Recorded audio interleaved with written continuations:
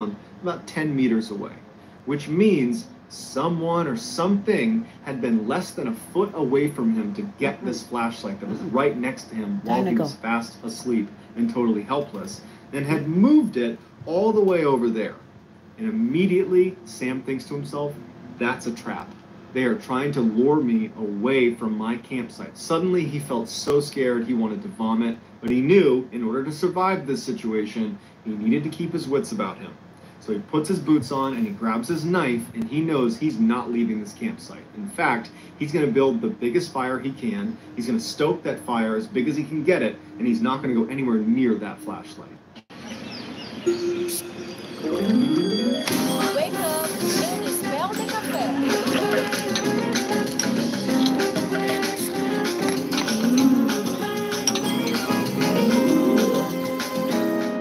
For the next several hours, Sam just stood in the middle of his campsite holding his knife, preparing to confront whatever the heck is out in the woods. And over those several hours, he would hear footsteps approach his campsite, turn around, and leave. Every time the fire got lower, he noticed they would come closer and closer and closer, and when he would stoke the fire, they wouldn't come as close. But at about 3 a.m., he ran out of firewood. So unless he went into the woods to get more, he'd be out, and he's certainly not going into the woods. That's the whole point, is to avoid the woods where this thing is. And so as the fire died down, Sam prepared himself mentally for whatever happened next, because he knew that with that fire gone, this thing was comfortable coming all the way in, coming all the way up right next to him to get the flashlight. And so finally, he hears the footsteps approaching, and before this, the closest they had come was maybe about 15 meters away. They were far enough away it didn't feel intimate. It was terrifying, but he had some distance.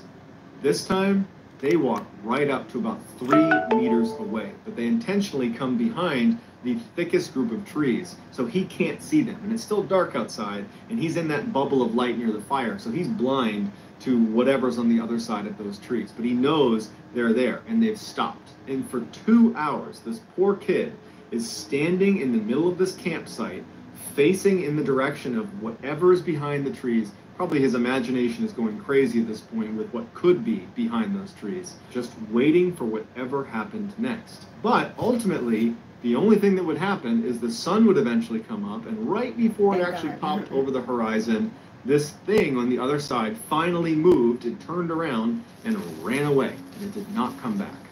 And so when the sun finally did come up, Sam didn't just charge out of there because he's still thinking there could be a trap. He waited until it was totally full sunlight, and then he packed up everything he had, and he practically sprinted back to the parking lot, back into his car, and he drove nonstop for 20 miles until he got to a gas station where he could park and collect himself. And when he got there, he got out of his car, and he went in and he got a drink, and when he came out, he noticed someone had written something on the dust on the back window of his car. And he walks over, and it just says, "Sleep well?" ? Sam is confident whoever was stalking him at his campsite is the same person or group of people that wrote this message on his car. And now Sam just wonders, what would have happened if I retrieved that flashlight?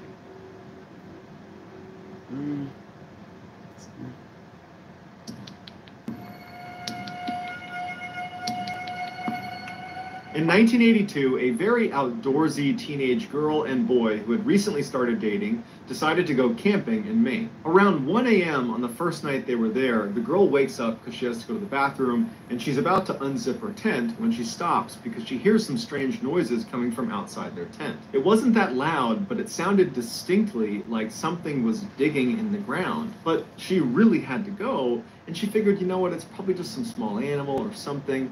And so she begins to unzip the tent, and there's a little bit of moonlight that night, and there was a clearing outside of their tent. So the moonlight's pouring through, so she has plenty of illumination. And so she looks through this tiny hole, and she can't believe what she sees. It is a grown woman squatting down about 2 or 3 feet away from their tent. Her back is to them, so she can't see that she's looking through the tent, and she's feverishly digging into the ground in front of her. The girl literally falls backwards into her tent. She's so startled by what she sees, and she lands on her boyfriend, who immediately gets up, and he's like, "What's going on?" And she goes, "Shh," and she points at the little hole where she had unzipped the tent, and she goes, "Look." The boy is confused, but he can tell his girlfriend is very serious, so he sits up quietly and he looks through the little opening in the door, and he sees the digging woman. The boy recoils and looks at his girlfriend, and he's like, "What is going on out there?" he takes a flashlight, and she's telling him, don't do it. And he opens up the tent a little bit more, and he aims his flashlight directly on this woman. And this gets her attention, and she stops digging, and she stands up slowly, and she turns around and faces them, and she's got no expression. She's not giving them any indication why she's there. She's not acting aggressive. She's not acting scared. She's just completely neutral. And she stands there staring at them for quite a while before turning around and just walking away from their campsite. And after a little while, when they were pretty certain she was gone, they open their tent all the way, they go outside, they kind of scan around with their flashlights, and she's nowhere to be found, and they go to where she was digging, and it's just this weird 4-inch deep hole in the ground. There's no rhyme or reason to why she was doing that. And so after sitting there wondering what they should do, they settled on, well, tomorrow we'll tell the park rangers that she was here, and maybe they'll do something about it. And so feeling pretty confident that this woman's not going to come back, they both go back into the tent, they zip it shut, they get in their sleeping bags, and they're about to go to sleep when they hear someone running towards their campsite. And they know it's this woman. They immediately unzip the tent and they look out, and now the woman's not digging anymore. She's rummaging through some of their stuff that's outside of their tent. And the way she's doing it, they described as monkey-like. She'd pick something up, look at it, and throw it over her head. She'd pick the next thing up, throw it over her head, back and forth, just throwing things behind her. And so the boy gets out and he shines a light on her and goes, you need to leave. And she doesn't react. She just keeps flipping through all their stuff until he gets pretty forceful and says, you need to leave right now. And at that point, she kind of stops and looks at him like, huh, what are you doing here? And then she gets up, turns around, and walks away. Now the couple really doesn't know what to do because she's clearly willing to come back after being confronted. But they stayed outside their tent for about 15 more minutes, shining their light and making lots of noise and treating her like she's an animal. And they're just trying to scare her away from the campsite. And after a little bit of time, they thought, okay, there's no way she comes back now because, we were pretty aggressive with her this time and she seemed to really get it. They both do go back in the tent, and as soon as they zip it shut, they hear her come running straight back to the site, like she was literally waiting in the wings for when they went back in the tent. And this time she runs back to the hole in the ground, and she's just feverishly digging into the ground as fast as she can. And this time they come out of their tent and they're mad, and they are screaming at this woman to get the F out of here. What are you doing? And this seems to kind of frighten the woman, who gets up and she looks at them like, why are you yelling at me? And she runs away, and it looked almost animalistic the way she was running away, like she was feral. The boy and the girl are totally shaken up at this point. It's about 1:30 in the morning, and this woman just keeps coming back to their site, and they don't know what to do about it, so they turn on some lanterns, and they turn on their flashlights, and they decide, we're just going to stay outside until the morning. That way we know she doesn't come back and doesn't steal anything from us. But by about 3:30 in the morning, they've been outside for 2 hours, they're getting cold, they're super tired, the woman's nowhere to be found.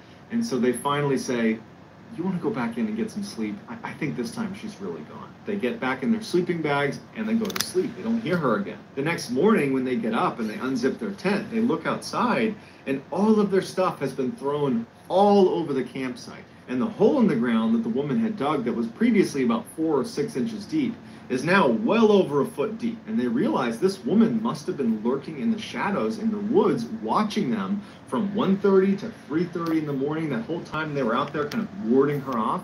She was just waiting, just watching them the whole time in the shadows. And as soon as they went into their tent, she must have given it a little bit of time, but then she ran right back over and she ransacked their site. But the strangest thing was, after they looked through all of the stuff she had chucked around, nothing was missing, and there was some pretty expensive stuff that was laying out that she could have taken but didn't. After they picked up their site, they went to the park ranger and they told them about what had happened, but the ranger has no idea what to make of it. He's never heard of such a thing. And so the couple just leaves that day because they're not about to spend another night here. And to this day, they have no idea why this woman was running onto their site and digging into the ground and rummaging through their stuff. It was like she was just a wild animal.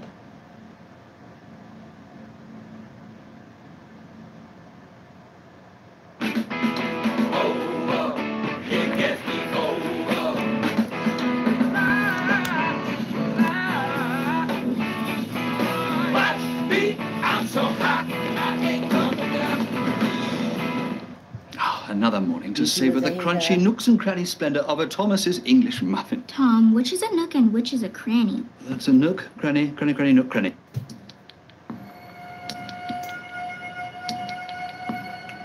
In the early 2000s, a teenager named Eben and his father would regularly go hunting in the Georgia backcountry. When Eben turned 14, his father befriended a very wealthy landowner in Georgia who offered them access to one of his best private hunting areas. And just a couple of days later, on October 5th, Eben and his father would take him up on the offer. They woke up super early and they drove out to the edge of this property that was actually fenced in. And they went to a main gate where they had the combo that this guy had given them. They punched in the combo, opened up the gate, drove in, shut the gate, locked it, and then continued down the access road. They followed this road for about 2 miles where it came to a stop right outside of this huge forest.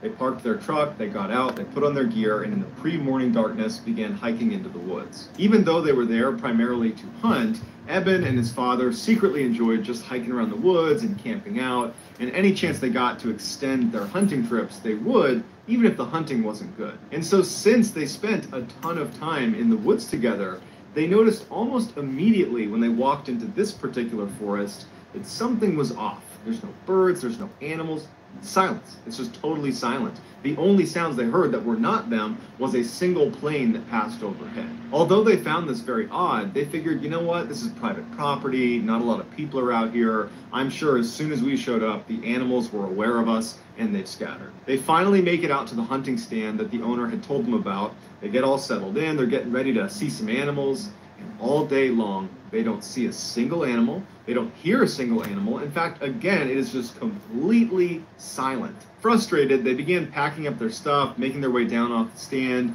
and they started looking for a place to make camp for the night. And Eben's father suggested, well, hey, you know, there's obviously nothing over here. It's been quiet all day. Why don't we walk deeper into the woods a little ways, set up camp there, so tomorrow we have a better chance of seeing some animals. So they hiked for about an hour farther away from where they parked their truck, and they reached this clearing, which is perfect for setting up their camp. And so they set up their tent, and Eben's father says, hey, you know, we still got some daylight. Do you want to go try our luck and see if we can see some animals out here now? Eben's like, yeah, why not? So they hike a little ways away from their campsite, and they set up their blind, and once again, they don't see any animals. It's totally quiet.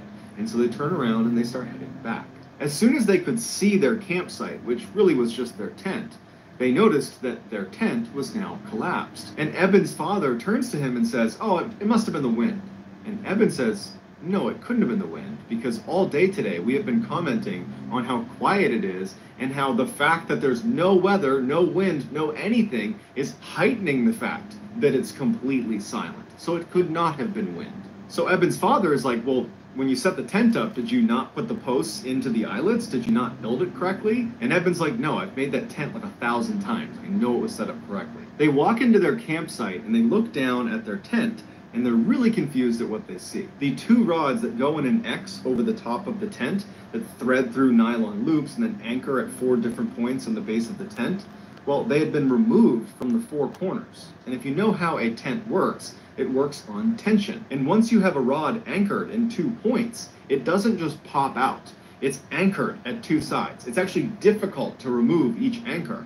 Once one is out, the other comes out easily. But basically, the rod would need to break in order for it to come out of those anchor points, or someone would have to come over and remove it. And they didn't remove them, and none of the rods were broken, which leaves them with either they failed to set up their tent, even though they had distinct and clear memories of setting it up and double checking it was set up because they put gear inside of it, or someone came over to their campsite while they were gone and undid the 4 corners. They decide, you know what, it can't be some stranger coming over here because we're the only ones with the gate combo. This is private property and no one could have been here. And why would they do that if they came to our campsite? Why would they randomly collapse our tent and then vanish? So it had to be us. We must have not made the tent. And while they didn't really believe that they had not made their tent, they convinced themselves that that's what happened because the alternative was just too bizarre and frankly terrifying to consider. So they build their tent and they make a little fire and they stay up for a little while chatting before being tired and saying, okay, let's just go to bed. They extinguish the fire, they get in the tent, and they both fall asleep. A couple hours later, Eben wakes up suddenly and he's not sure if he's dreaming or not, but he thinks he hears someone laughing a couple 100 meters behind their tent off in the woods. Eben instinctively turns to make sure his dad is still in the tent with him, and he is. And then Eben starts listening really intently to what's happening outside. and all he can hear is silence, like it's been since they got in the woods. He doesn't hear any more laughter, and so he says, okay, I must have just been dreaming, and there wasn't any laughter out there, and eventually Eben goes back to sleep. A little while later, Eben wakes up suddenly again, except this time his dad is already awake and looking around anxiously. And Eben sits up and goes, what's going on? And his dad goes, and he goes, can you hear that? And Eben listens, and to his horror, he hears laughing. He wasn't dreaming before. Eben also realizes the laughter is not coming from the same area he heard it. It's now coming from the opposite direction, and it's a lot closer to them. Eben very quietly and carefully explains to his dad that he actually heard this laughter a couple hours earlier. And Eben's father turns to Eben and says, before we came out here, I asked the owner, should we expect any other hunters or campers or anybody nearby? And the owner said, this is private property and it's fenced in. There is no one there but you guys. After this revelation, they both turn their attention back to just listening because they're hoping this is just going to stop and whatever this is just going to leave. But it doesn't leave. They hear footsteps running towards them from way off in the forest. And it's so quiet, it's really easy to hear these footsteps. And whatever this is charging towards them. And then it comes to a complete stop right at the edge of their clearing. At this point, Eben is now grabbing onto his father. Eben's father is holding onto his rifle and he's getting ready to open the tent to confront whatever is out there. And right before he grabs the zipper, this person, whatever it is, starts laughing again. And it's practically right on top of them. It's so loud. They can hear it clear as day right there, right outside their tent. And Eben's father takes a deep breath. He grabs the zipper, and as soon as he begins moving it, the sound the zipper made causes the laughter to stop. They don't hear footsteps, so they know probably something's still out there. But the laughter stops like it's recognized that they're making noise. They're right there. There they are. They're in the tent. Eben's father freezes with his hand on the zipper, and he's debating whether he should go outside or not. And before he can even make that decision, whatever this thing is turns around and runs back into the woods, and it's just gone. And for several minutes, they just sit like that in total silence, praying that whatever this is gone for good. And after several minutes, when they don't hear anything, there's no more laughing, there's no more running, Eben's father re-zips up the tent, puts his hand back down, and they're both left just sitting there thinking, what the heck just happened? Eben and his father would stay up all night, and they would barely speak, because whatever this thing was had heard them when they moved the zipper. And so they were really afraid of making any sound, even little sounds, because it's so quiet, sound travels really far, and they don't know who or what is out there. And so in silence, holding their guns, they're just waiting for the sun to come up. And as soon as it did, they were up and out of there, literally running out of the forest, checking over their shoulder the whole time, all the way back to their truck. And so to this day, they have no idea who or what the heck was running around out there. And they told the owner of the property about it, and the owner just said, it's not possible. We have a totally gated in private piece of property, and there are cameras watching the only entrance. And you are the only ones that went in or out over that time period, and prior to that, we monitor this property. Nobody else was in there. They were being privately hunted.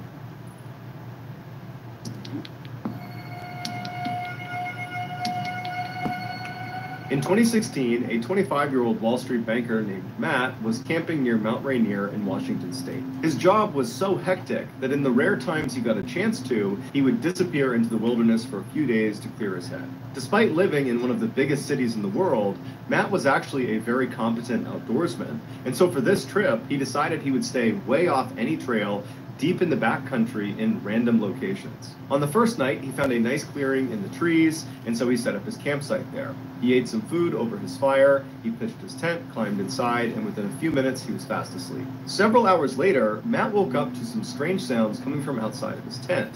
It sounded like a couple of animals or maybe one animal moving around right outside. And so after a while of just hearing this constant sound, he rolled over and he barely unzipped his tent flap just to look out and see if he could see whatever animal it was. And what he saw shocked him. There was a man sitting in front of his fire pit. There was no fire in his fire pit. And the guy was just sitting there with his hands on his knees, looking straight down, and periodically he would just kick his feet in the ashes of the fire pit. And Matt didn't even know what to do, so he's just looking at him through this little tiny gap in his tent.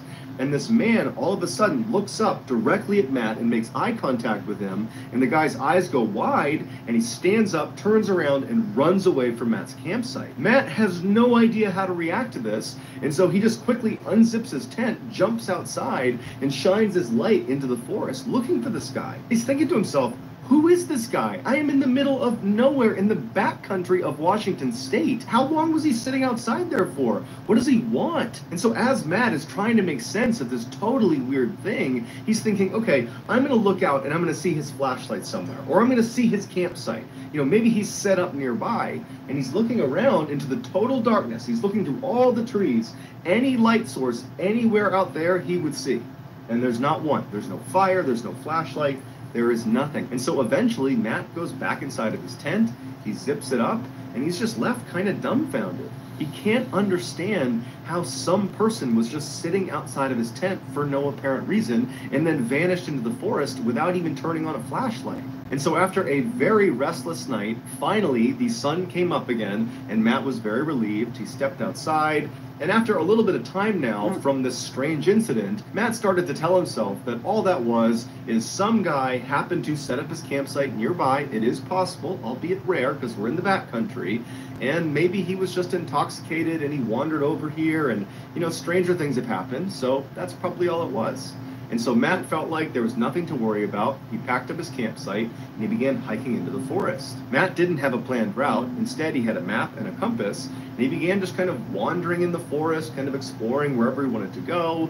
And over the next 2 days, he covered at least 10, maybe 15 miles in kind of random zigzag directions. He found a nice clearing and he set up another campsite.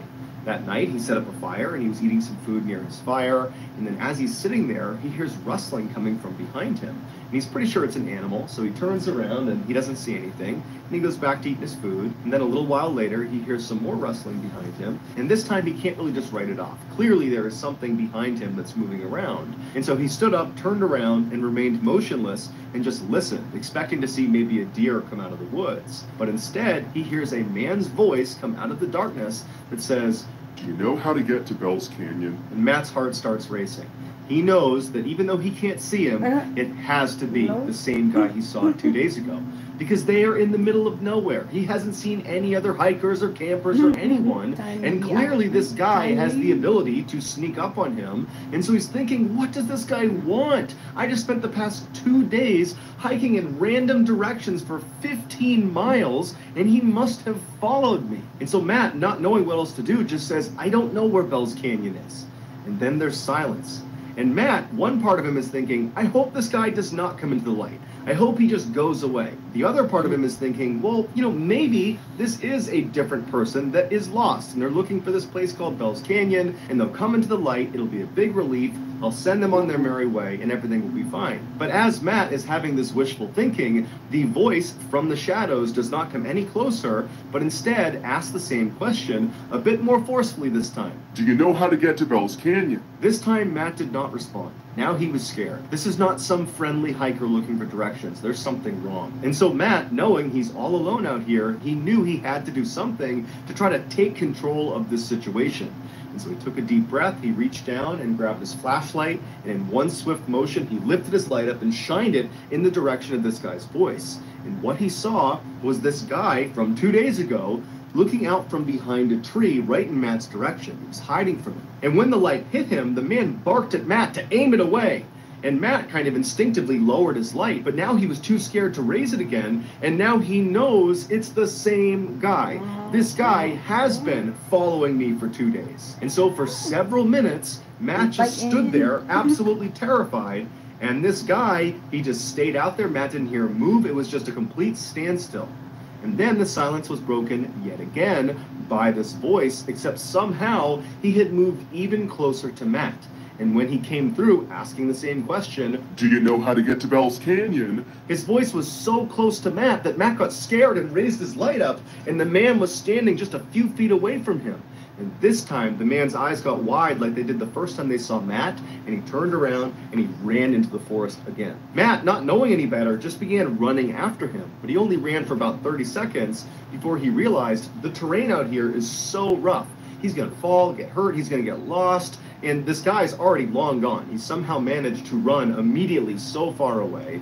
And so Matt just goes back to his campsite and he's thinking to himself, what do I do? I have no cell phone service. I'm at least 3 days away from my car, and I'm in the middle of nowhere. No one even knows where I am because I didn't chart a course. I didn't tell anyone where I was going to be. And so Matt just grabbed his knife and stood in the middle of the campsite, and for hours and hours he just kept looking around, expecting this guy to just show up again or start speaking to him from somewhere out in the darkness. It was absolutely horrifying. Finally, by about 3 in the morning, Matt was so tired that he had to go to sleep. He hadn't heard this guy again, he didn't see him again, and he figured, I need a little bit of sleep because tomorrow he's gonna pack up his campsite and begin this epic journey back to his car. So he climbed in his tent and he had a very restless next couple of hours. When the sun came up, Matt jumped out of his tent, packed up his stuff, and began practically running in the direction of his car. All day as he was hiking, Matt kept looking over his shoulder, expecting to see this guy, because clearly he had followed him for multiple days, over 15 miles, and so the likelihood that he's still following him was really high. And so all day, Matt just felt like he was being watched, he was totally terrified, and then the sun started to go down, and Matt knew he would have to camp out again. So he found a clearing in the trees, he set up his campsite, and he was so tired from running basically all day and being so mentally exhausted from this experience that he just got in his tent and fell asleep very quickly. But several hours later, he woke up to the sound of somebody walking around his tent. And he knew it had to be this guy. He's still in the middle of nowhere. He's not even close to the parking lot yet. And so this guy is still following him.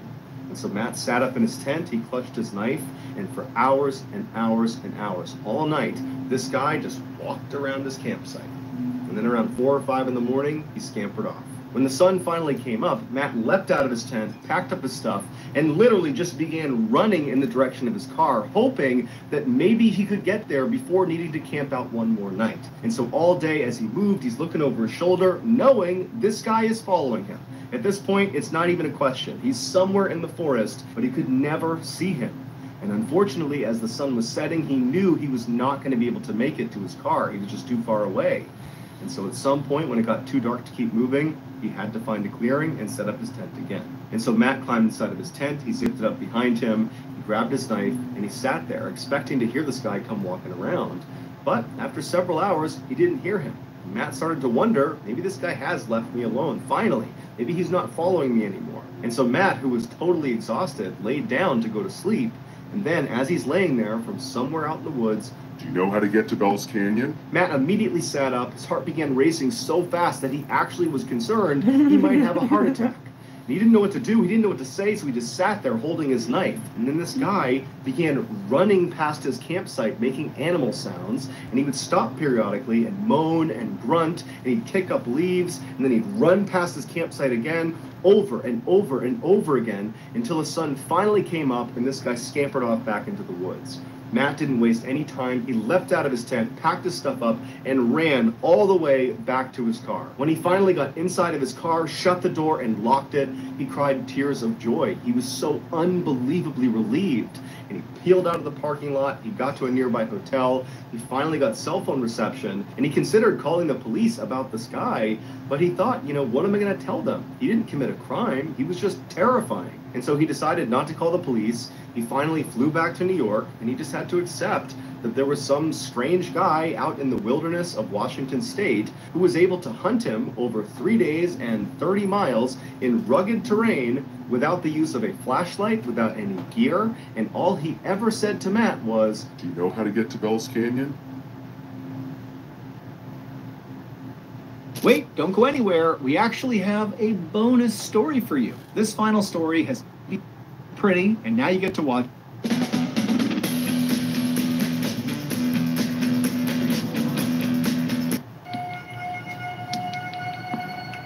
In the summer of 1906, there was this couple, Dr. William Clark and his wife Harriet, and they were up in northwestern Connecticut, and they're driving along this winding country road in a place called Litchfield County. And as they're driving along, it's so scenic and beautiful with rolling hills and green everywhere. And what they were doing is they were looking for a location in this area that could serve as a location for their second home. So Dr. Clark was an oncologist, and they lived back in New York City. where he and his wife lived kind of a fabulous life. You know, he was super successful. He was not only an oncologist, he was a big-time professor as well. And so they lived this amazing life in New York, but, you know, their lives were really hectic. You know, New York City is a hectic place. Add in the fact that they were very social people, always going out and going to functions and this and that. And so they had some extra money and they wanted to, you know, buy or build a second home that would kind of serve as their retreat away from the city. And after, I guess, looking all around the country, they found Litchfield County was kind of like the opposite of New York City. I mean, very few people were living there at the time. And again, it's this beautiful scenic place. And so it just seemed kind of like the perfect spot. So again, Dr. Clark and Harriet, they're just driving along, beautiful day. And they eventually, in Litchfield County, they eventually reach this beautiful red wood-covered bridge. And they go over it. And when they get to the other side, their field of view opened up because there weren't as many trees right on the other side of this bridge. And they suddenly had this view up and to the right, maybe, you know, half a mile away or something, of this weirdly shaded forest. Now you got to remember that basically everywhere they're looking, there's trees everywhere. I mean, it's very densely forested everywhere, but there was just this one kind of rise of a pretty big hill, a prominent hill that was really dark, like totally shaded. And it was because there's two mountains or two hills on either side of it, almost creating like a valley. And so it just looked like, wow, that's a very shaded forest. And as you'll see, it's actually called the Dark Entry Forest, in part because of how shaded it is. Have a good time, baby. And so they've just come out of this bridge and they're seeing this area up on this hill. There's no buildings, nothing, it's just trees. And there was just something immediately about it that really stood out to Dr. Clark and his wife. And they noticed that the road they were on, there appeared to be like an access road that kind of splintered off the road they were on that appeared to go up into that forest, the Dark Entry Forest. And so they look at each other and they're like, hey, let's go up there. Maybe that's the place where we can find our spot for our second home. And so Dr. Clark pulls off the main road, goes on the access road, and he begins making his way up towards this kind of darkened forest area. And really quickly, the road itself was very overgrown. You know, at first it seemed like it was relatively well maintained, but the farther up they went towards this dark forest, the rougher it got, to the point where Dr. Clark couldn't even drive on it. There was too many potholes and everything. So they end up pulling the car over and parking. And at this point, they're actually in a bit of a clearing, and they can actually see up ahead of them where they parked. It looks almost like an entry point to the forest. The tree line is right in front of them, and there's kind of like a gap in the trees where this rugged road kind of continues into the forest. And they continue walking on foot towards the entry of this forest. Again, it's beautiful, scenic, very sunny, beautiful day. They're super excited, and they walk into the shade of the forest. And right away, it's like all the sunlight basically vanishes, but not in a spooky way, kind of like they lowered the brightness slightly, and it's very quiet. And, you know, the canopy in Dark Entry Forest is known for being really, really thick, and so not much light was pushing through, but it created almost like, it was like they were walking into a bubble. You know, it's just pure, unadulterated silence and peace. And as they're walking on this road, which quickly becomes mostly like a little path, it doesn't even look like a road at some point. It's just kind of like grass that's been pushed down. Clearly, not many people or anything is coming into this forest, at least not from this direction. And as they're walking along, they're looking around and they're like, this place is so beautiful. I mean, it was already beautiful, but this is especially beautiful. Like, they walked maybe a couple hundred feet into the forest, and off to their right is this apple orchard, untouched. No one's taking these apples. It's just like a wild apple orchard, and there's deer that are just eating the apples off the tree, and they're looking over at Dr. Clark and his wife, and they're completely unafraid. They don't see people, so this is not terrifying for them.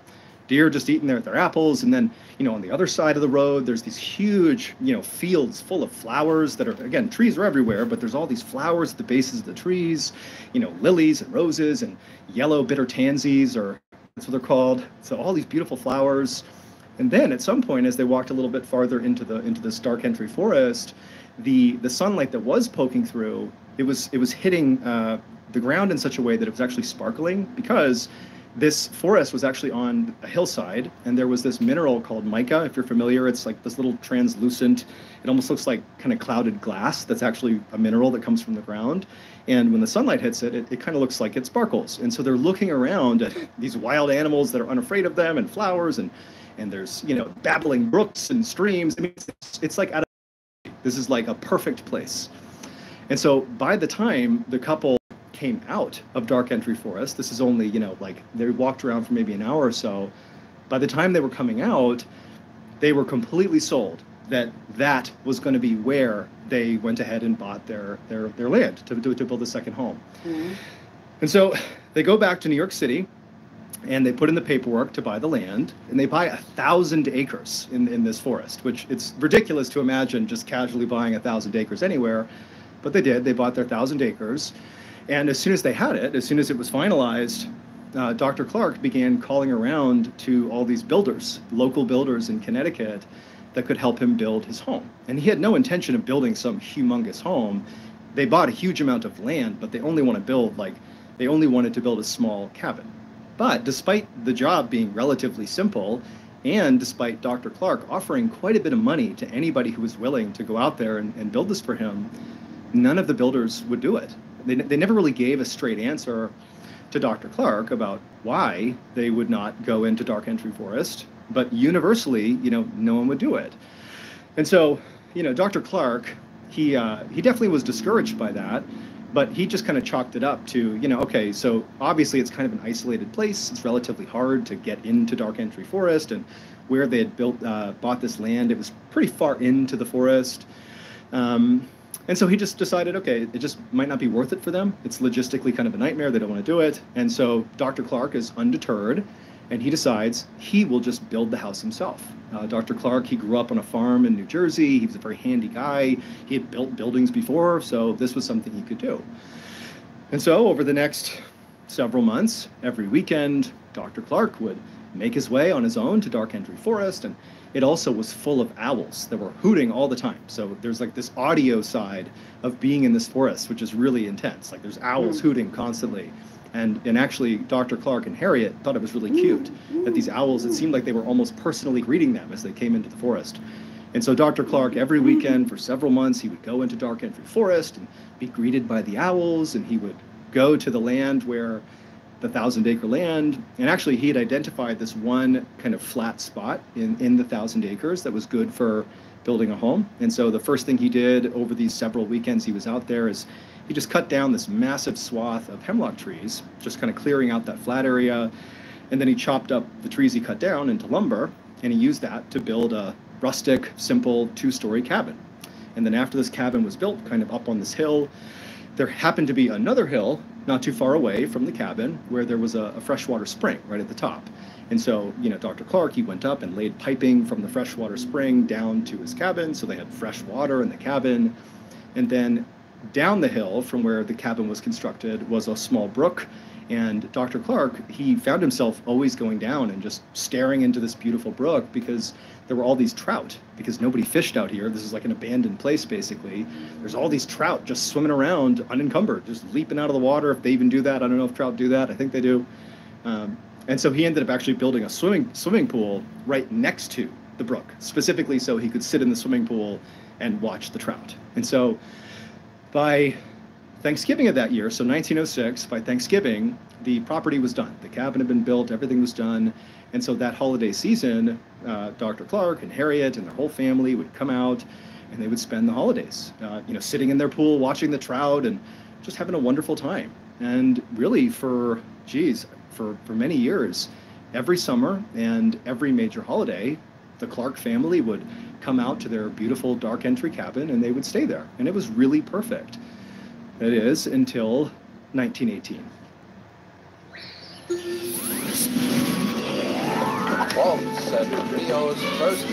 In 1918, in the summer, Dr. Clark and Harriet were at their cabin and they were having a nice time when Dr. Clark got word that he was actually being called back to New York City for an emergency. Remember, he's an oncologist, so these things happen, and he was called back.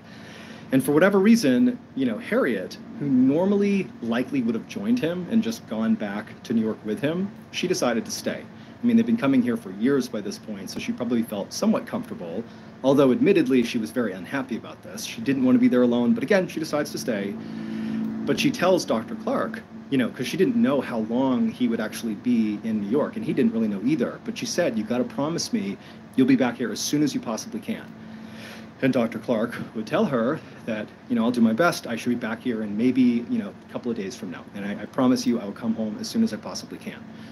And so Dr. Clark packs up his things, and he and his wife, they leave their cabin. They, you know, walk their way down the trail, listening to the owls and looking at the mica sparkling on the ground. And they leave the forest and they make their way to a nearby train station, which actually was not that far away from the entry to the forest. And Harriet dropped off her husband, and she watched, you know, as he, you know, boarded and it began taking off, and he disappeared to go to New York. And Dr. Clark, as he's vanishing, you know, traveling on this train, he's thinking to himself that, okay, I'll be in New York just for a couple of days. I'll be home. I'll be back in no time. Little did he know, over the course of time he was going to be in New York, his wife would endure something that is just truly horrifying. So, before I explain to you what happened after Dr. Clark left, you need to understand some history about this forest. History that Dr. Clark and Harriet did not look into before deciding to purchase these 1,000 acres. Because had they done the research into this area, they likely would not have bought the land. So there actually used to be a town that was settled in the Dark Entry Forest. It was called Dudleytown, and it was settled in the 1740s. And at first it was just a couple of families just getting by, but pretty quickly it grew to about 30 families and several structures and houses and the whole 9 yards. Like, it's a small community inside of this beautiful forest. And things were great, you know, for a small town in the 1700s. Things were stable. But starting at the end of the 1700s, like in the 1790s up till about the 1800s, things started to go really, really badly in Dudleytown. And in fact, because of how badly it went, it earned this, the conclusion was that Dudleytown had to be cursed. And that lore had stuck around, which is actually why those builders refused to do the work for Dr. Clark, because they believed it was a cursed place. So this is what led to it being believed to be cursed. And I'll tell you, it's pretty creepy. So it started with the Carter family. So the Carter family was a big family inside of Dudleytown, and it was in 1790, 1792. There was this cholera epidemic that broke out in this small town, and 6 members of the Carter family died really suddenly from cholera. And the remaining members of the Carter family, which was significant, I think there was a dozen people still left, might have been a few less than that, but a pretty good chunk of people, they were so grief-stricken from the loss that they decided to just literally abandon their houses in Dudleytown and go back to New York City, where they happened to be from as well, same as Dr. Clark. But as soon as they got to New York, they were massacred by natives that lived in the area. And the only people that survived this massacre were 3 children, and the 3 children were kidnapped and never seen again. And so that was the start of bad things happening to people in Dudleytown. The next thing that happened is there was a guy named Hollister. We don't know his last name, but he either fell off a roof or he was pushed. We don't really know, but either way, he died. But he died on or near another person's home whose name was Tanner. Okay, so Hollister dies, and he dies on or near Tanner's home. And after Hollister died, which again, it was shrouded in mystery, Tanner, the owner of the home where this guy died, he began talking obsessively, and it's documented, obsessively about strange creatures lurking around the tree line inside of Dark Entry Forest, right around Dudleytown, every night. That's all he saw. So guy dies, and all of a sudden Tanner is noticing all these strange creatures. And he's telling everybody in town that there's something going on here. Nobody believed him. And so slowly, Tanner, every night, he would see whatever he was seeing, and it drove him insane, completely insane, to the point where he couldn't even function, and his daughter had to take care of him until he passed away. And as Tanner was losing his mind, his next door neighbor, whose name was Abel, began to talk as well about these creatures that were coming to the edge of the tree line surrounding Dudleytown most nights. And just like Tanner, Abel as well slowly lost his mind over these creatures because nobody believed him. And then all the way up until like just past the 1800s, so many people just randomly died in Dudleytown, some from disease for sure, but others, they'd just be found dead. And then many people as well began citing these strange creatures that were lurking all around. By 1900, the only family that was still alive in Dudleytown was this family called the Brophies. And it was a fairly big family. And The mother, she suddenly died of cholera. The two sons, they were accused of theft in another town and then fled and vanished. And so literally it's down to John Brophy, the actual last person who's living in Dudleytown. And one night, he didn't know why, apparently he didn't know why, but his cabin burned to the ground. And after his cabin, or while his cabin was burning, people were called out. They saw the smoke. They came out to put out this fire. And the last anyone saw of John, who's lost his whole family, he's lost everything, is he just turned and walked deeper into the forest and was never seen again. And no one could find him. That was it. And that was the last person who lived in Dudleytown. And that marked the moment that Dudleytown went from, still being occupied to being a literal ghost town. And you can actually look up the newspaper article that documented the moment when Dudleytown became a ghost town. No one lives there. A few years later is when Dr. Clark and Harriet were taking their stroll through Litchfield County and up into Dark Henry Forest and saying, wow, this is the place for us. And they saw the ruins of Dudleytown. They walked past the crumbling foundations of these old homes, and there was all these remnants of this town that was still there, but much the way they viewed the owls as being kind of charming, they also viewed this rundown old town that was gone as kind of cute, and it made them want to stay there more. So they were aware of the town, but didn't do the research. Apparently Dudleytown was cursed, and that is where they bought their land. So, fast forward to 1918. So Dr. Clark, he's left for this emergency trip to New York, and it would turn out he was only needed in New York for 36 hours. It was, as short as he could have expected it to be. So less than 2 days later, keeping his word to his wife, he's back on a train, and he's heading back to that stop where Harriet had dropped him off near the Dark Henry Forest. And although this was rare that, Dr. Clark would leave his wife in the cabin, he expected her to be waiting for him at the train station. They didn't have an exact time that he was going to be there because it wasn't not entirely planned, but he had said, I'll be here in like 1 or 2 days max. And so he just kind of expected his wife to check the schedule and be at the train platform. But as he's pulling into the station, he sees his wife is not there.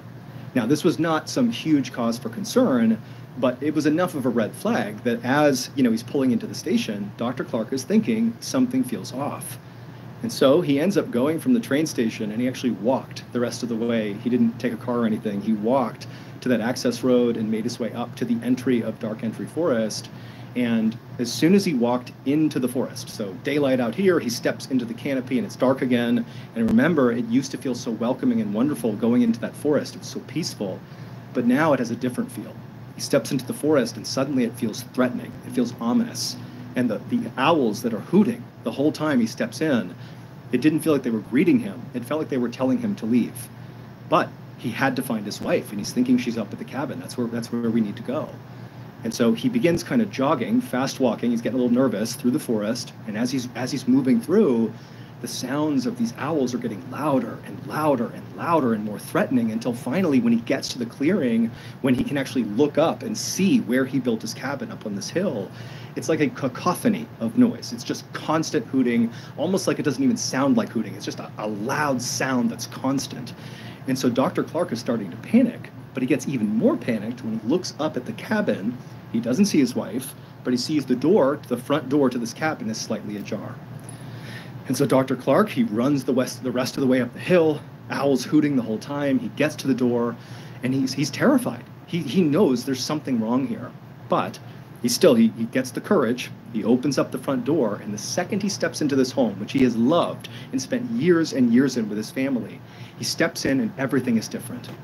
Instead of it being peaceful, he now feels this almost high sound, like inside of his head for a second, and he's confused. And then he hears what sounds like maniacal laughter coming from the second floor.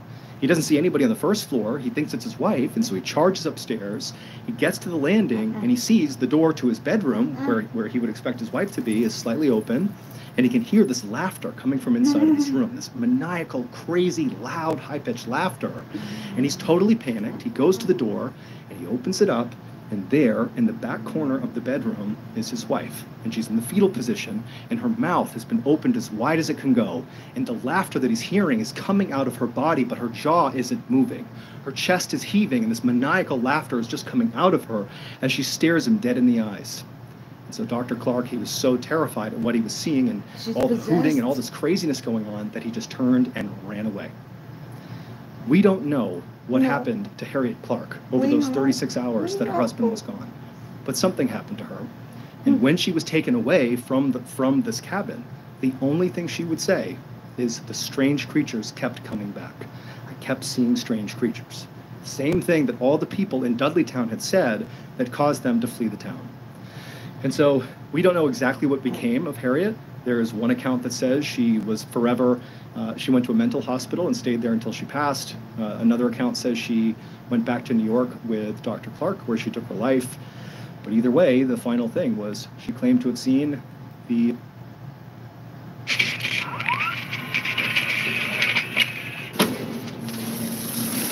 But without further ado, let's begin.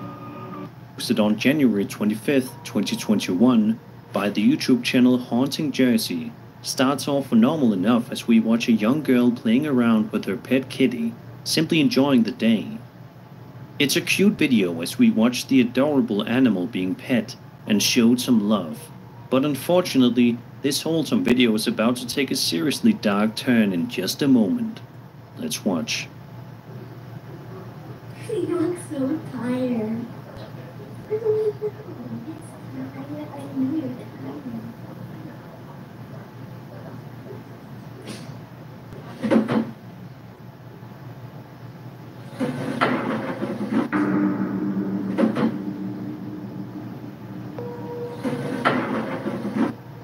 Out of nowhere, one of the dining chairs is pushed backwards, seemingly by nothing. The young girl is absolutely shocked at seeing this, and can only stare at the chair in complete bewilderment. However, when the chair is pushed back even further, the girl proceeds to pick the kitty up and hurry out of there as fast as she possibly can, before the video ends abruptly afterwards. To this day, it is still unknown what happened here. Was this some sort of ghost playing around with this family? If so, why? Or was it a hoax? It seems like we may never get a concrete answer. For the first couple of seconds of this video posted by this TikTok user on November 21st, 2022, we get to see some genuinely beautiful shots of the woods where the uploader is filming. However, this seemingly relaxing and gorgeous video soon takes a sinister turn. Take a look. I could have sworn I seen somebody run through these woods just now. I live in a country, not too many people know about this back here, but I'm telling you, I could have sworn I saw somebody. Oh my goodness. Hey, Zach! I could have sworn. See, Zach, there is a man over there. What? I'm not even playing. You need to go check it out. There is somebody over there. I'll go check. Hiding by our tree. Right now, I'm not even. Be careful. I just seen him over there by that tree, Zach. Zach, be careful. I'm not even playing. Zach, he's right there. But I'm telling you, I could have sworn I saw somebody. Oh my goodness. Hey, Zach. I could have sworn. See, Zach, there is a man over there. I'm not even playing. Out of nowhere, a terrifying man can be seen hiding behind one of the trees far off in the distance, which causes the uploader to be freaked out, and you really can't blame her. She asks her significant other to go investigate, but the video cuts off before we can get an answer as to who or what is hiding behind that tree. First off, Jack would have gone with the Who gun. was hiding behind the tree? And perhaps an even better question, why were they hiding behind the tree? Did this woman have a stalker? Anything is possible.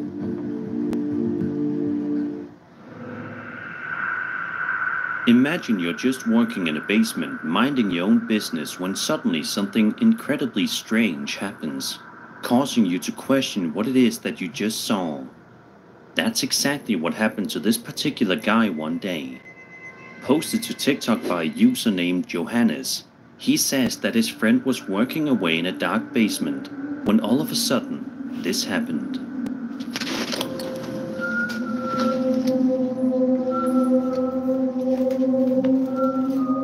Unnskyld? Hører du meg? Hallo?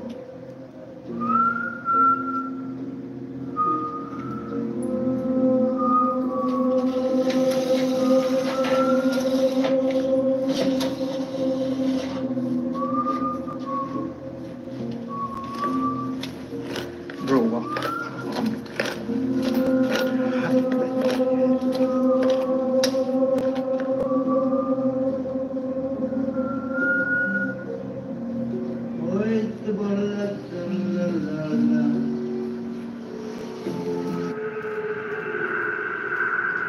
of nowhere, a random creepy guy can be seen slowly walking toward the person with the camera, whistling an eerie tune.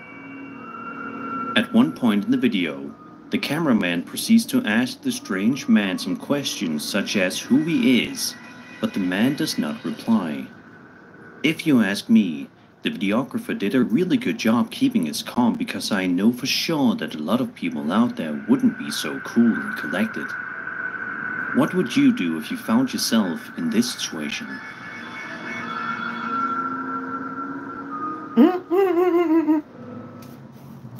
Imagine you head out to your local Walmart grocery store during the day to get some things for the house.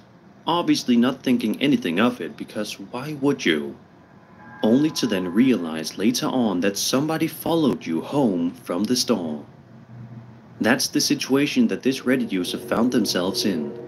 They uploaded this video to the aptly titled Creepy Video subreddit and showcases doorbell camera footage of a creepy man walking up to their front door, acting strangely before then leaving.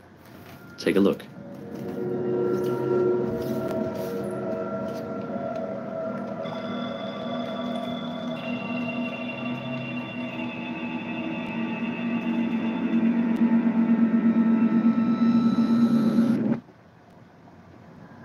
A comment from the uploader reads, quote, "For anyone asking if you left something, no, there are windows on each side of the doors. Blinds were open but not all the way. He was most likely peeping into my house. I checked to make sure nothing was left and I couldn't find anything." End quote. I think most people would be truly horrified if this happened to them. Let's just all hope that this creepy man never returns to this Reddit user's house ever again. You look like a crackhead. This security camera video was posted to Reddit half a year ago and starts off normally enough. We watch as a woman makes her way into this unidentified hotel, seemingly ready to go to her room and go to bed. However, as she is soon going to find out, it won't be that easy. The woman can be seen walking down the hotel corridor while playing around on her phone, when all of a sudden, this happens. Time to go.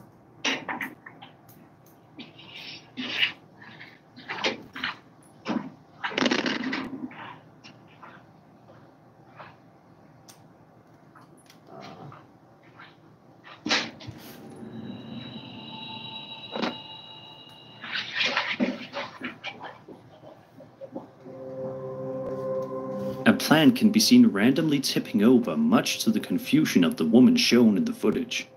But before the plant tips over, a shadowy figure can be seen for just a brief second. Finally, a blast of wind hits her face out of nowhere. She then bolts into a full-on sprint before the video shuts off abruptly. What could have possibly caused all of this to happen? There certainly didn't seem to be any strings attached to it anywhere, but maybe it was just hard to see. Let's just hope that this woman managed to have a good rest of her stay at the hotel, and she didn't experience any more paranormal encounters.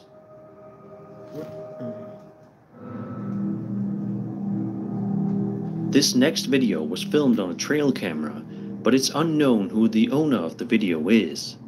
The video itself is highly unnerving.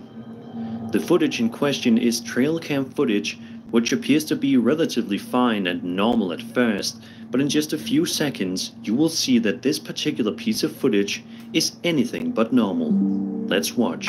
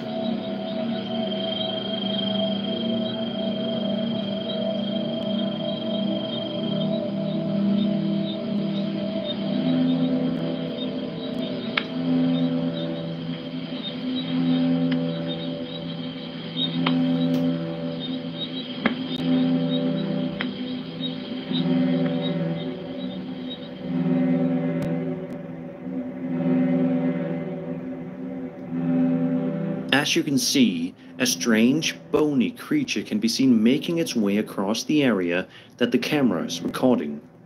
Many people who have seen this video believe it is a sighting of the Rake.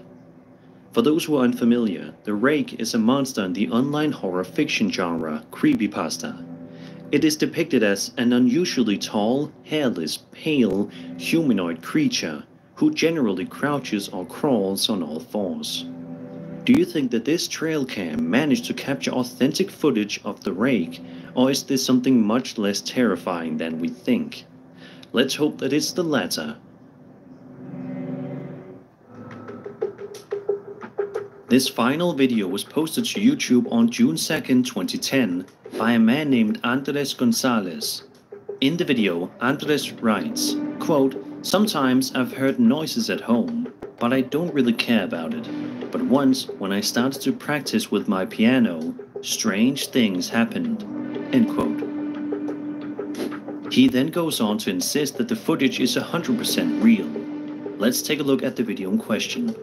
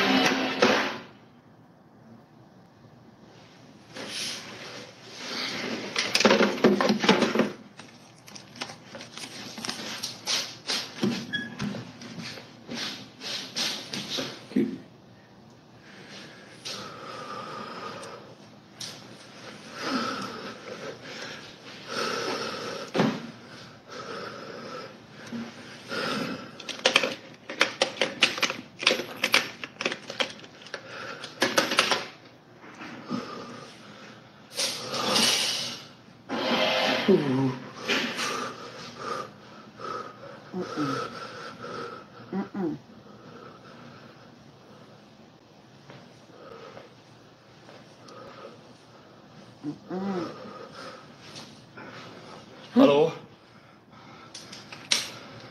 Kan du gå?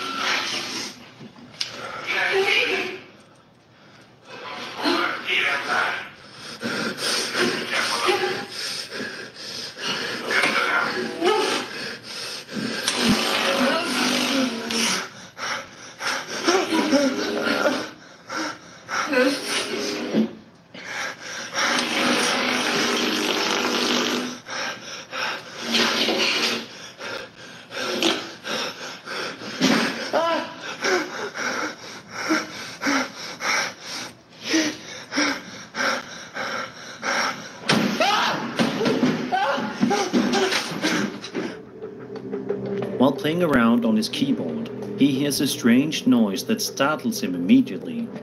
What follows is scary noises inside of the house, as well as stuff being moved around. Even weirder, the television inside of his house turns on and off with lots of static before eventually a door slams shut seemingly all on its own. All of this happening in the span of just a few minutes. If this video is indeed real, then it's clear that Andres was, or perhaps still is, living inside of an extremely haunted house that he has hopefully moved out of since.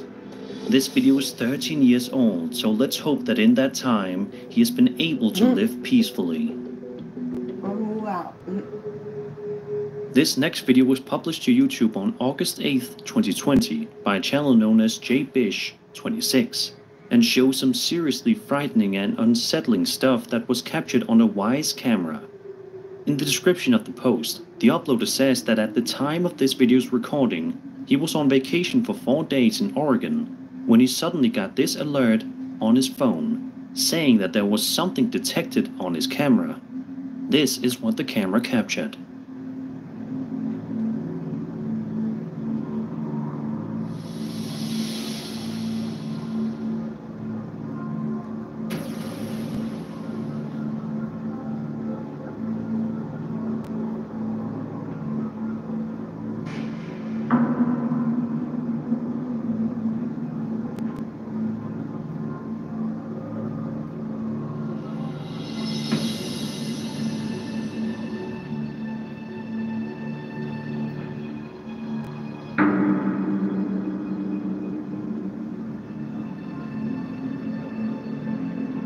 I cannot even begin to imagine just how utterly terrified I would be upon checking my home security camera and seeing that on the footage.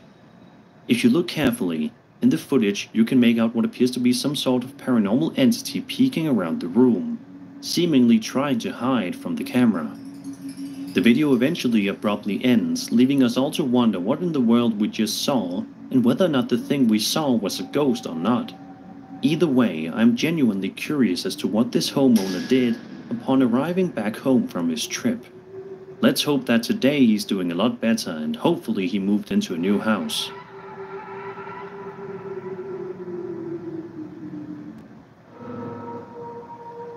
Sometimes people set up security cameras in their bedroom that are set to record when they go to bed for safety reasons. To be honest, it's something that more of us should probably invest in doing, as this horrifying video proves. The footage was uploaded to TikTok by a user named SomeDemon on July 27, 2022, and shows security camera footage of a woman enjoying a good night's sleep in the middle of the night. However, unfortunately for her, this peaceful and dreamy sleep is about to get rudely interrupted by something very, very evil.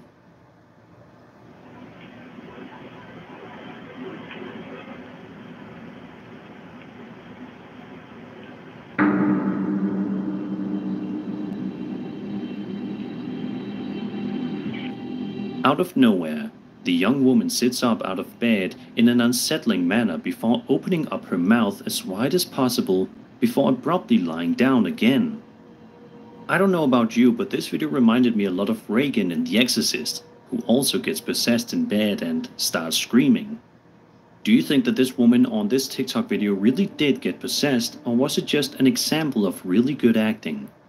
Either way, it will definitely stick with you. Are we really as safe as we think we are when we go to bed? Think about that before you turn the lights off tonight.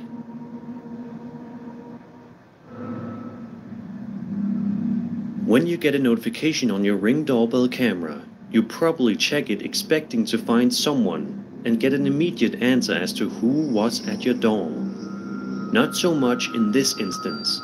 John Huddleston says that at around 11 p.m. he got a notification on his Ring doorbell camera that a person was detected outside of his garage.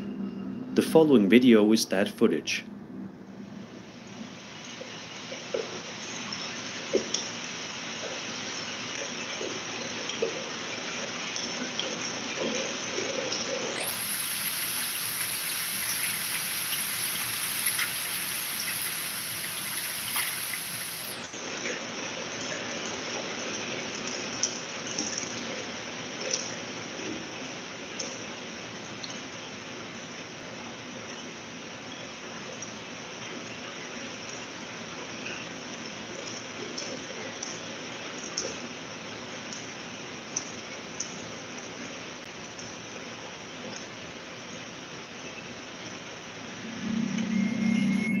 Did you see it? A strange balloon can be seen floating around John's driveway for a few seconds, and then a little bit later, John's car seems to light up from the inside for no apparent reason. John is not exactly sure what was going on here and what happened, but it's probably safe to assume that he's been more than a little.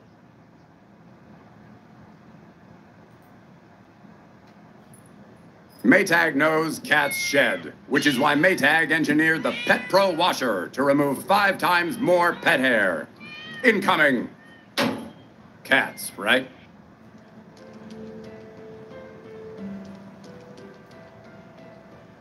Hello friends, welcome to our channel. Today we're going to take a look at another horrible case with you.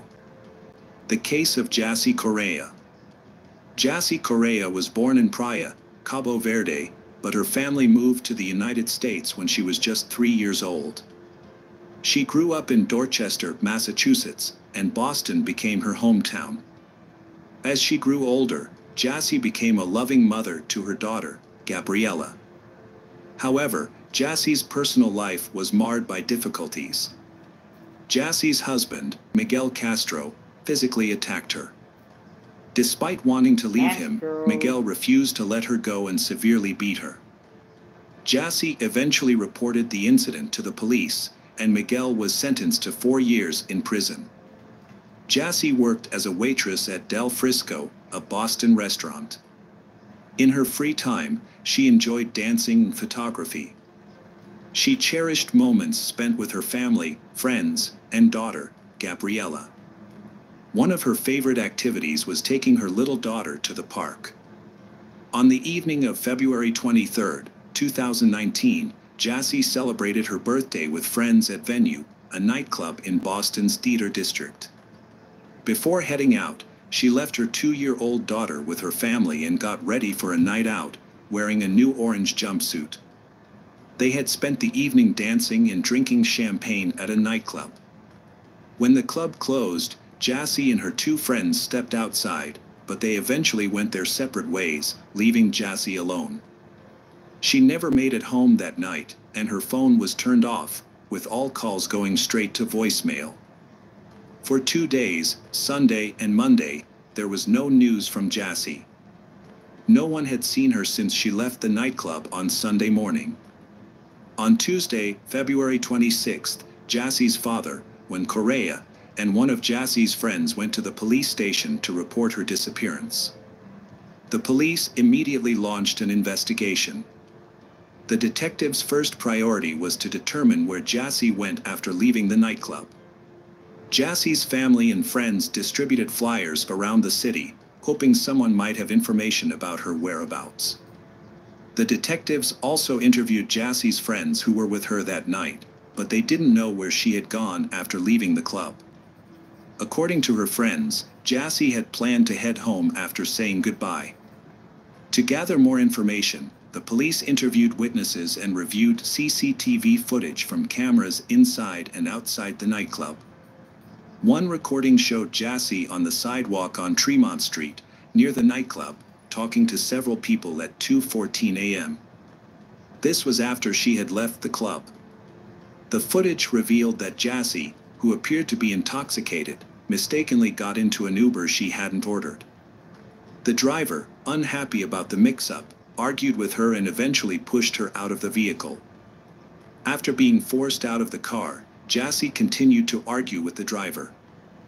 That's when an unknown man approached her and took her hand, pulling her aside to talk. Despite possibly wanting to leave, Jassy was unable to free herself from his grasp. The CCTV footage showed the man, still holding Jassy's hands, pulling her closer.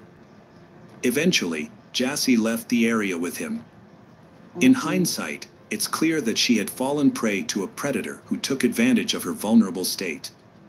The next camera footage showed Jassy jumping onto his back, and he carried her to his car. They drove away together. 14 minutes later, the police had many questions to answer. Who was this man, and where had he taken Jassy? Fortunately, they quickly identified the man and located his address.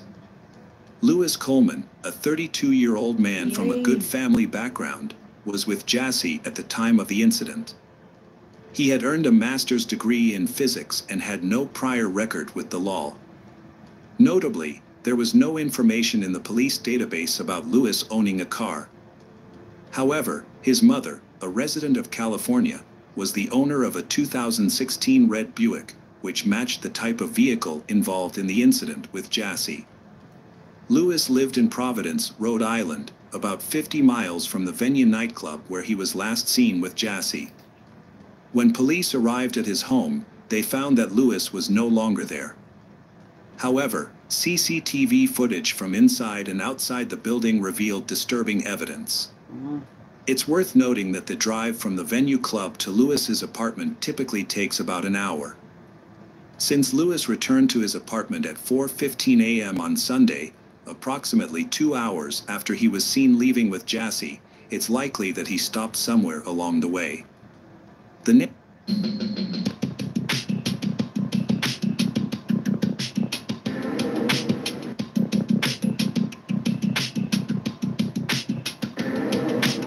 next day, Louis sent an email to his colleague stating that he would be taking a few more days off.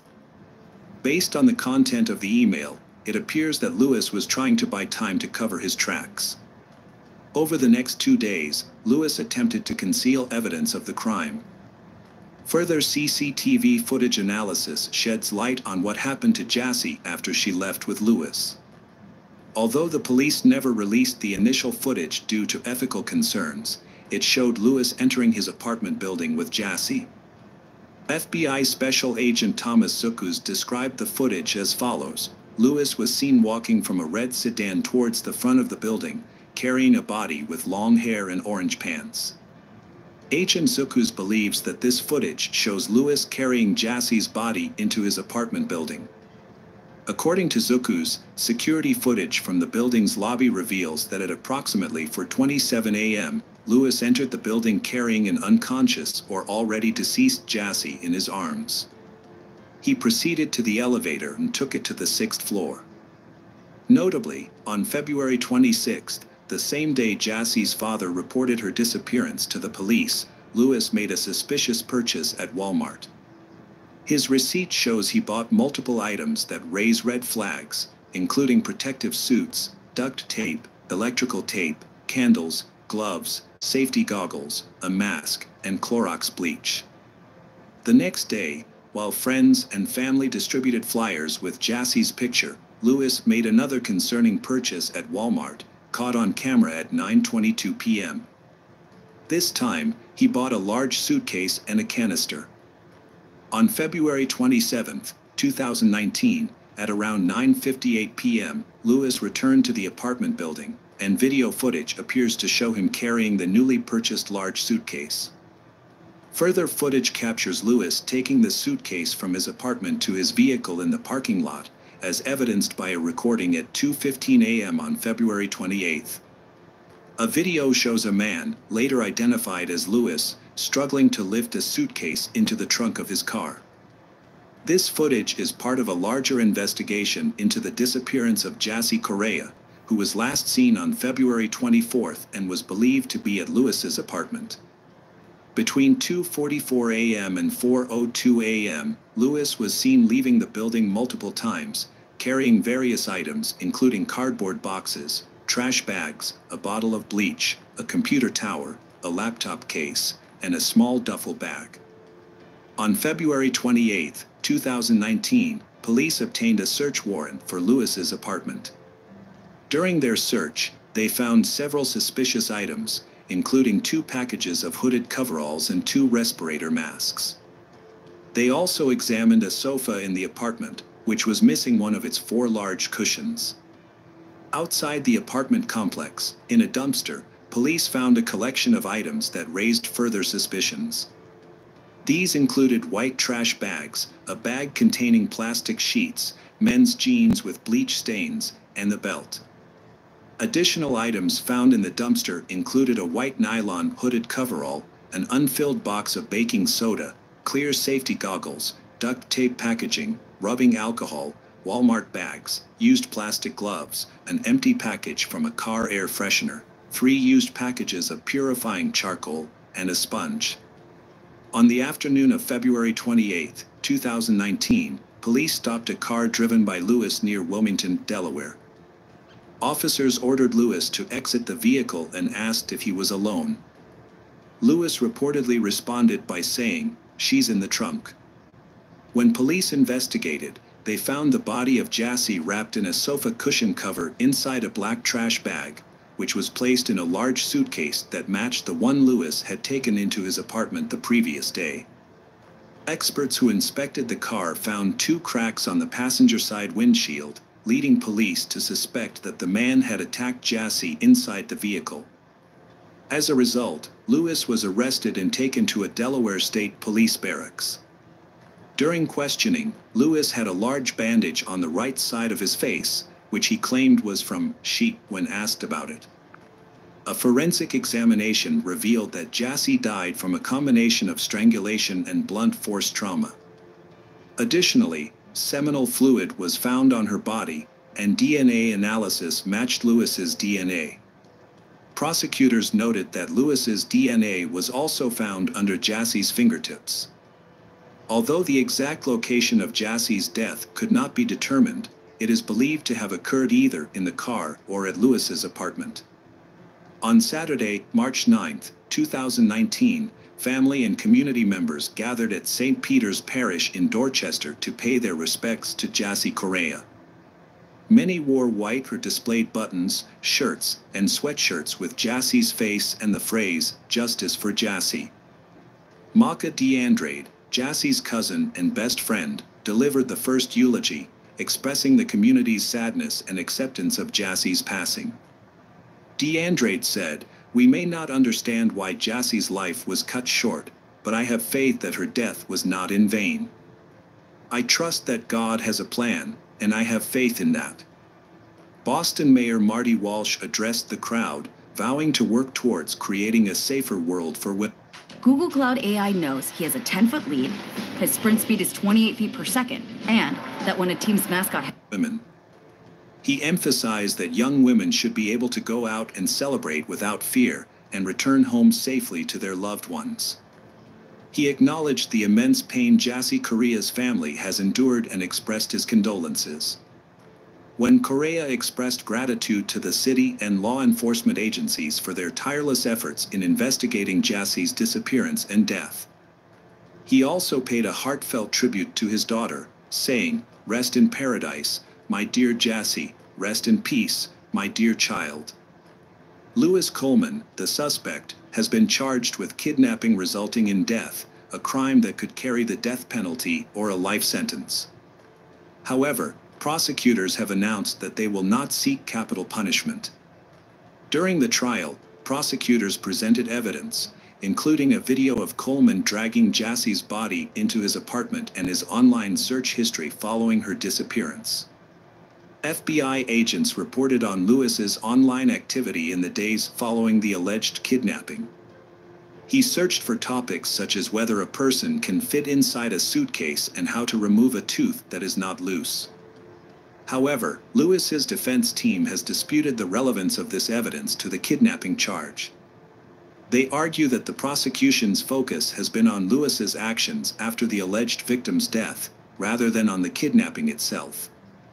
Attorney David stated, "This case is not about how Lewis behaved after her death, or whether he did anything illegal or inappropriate. The government's evidence has mainly centered on these issues, but I believe they are not crucial to determining whether a kidnapping occurred." Court documents filed by the prosecution and defense provide a detailed account of the events surrounding Jassy Correa's disappearance and death. Although they sides present different versions of what happened, the documents reveal disturbing details about the circumstances leading up to Jassy's death. Prosecutors established that the defendant, Lewis, was at the same nightclub as Jassy and her friends on the night of her disappearance. However, Lewis was interacting with a different woman he had just met, not Jassy. They exchanged phone numbers and texted each other while at the club and after it closed. The prosecution and defense have presented conflicting narratives about the events that unfolded. Prosecutors argue that Jassy was not the aggressor and that Lewis deceived her into getting into his car by offering her a ride to her friend's apartment, ultimately taking her life. In contrast, the defense claims that Jassy became aggressive after being pushed out of an Uber by the driver, and that she initiated a fight with Lewis. The defense argues that the crime was a spontaneous altercation rather than a premeditated act of stalking, kidnapping, and murder. Prosecutors pointed out that the defendant's main argument was that the victim, who weighed 119 pounds, had attacked the defendant, who weighed 200 pounds. However, this claim was not convincing, especially considering that the victim's autopsy revealed the presence of multiple prohibited substances in her body, in addition to alcohol. The defense team attempted to minimize their client's involvement in the crime. Despite this, in June 2022, Lewis was found guilty of one count of kidnapping resulting in death. The defense team then filed a motion arguing that the evidence would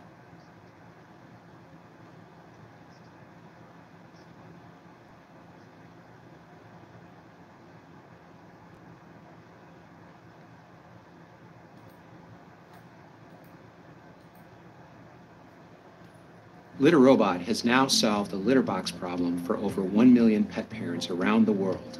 Hi, I'm Brad Baxter, founder of Whisker and Litter. Sup, you beautiful bastards. Welcome back to the Philip DeFranco Show, your daily dive into the news. And we have a lot of wild news and updates to talk about today, so let's just jump into it. This is a news show. Conspiracies about P. Diddy right now are spreading around the internet like wildfire, and understandably so. All of this coming after he was arrested and charged with sex trafficking in a sweeping indictment that followed a string of similar lawsuits, and it's opened the door to tons of speculation. People questioning what celebrities either knew of or enabled or were impacted by his alleged actions. Some of the biggest theories out there right now deal with Kim Porter, a model and actress that Diddy dated back in the 90s and 2000s. She had 3 kids with him, but she died in 2018, with her cause of death eventually being determined to be lobar pneumonia. But now you have tons of people suggesting her death was actually the result of foul play. Even had Al B. Shore, who dated and had a child with Kim prior to her relationship with Diddy, calling for an investigation into her death, suggesting that she was killed because she knew about Diddy's sex trafficking and other alleged crimes. And this is he's just one of the many people saying this, but notably, all of her kids just released a joint statement yesterday condemning these claims and rumors as false, writing, "Our lives were shattered when we lost our mother. While it has been incredibly difficult to reconcile how she could be taken from us too soon, the cause of her death has long been established. There was no foul play. Grief is a lifelong process, and we ask that everyone respect our request for peace as we continue to cope with her loss every day." And adding, "We are deeply saddened that the world has made a spectacle of what has been the most tragic event of our lives. Her memory should not be tainted by horrific conspiracy theories." They also addressed reports that Kim had written a book exposing Diddy, saying that was also untrue and that, quote, "anyone claiming to have a manuscript is misrepresenting themselves." And while with that, you have tons of people supporting their statement and expressing condolences that they have to deal with this, you also have a good number of people still trying to convince them that Diddy was behind her death. Some even telling her kids that they've been brainwashed by Diddy, or saying that his PR team put out this statement as part of a cover-up. Right? And all of this is now tons of people are thinking about Justin Bieber's relationship with Diddy in a new light. Because looking back, they started hanging out when Justin was just a teen new to the industry. And while Justin hasn't spoken about the arrest himself, people are sharing old clips of Justin and Diddy hanging out and what they believe, with hindsight, show a young Justin very uncomfortable. Right now, he's having 48 hours with Diddy, him and his boy. They're having the times of their lives, like, you know, where we hanging out and what we doing.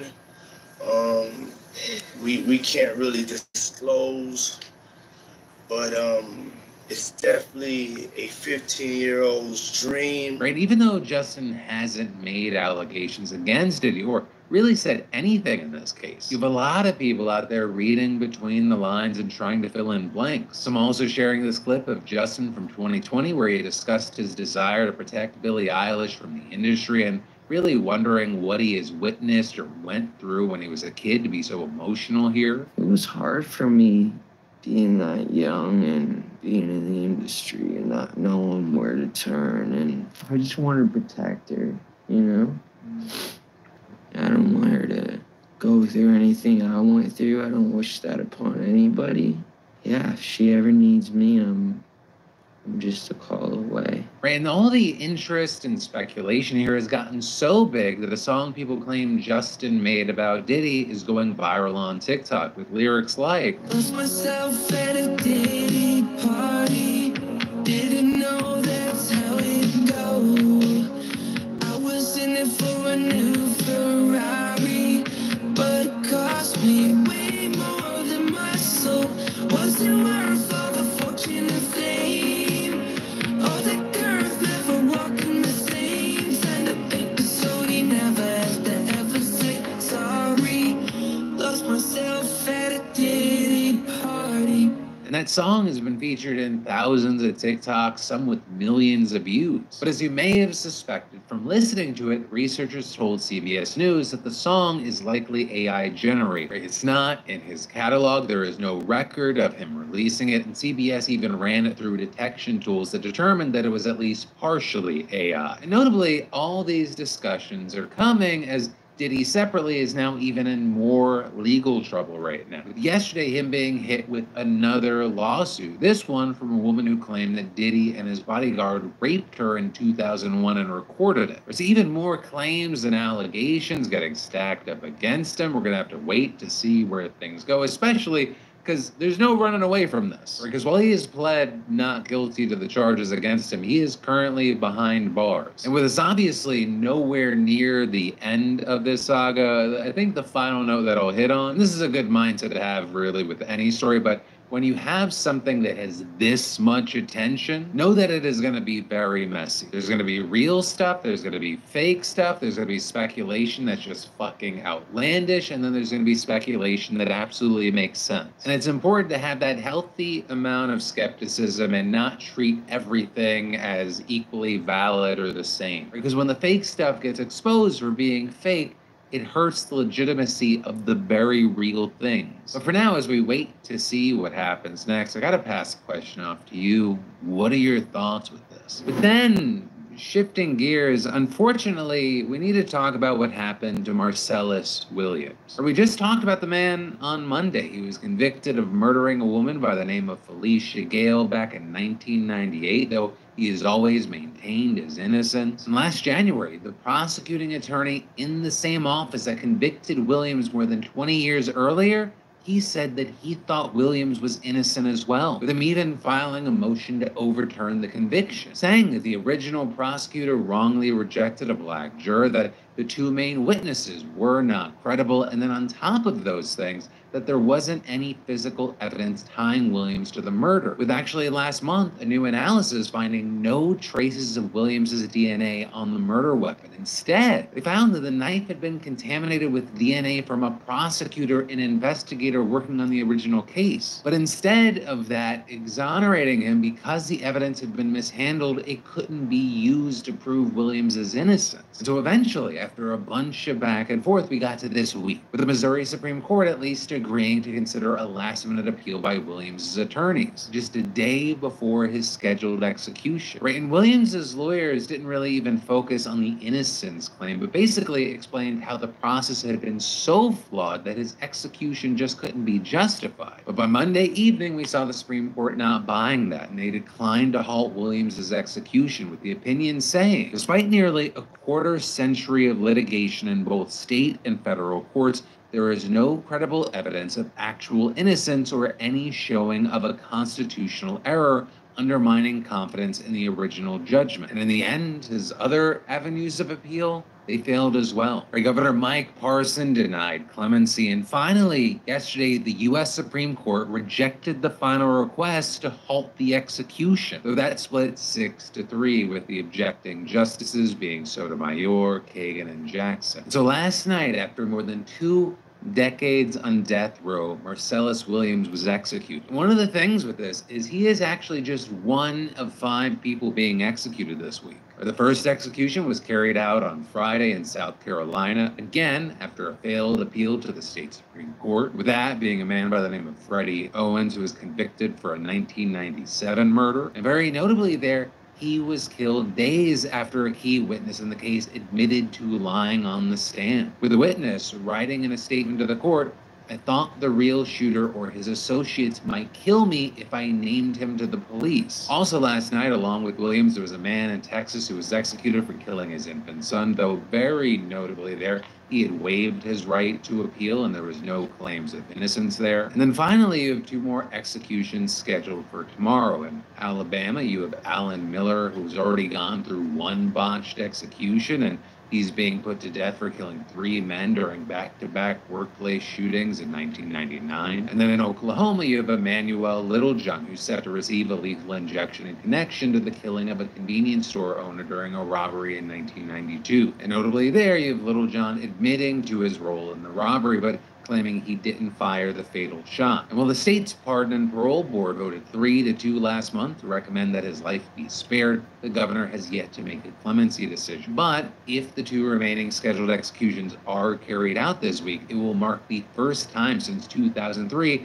that 5 were held in 7 days, according to the nonprofit Death Penalty Information Center. Plus, actually looking into it, it'll mean that the United States will have reached 1,600 executions since the death penalty was reinstated by the Supreme Court in 1976. And notably, this after executions climbed for the 2nd year in a row in 2023, with Texas and Florida accounting for more than half. Which I will say, regardless of your opinion on capital punishment in general, is something that's scary when you look at cases like Marcellus Williams and the fact that at least 200 people have been exonerated after being sentenced to death since 1973. Because it makes you wonder, out of the nearly 1,600 people who were ultimately executed, how many were innocent? And then the Chappell Roan, right? There's been mounting backlash against her. While there's a lot of focus on what she did today, this story actually starts over the weekend. Because that is when she did this interview with The Guardian, which rubbed people the wrong way. Because while discussing politics, the election, and a potential endorsement, she said, "I have so many issues with our government in every way. There are so many things that I would want to change. So I don't feel pressured to endorse someone. There's problems on both sides. I encourage people to use your critical thinking skills, use your vote,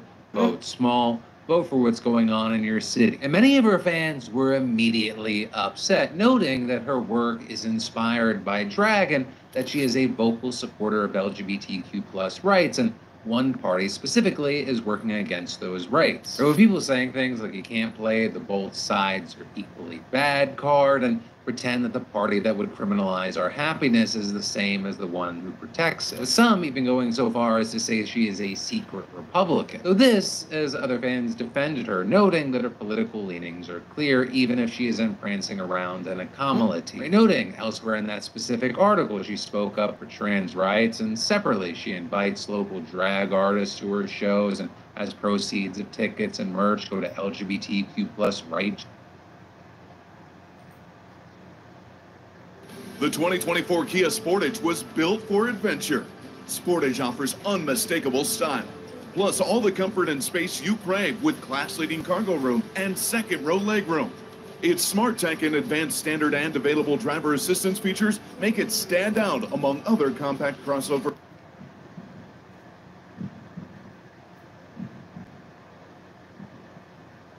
Creating content on YouTube can be thrilling and push the boundaries of creativity. But sometimes the quest for the perfect shot can turn deadly. In this video, we'll look at 5 of the most tragic losses of YouTubers who died while filming. These real stories reveal the risks that come with chasing views and the ultimate price some paid.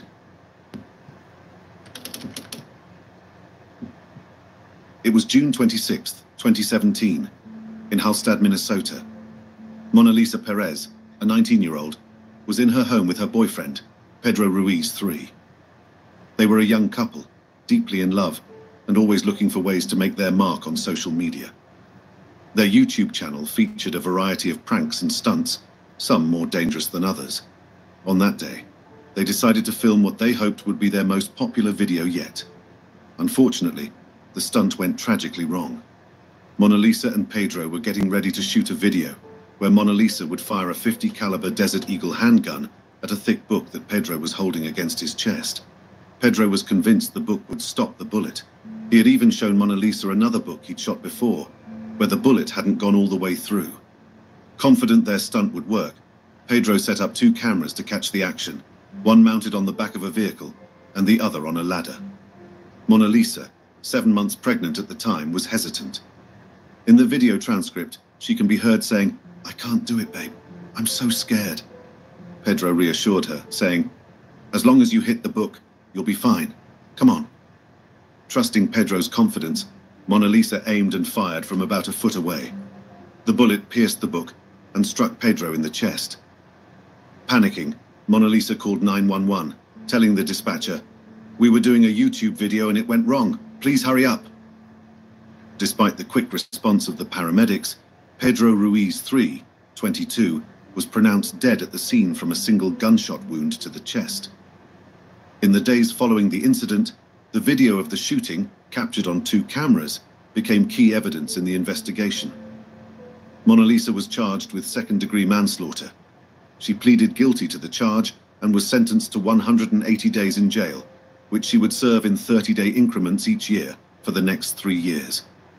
She was also sentenced to 10 years of supervised probation and was banned from ever possessing firearms. Additionally, the plea agreement prohibited her from profiting off the video of the shooting. Pedro's family was devastated by his death. His aunt, Claudia Ruiz, told CNN affiliate KVLY, "They were in love. They loved each other. It was just a prank gone wrong. It shouldn't have happened like this. It shouldn't have happened at all." The couple had a 3-year-old daughter and were expecting their second child. Mona Lisa gave birth to their son in September. The tragic incident raised many questions about the lengths people would go to for internet fame. Sheriff Jeremy Thornton of Norman County expressed his confusion, saying, "I really have no idea what they were thinking. I just don't understand the younger generation on trying to get their 15 minutes of fame." Mona Lisa and Pedro's YouTube channel had a modest following at the time of the incident, with around 218 subscribers. Their videos included harmless pranks like Pedro climbing a tree and falling, and Mona Lisa feeding him a donut covered in baby powder instead of powdered sugar. In their last video together, filmed at a fairground, Mona Lisa said, "Imagine when we have 300,000 subscribers." In the wake of the shooting, Mona Lisa's tweet from the day of the incident gained significant attention. She had written, "Me and Pedro are probably going to shoot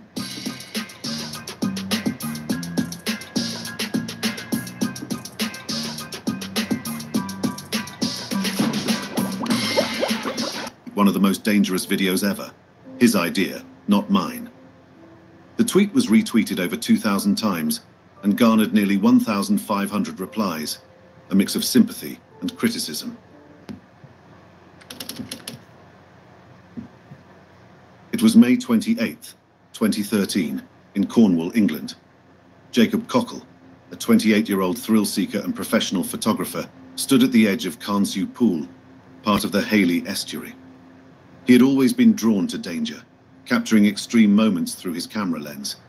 That day, he was about to take on his next challenge, filming a whirlpool created by old Victorian tunnels designed to move sand out of the harbour. However, this moment of adventure would end in tragedy. Jacob wasn't just any photographer. He was known for documenting risky stunts and breathtaking natural events with millions of views on his videos. On this day, he planned to film himself in the whirlpool, wearing a plastic horse's head for a humorous touch. His friend, 70-year-old David Rain, stood nearby with a camera, ready to film. The whirlpool twisted violently, but Jacob didn't hesitate. He believed he knew how to handle it, as he had shared advice on dealing with dangerous waters on his YouTube channel. At around 7:30 p.m., Jacob waved to David and asked for a smaller camera on an 8-foot pole to capture underwater shots. As always, he was fearless, having grown up swimming in the sea. But as the camera rolled, the unthinkable happened. Jacob was sucked into the whirlpool. He resurfaced briefly on the other side, but was quickly pulled under again. David stood helpless on the shore, unable to intervene. Despite Jacob's swimming skills, the powerful water currents took him. There were signs warning people not to swim, but Jacob ignored them. He was a strong swimmer and had faced dangerous waters before. However, the whirlpool was unforgiving. Within moments, Jacob was pulled into an underwater tunnel, vanishing from sight. David, along with a nearby fisherman, called emergency services. Sadly, it was too late. Jacob's body emerged from the other side of the pool, lifeless. David and a passerby tried to revive him, but their efforts failed. Lifeboat crews arrived and airlifted Jacob to the Royal Cornwall Hospital, where he was pronounced dead. The cause of death: drowning. Later, an inquest revealed that Jacob had traces of ketamine, a tranquilizer, in his system. It remains unclear whether the drug affected his judgment that day.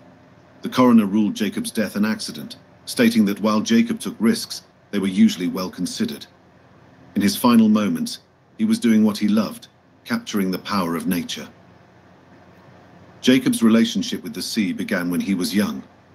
Growing up in Penzance, Cornwall, he spent much of his life in the water. His mother, Carolyn, recalled that once Jacob was in the sea, it was nearly impossible to get him out. He learned to swim early and developed a passion for surfing, diving and swimming. But his love for danger intensified after a personal tragedy.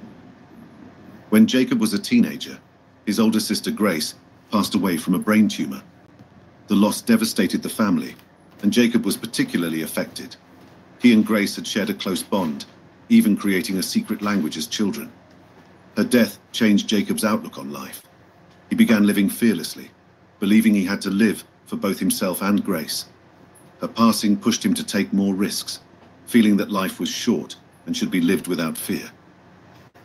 Jacob's daredevil nature wasn't limited to the sea. He would often take leaps from tall buildings into the water. On one occasion, he jumped from a 3-story building into Penzance Harbour.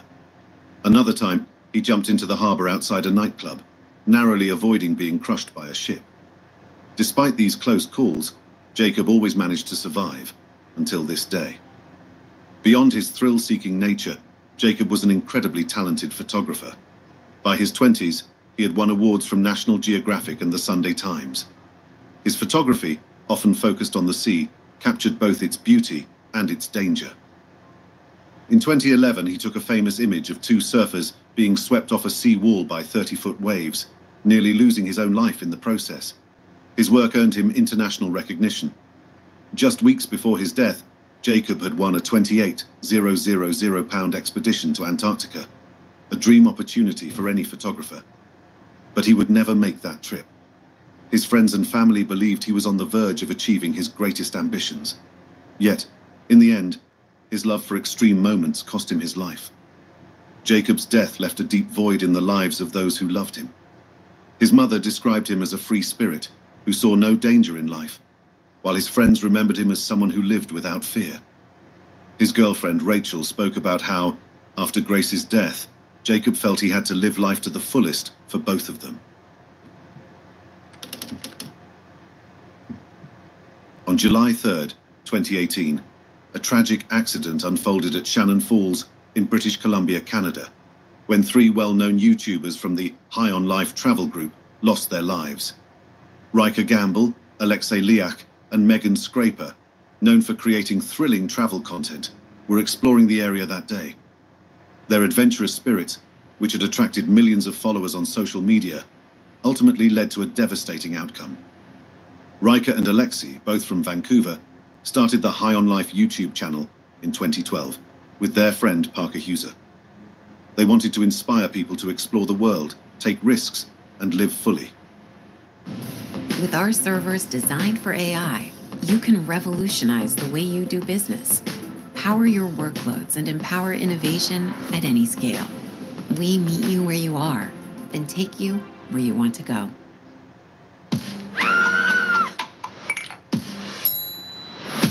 Who are you? Dude, I'm you. You're me. What's up? This fall, what would you ask your older self? Where do we live? Do we have kids? Are we like so happy? I don't want to tell you too much and ruin the surprises of life.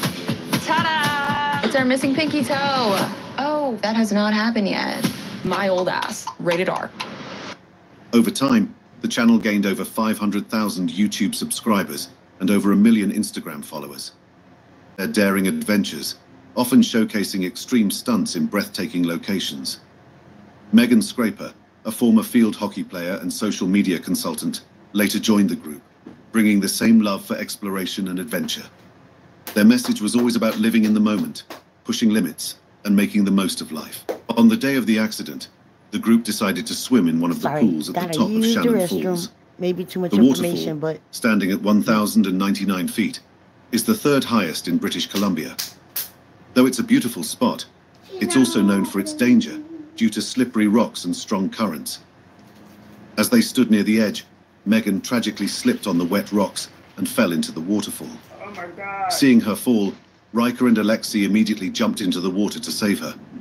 But the strong currents overpowered them as well. In a matter of moments, all 3 were swept down the waterfall, plunging nearly 100 feet into the pool below. Witnesses were horrified as they saw their friends disappear. Emergency services were quickly called, and search and rescue teams from the Royal Canadian Mounted Police, or RCMP, and Squamish Search and Rescue arrived. Despite the rapid response, The recovery was difficult due to the dangerous terrain and strong water flow. It took hours to recover their bodies, which were all found by the end of the day. The news of their deaths spread quickly, leaving their fans, friends, and families heartbroken. Social media was flooded with tributes to the three who had inspired so many to live adventurously. The remaining members of the High on Life team released an emotional tribute, calling Riker, Alexei, and Megan the kindest, warmest, and most driven people. They expressed their deep grief, saying, "The world has lost a great deal of light with their passing." And too much adventure. The British Columbia Coroner's Service confirmed that their deaths were accidental, caused by the fall from the top of Shannon Falls. The slippery conditions, caused by mist and algae on the rocks, were cited as contributing factors. John Wilcox from Squamish Search and Rescue explained the risks of areas like Shannon Falls in an interview. He described the rocks as polished granite, often covered with mist and lichen, making them extremely slippery. He warned that exploring such areas carries significant danger. This incident also drew attention to the risks taken by extreme adventure content creators. High on Life had faced criticism before. In 2017, Riker and Alexei, along with another group member, were fined and banned from US federal lands for 5 years after walking on sensitive hot springs in Yellowstone National Park. Despite the controversy, their fans remained loyal, drawn to the group's message of living life without limits. In one of Riker's last Instagram posts, he emphasized the importance of living in the moment and enjoying life, which resonated with his followers. The deaths of Riker, Alexei, and Megan left a lasting impact on the YouTube community and their fans. Their passion for exploring and living life to the fullest inspired countless people, but their tragic end shows the dangers that come with extreme adventures. Shannon Falls, while beautiful, remains a dangerous place, especially for those who underestimate its risks. Authorities continue to warn visitors to exercise caution and to be mindful of the hazards when exploring such areas. It was November 26, 2021, in Kongsberg, Norway. Tor Eckhoff, better known as Apator on YouTube, was preparing for another daring stunt. At 57, he was famous for his extreme activities like ice skating and swimming in frozen lakes, all while drinking vodka. He had over 1.2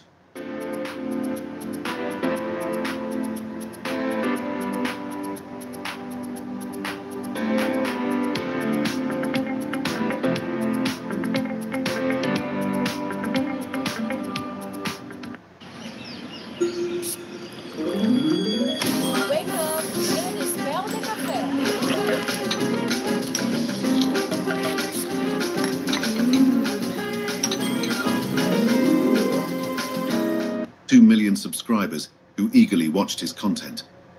That day, he went to Jacob's Dam, a frozen lake, planning to skate on the ice while filming himself. It seemed like just another typical Friday for Tor. Tor was known for taking risks in his videos, often skating on thin ice or diving into freezing waters. He loved nature and adventure, and his stunts were a mix of humor and danger. Before starting his filming, he sent his partner, Tove Skjøven, a message with photos of himself at the lake saying the conditions were good. But things took a tragic turn. While filming, the ice beneath Tor cracked, and he fell into the freezing water. Though he had been in icy water before, and always managed to escape this time, he couldn't pull himself out. Locals nearby heard his cries for help and immediately called for rescue. Firefighters and divers arrived quickly, pulling Tor from the water.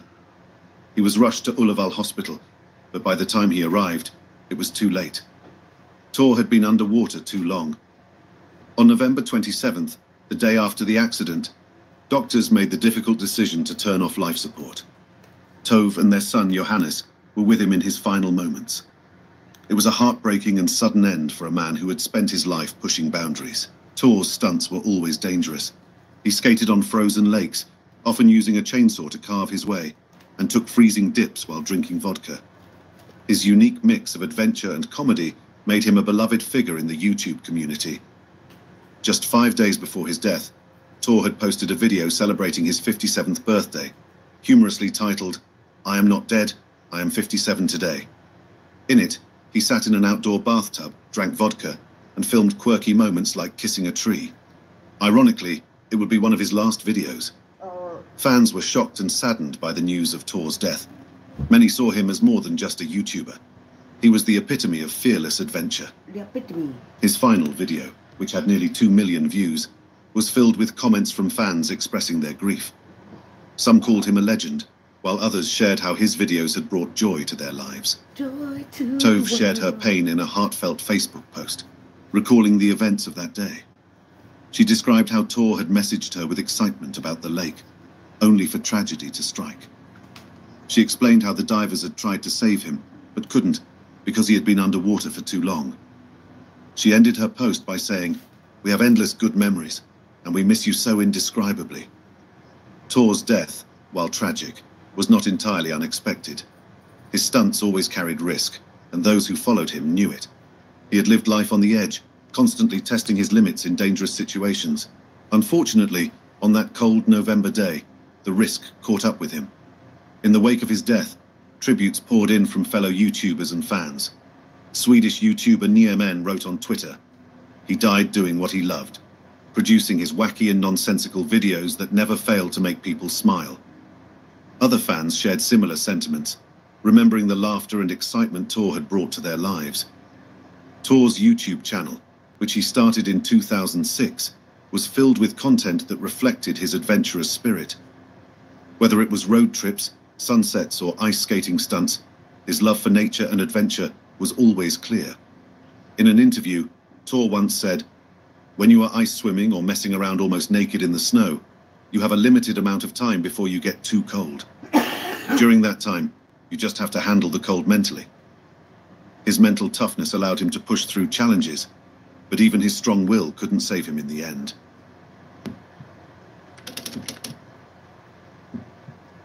It was a cold November night in 2017 when James William Stobie, better known as Stobe the Hobo, was out doing what he loved, riding the rails.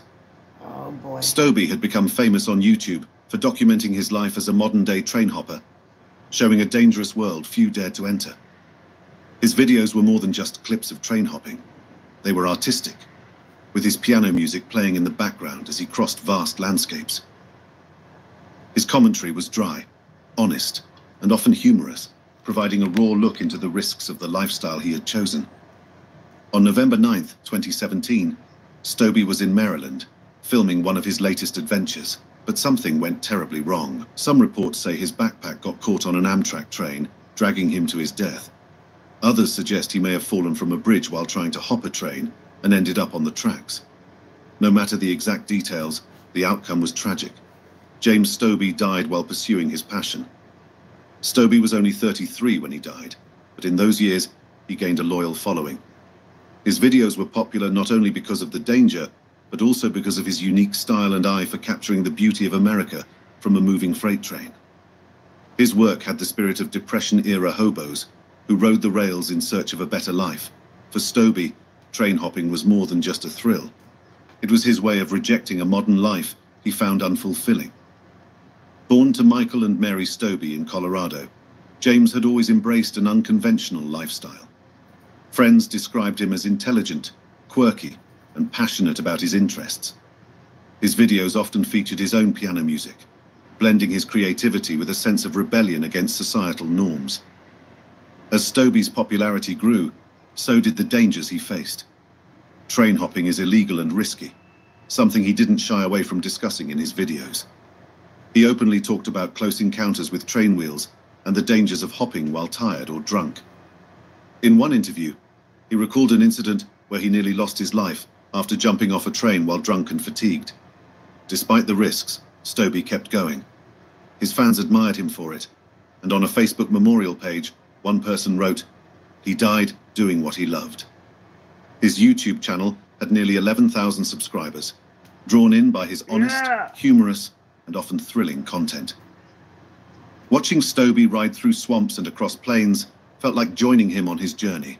However, his death also brought attention to the real dangers of train hopping. Some speculated about how exactly he died, but the Baltimore Police Department didn't release many details. For the train hopping community, his death shows the risks they face. One user on Reddit warned others about the dangers, writing, Train hopping is not glamorous or romantic. It will kill you. Stobie's death not only affected his fans, but deeply impacted his family and friends. He was a beloved son, brother, and friend, known for his humor, compassion, and love for life. His obituary described him as a person who would be remembered both for his work and the mark he left on those who knew him. Though his life was cut short, Stobie's influence didn't end with his death. His videos continued to inspire a new generation of train hoppers, like a young man from Colorado named Dancer, who began his own YouTube channel in 2020. Inspired by Stobie, Dancer also knew the dangers, but was drawn to the same thrill. The train hopping community has grown since Stobie's passing, with many trying to honor his legacy while navigating criticism for promoting a dangerous lifestyle. For them, like Stobie, train hopping isn't just a hobby. It's a form of self-expression and a connection to the past. But as Stobie's story shows, it's a way of life that can come with deadly consequences.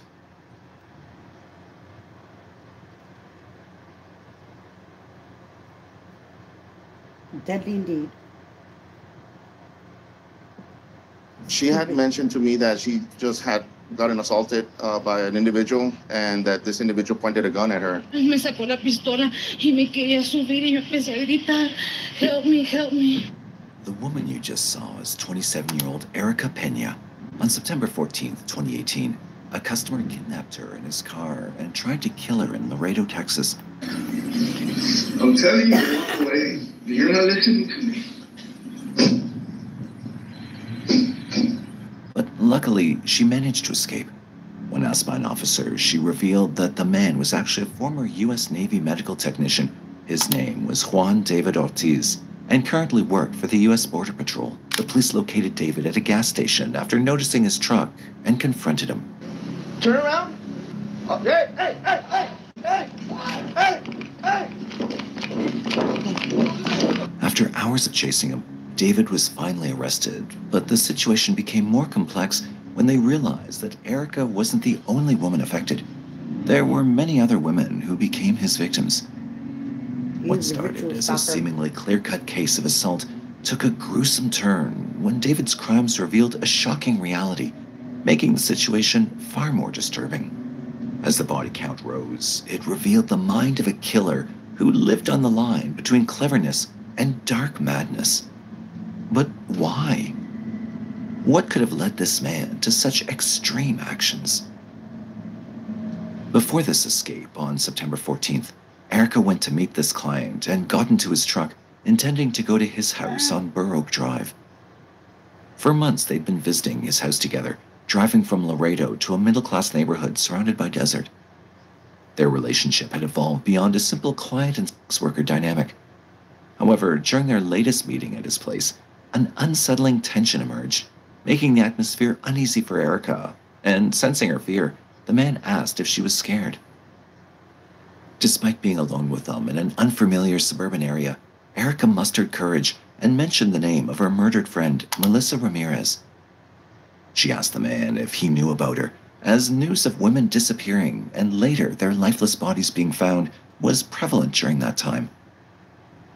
Surprisingly, the moment she said it, something changed in the man's demeanor. His face, usually sullen but neutral, transformed in a way she hadn't seen before. As he approached her from behind, she felt a chilling sensation of death so close that her body revolted.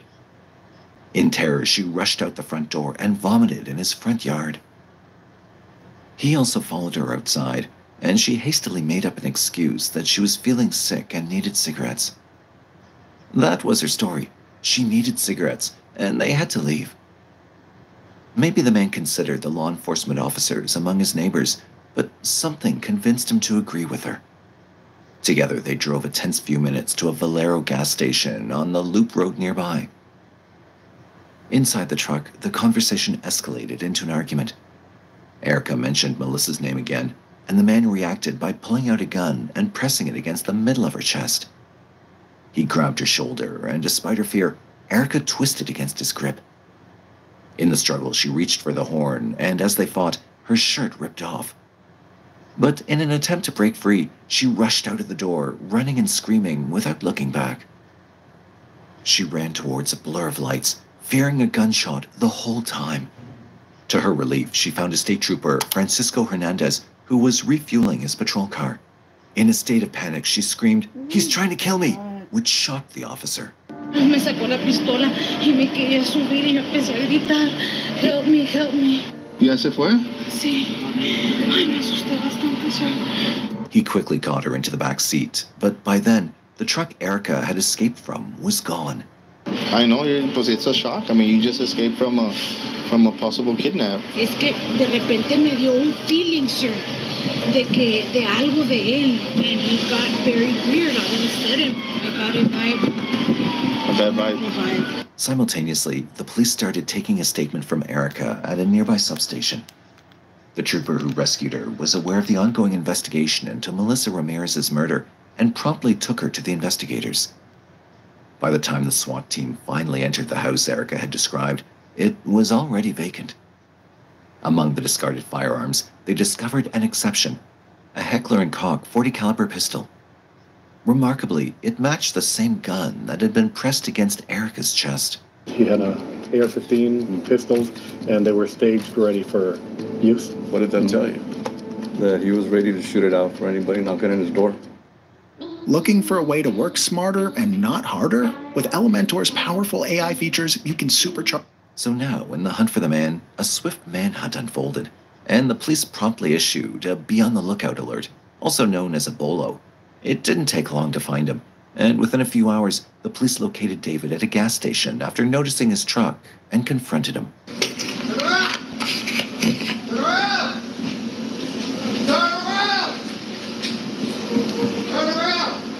Stop right there. Stop. Is this your truck? Is this your truck? Okay, all right. Sure. We got a positive ID with some. This truck right here is matching with the potential, with the murders that's been happening within the past 2 weeks.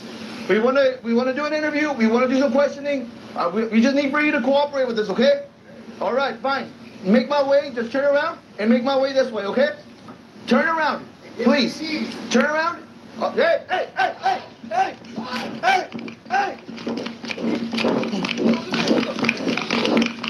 After an intense search and a run from the police, David was finally found and arrested. At first, it seemed like a straightforward open and shut case of assault, but the subsequent interrogation revealed a shocking truth. Following the interrogation, David shared his own story and was taken to the police division for questioning that lasted for more than 9 hours, led by Captain Federico Calderon. From the start to end, we'll notice and examine the numerous changes in David's body language and statements, which are important to understand the whole situation. The more investigators delved into his past activities, the clearer it became just how incredibly fortunate Erica was to have escaped with her life. David sits in a small room with neutral walls, which is designed to calm a suspect's mind and reduce distractions. This environment not only helps both interrogators and suspects stay focused, but can also make the interviews more relaxed and encourage individuals to come to terms with their situation. He sits quietly with his head down and staring at the table, barely moving any of his muscles. It seems like he's unaware of being recorded, and his hunched-over posture makes him look more distressed and miserable.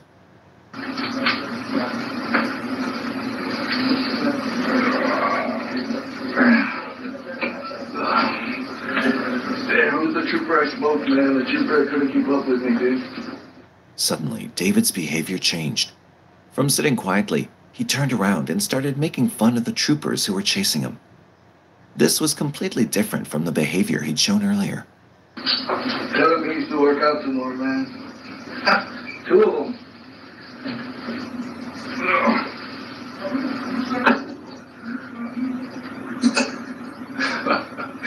Two troopers, good. That was funny, dude.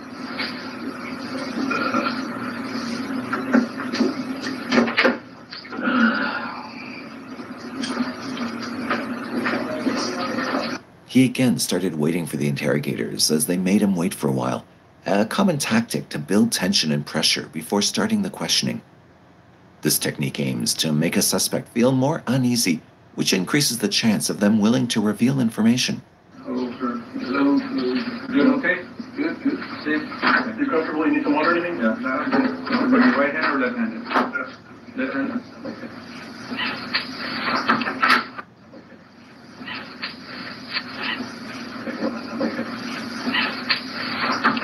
Shaking hands and introducing themselves is where interrogators take their first step in building personal rapport. This behavior signals respect instead of hostility, suggesting to David that they're here for a cordial conversation. However, having a cordial conversation becomes challenging because the interrogator's main goal is to establish elements about the assault. Interrogators removed handcuffs to make him feel more at ease and ready to talk. Their first goal was to build a connection with them and make him feel supported. This was done to ensure David felt comfortable, making it less likely for him to choose to remain silent. Or it's my house, you guys have my keys. Just walk in there and give me consent to go into my house.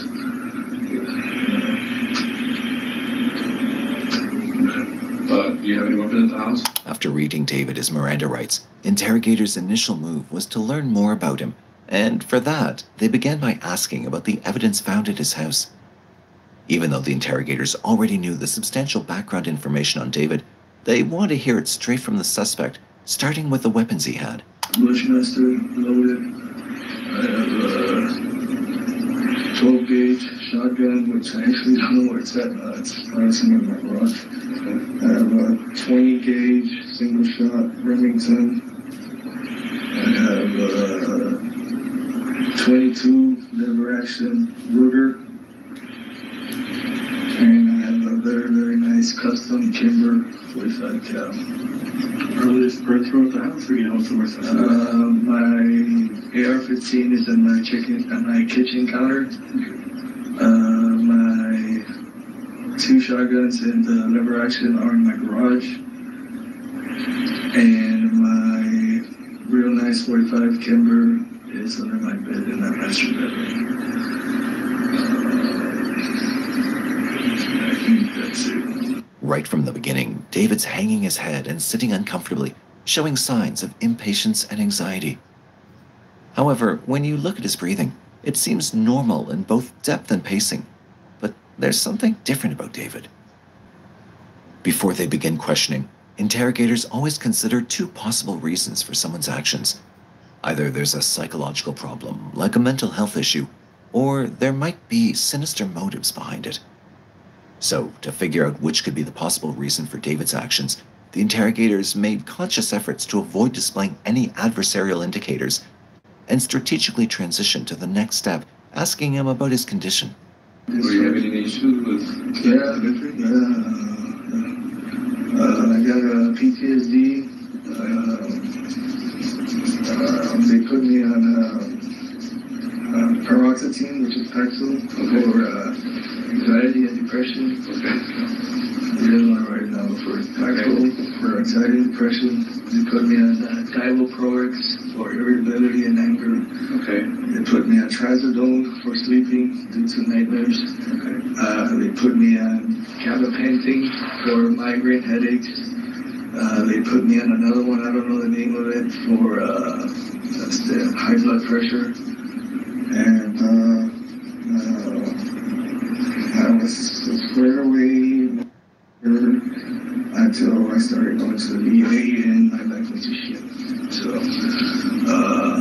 I have never been arrested in my life. I have never nada. I'm sure you guys are looking American. Going to the VA, of my life got me here. Did you go to the VA in San Antonio? Over here, the one here in the hill. So this was the one that messed you up, not the one in San Antonio? Yeah, I never went to the VA until here in the hill. Right. And they confirmed what I've always thought, confirmed that I got PTSD. They put me on all those pills, sleeping pills, migraine pills, all kinds of shit. They had me on this 12-week program where I had to go talk to a psychologist. I've seen a psychiatrist a bunch of times. Post-traumatic stress disorder, or PTSD, is a mental health condition that can develop after a person experiences a traumatic event, These symptoms may include flashbacks, nightmares, heightened anxiety, and avoidance of reminders. It can affect anyone who's been through a distressing incident, such as war, assault, or natural disasters. Treatment often involves therapy, medication, or a combination of both to help individuals cope with and manage their symptoms. David followed the advice, at least for a while, by visiting Laredo's VA clinic, where he received medication to address his struggles. Unfortunately, instead of improving, his health took a downturn. After learning about David's condition, their next move was to grasp how much it might have influenced his actions. They allowed David to ramble and talk freely by guiding the conversation occasionally, while everything was being recorded and carefully checked for any inconsistencies in his behavior or statements. Dr. Shankar, he's here in Laredo. Shankar, he's like Indian or something. Okay. And la que vi every single week for like 12 weeks is in se llama Patricia Amparan. Her name is? She was I would see her by TV because she's out of San Antonio and I live here in Laredo, so they would do like a teleconference. And I would talk to her like that. And I was fine until I started going to the meeting. So, did you express your concern to the doctors when you were feeling right? Yeah. I once told Patricia Amparan that I was suicidal. Okay. And she flat out said, you need to be very careful with what you're saying because you're law enforcement and you say this, I'm going to have to report this and it's going to get you in a lot of trouble. So it's pretty much hinted, don't say this again. Okay. Did you ever tell your suit that you were having issues riding the corporate road? They would rubber band my ass quickly. Considering I'm a supervisor. Okay. Did you start noticing when you started feeling this way? Or was it gradual? It was gradual. By the time you felt that it was already past. See, yes, yeah. The first month and a half that I was taking the pills, I had some nasty headaches. And they told me it was the body getting used to it. And then they increased my dosage. And for a while, I was just like fucking out of it. The interrogators brought David's attention back to the weapons he had. Since all the women found were shot, and according to Erica, David wanted to shoot her too, they suspected that he might have used his gun recently, and this would make him more likely to be a target in their investigation. What's in your truck? You said what's in your truck? Is that what's in there? Yeah. Okay. When was the last time you shot this? I don't remember. Give or take? Probably the last time I called, which was once a quarter. So I was supposed to call this coming Tuesday, so subtract 3 months from that. Yeah, I'm there at we're telling me jail on Highway 59. Digo, pero when you ran, you don't know why you ran? I went into the restroom at the gas station. Okay. I came out and I saw a trooper, like and another trooper, and one of them had his rifle. Put your hands up. What the fuck? Okay. And I was like, don't put your hands up. Put my hands up, and I go, sir, you're freaking the crap out of me right now. I don't know what the fuck is going on. Okay. Sir, right now, are you the owner of that truck? Yes. Truck. Don't move. Like, what the fuck? Don't move. You know, like, turn around. I turn around. Fuck this. I fucking took off running. Because you were scared, or like, you had, like, what the fuck? I go to the restroom, and there's a guy with an AR-15 with a flashlight pointing at me. And I think the other guy had a rifle or a sidearm. And I was like, what the f*** is going on? So I take off in full sprint. And one thing I learned from the house is I don't know this fucking place. Never get it.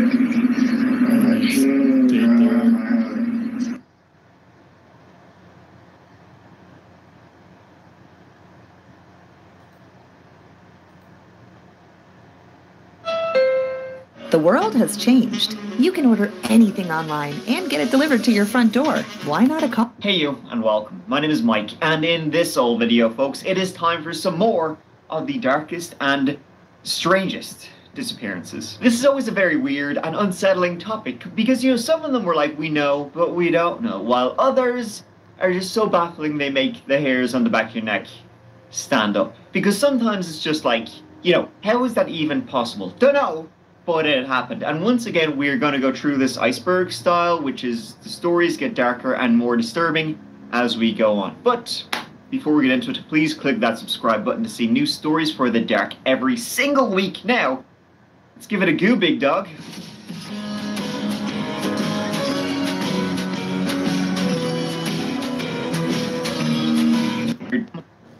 He didn't get where. Tyler Davis was born and raised in Ohio, and come 2019 was 29 years of age. He'd been married to his wife Brittany for about 2 years by this time, though they had been close friends for much longer, and together they had a son, also coming up on 2 years, named Aaron. And if you go onto Tyler's Facebook page, you'll see why. Tyler and Brittany, they'd only been married for kind of a relatively short time, but by all accounts they loved each other a lot. So things were busy, you know, between the two of them. Tyler, he was working a lot, they had a brand new baby, and Brittany, she also worked nights as a bartender, so it was kind of a pretty busy household. In 2019, he was working as a manager at a Wendy's, and he was described by, you know, his colleagues and his co-workers as a good-ass, one of them good-ass managers you would want to have. Like, this is what one wrote about him, quote, "More like a father figure than a manager, and he'd give us money, food, the clothes off his back. He hangs out with co-workers outside of work to play games almost weekly. His son is his life." So the strange story of Tyler Davis, it begins on February 23rd, 2019. Now, both Tyler, Brittany, and their son Aaron, they'd been living in the city of Wilmington, Ohio, small city, about 12,000 people. And just coming up to this stage, it was Brittany's birthday. She was turning 23 years on this goddamn planet. She was 6 years younger than our Tyler. So what the plan was, drop baby Aaron off at Tyler's parents' house, you know, the grandparents' house, and then head off to that jewel of Ohio, the Midwest's premier shopping, dining, and entertainment destination. Yes, ladies and gentlemen, Easton Town Center. Basically, it's a big open-air shopping mall northeast of Columbus. They'd relax, they'd have some drinks, shop, massage, nice little getaway for just the two of them. And so they made the trek about 90 minutes from Wilmington to Easton Town Center and checked into the Hilton there at about 5 p.m. All good so far. In fact, they had friends in the area that they were planning on meeting up with, going for a few drinks with that night. You kind of know the drill yourself. In fact, that very night, the 23rd of February, they met up with a friend. His name wasn't initially released, but he was later identified as Sean Hughes. He was a longtime college buddy, in fact, of Tyler's. And it's that night, as they were out there in this Easton Town Center, like basically a big open-air shopping mall, that's when things got weird. So Tyler, Brittany, and John, they had been out partying pretty much all night. They worked nights mostly, so it would be very rare they would actually get out to go party themselves. They're out drinking, then, you know, it was getting late. The only place left open was a strip club. Nice. And so they're having a good-ass time. At about 3 a.m., all of them lashed themselves into an Uber to take them back to the Hilton Hotel that they were staying at. It's sort of a blur what kind of happened there. I mean, you have 3 people up at 3 a.m., all have been on the beer all night, so things are going to be kind of blurry for everybody involved. But for some reason, Tyler, you know, when they arrived back at the hotel in the car, he was very agitated, confused, and upset. Brittany would say that both Tyler and John fell asleep in the Uber, so perhaps when she woke them up, say, "Oh, hey, we're here, you can get out." Tyler, you know, thought they were at the wrong hotel. You know, as I said, he probably would have been kind of a little bit out of it at that stage. Regardless, he was being a bit difficult, as you can imagine, and he said he wanted to go for a walk. Now, Brittany and John were like, "No, let's get you up to a room," but regardless, he was kind of like storming off. Brittany, she really had to use the bathroom. She heads into the hotel. John says, "I'll go walk with him for a bit, have a smoke, he'll calm down." Then, at 3:37 a.m., Tyler calls Brittany, who is up in the hotel, and he says, "I'm just, you know, walking around, I'm having a cigarette. Sorry if I was acting weird, you know, back at the Uber. Things are all good, I'll be up in a few minutes." Then shortly after, Brittany hears a knock, knock, knock on her hotel room door. She opens it, and it's John. But it's just John. He says, yeah, Tyler's down there. He's just finishing off a cigarette. He'll be up in a few minutes. But Tyler is not up in a few minutes. Then Tyler calls John on his phone and says he can't find the hotel, which is weird when it's like, I thought you were just like smoking outside or just down the road. I mean, as you can see right on the map, it's a pretty open air, like big open air shopping center. It's not exactly the kind of place where you could, feasibly get lost in. So he's trying to find his way back. Then a couple of minutes later at 4:10 a.m., Tyler calls Brittany saying he's in the woods, but he can see the hotel. He'll be there in a few minutes. But it's weird because there are no woods near the hotel. This is a shopping mall. He did call again, Brittany, a few minutes later, but this time there was just silence on the line. After that, Tyler's phone went dead, and he would never be heard from or seen again. It's like one of those things where how is it possible for you to disappear in this place? John left the hotel to go home to his own house at about 4:30 a.m. I guess he just was totally crashing, and they couldn't get in touch with Tyler. And so then Brittany, hours started to go by, and she's freaking out more and more and more. He said he'd be right up. Look up to 5 years younger? Yes, please. Add volume to the cheeks for lift with Juva. They had never been to this place before. Where is he? She soon started calling around the local jails, the local hospitals, thinking maybe something happened, he got picked up. Nothing. She then calls some friends who also live in the area to start driving around. Nothing. She calls the cops. He's reported missing. Tyler would have been quite drunk when he was walking around outside, and this was winter in Ohio, so a little chilly, but searching the following morning he wasn't found passed out or anything. The police investigation was delayed. He's a grown man, he's drunk, he just walked off of his own accord, yada yada yada, but they couldn't find any clues as to where he went. The only thing, in fact the only clue to have to where Tyler was that his phone GPS, it was tracking him the entire way, not his phone pings, the actual GPS, so they could have that accurate view of where he was going and where he was walking. And it showed pretty accurately where he was and how fast he was going, and he was walking at a medium pace, pretty consistently strutting through the area. In fact, this is the route he took, sort of a U-shape, walking through car parks and such. Now the thing is, when he called saying he was in the woods, his GPS was dead by this stage, so likely his phone went into, low power mode or something, where he could still call, but the other shit was turned off. His last known location was about 16 minutes south of the hotel. And this is such a strange route to take. This is away from the stores. This is in more of the industrial area, car parks, offices, that sort of thing. And the woods are the strangest because there's no woods in this area. There's tiny little gardens and parks, out front of the offices.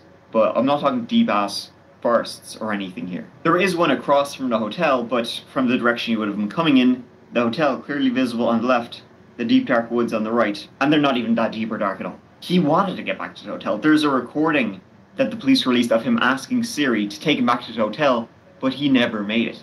Take me to the Hilton, room 403, Columbus, Ohio. Let's go. He would have been in a state pretty drunk, but I mean, he was walking at a medium pace, not stumbling that much where he could have fallen or something like that. He was able enough to make calls and to ask Siri to take him back to the hotel. It's one of these baffling stories where how was he not found? And how did he get lost? This isn't one of my national park horror stories. This is a guy disappearing in a mall.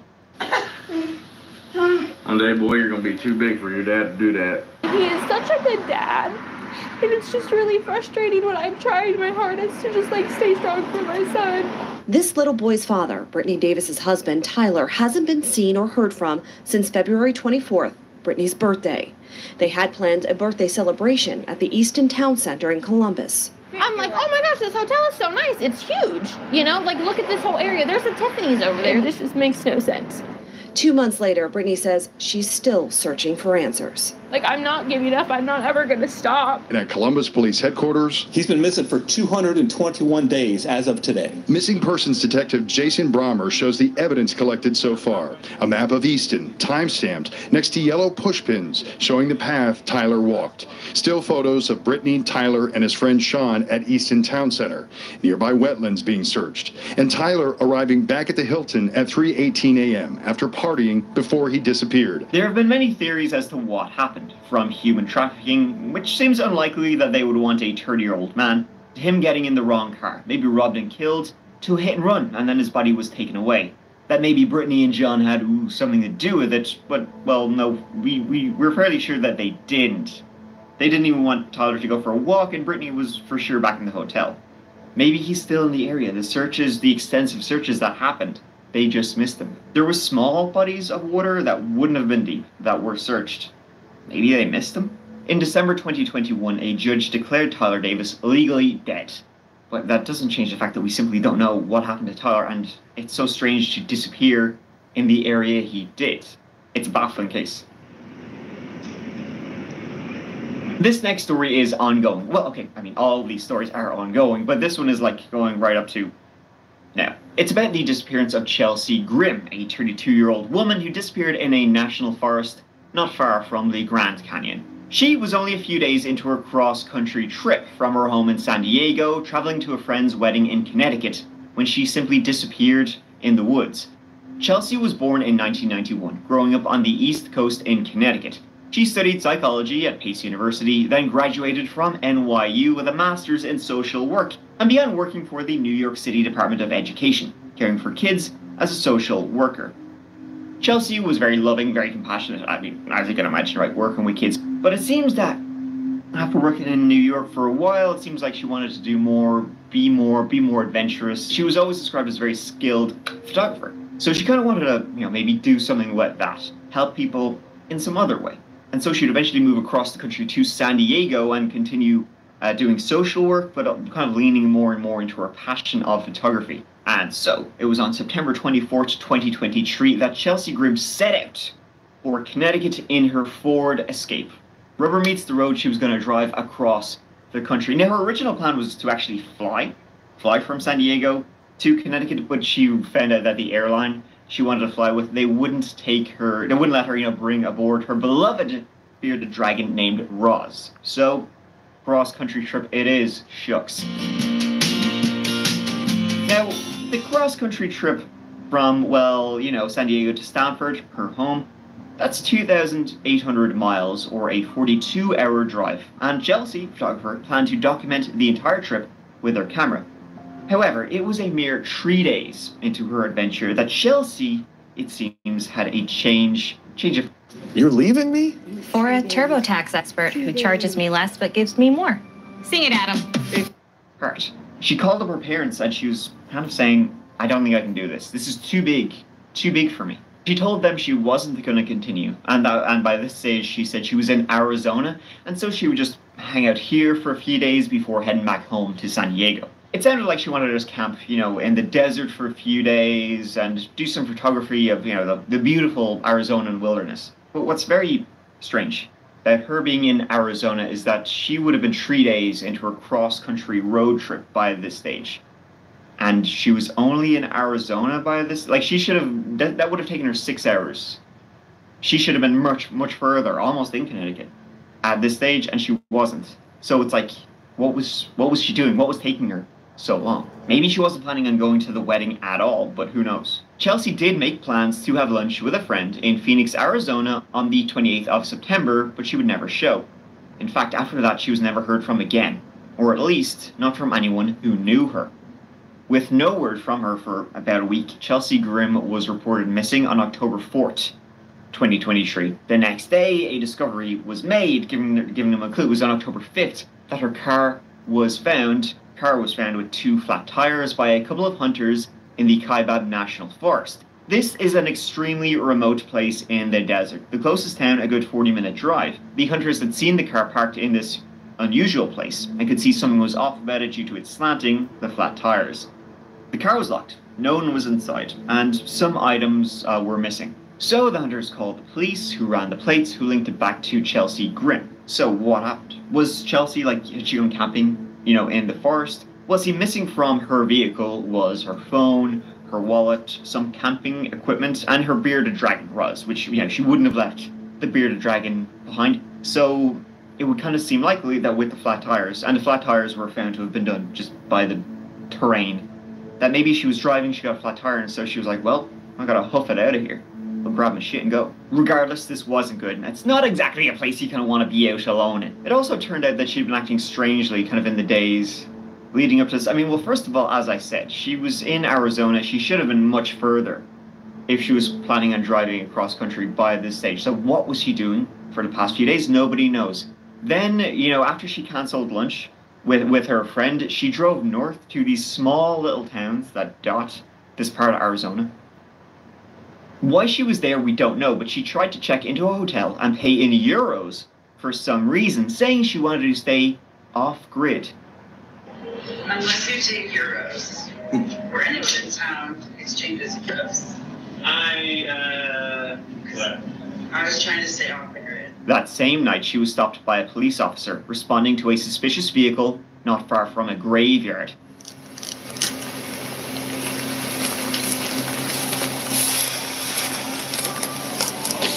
Hello.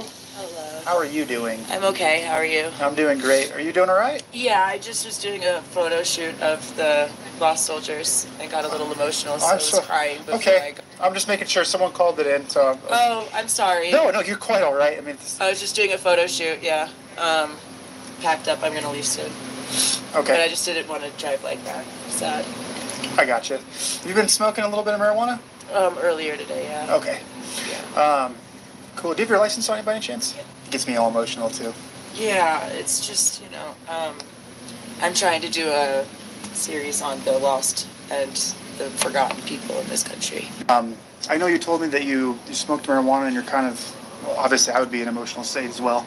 I don't know if you want somebody else to drive you or if you just want to hang out here for a little bit longer, you're more than welcome to do that. Yeah, if it's okay with you, if I hang out here for another 15 or 20 and then head on the road, that would be my plan, I think. Yeah, I don't see any signs of impairment or anything like that. So. Chelsea seemed pretty upset. Who knows if it was about these soldiers or no.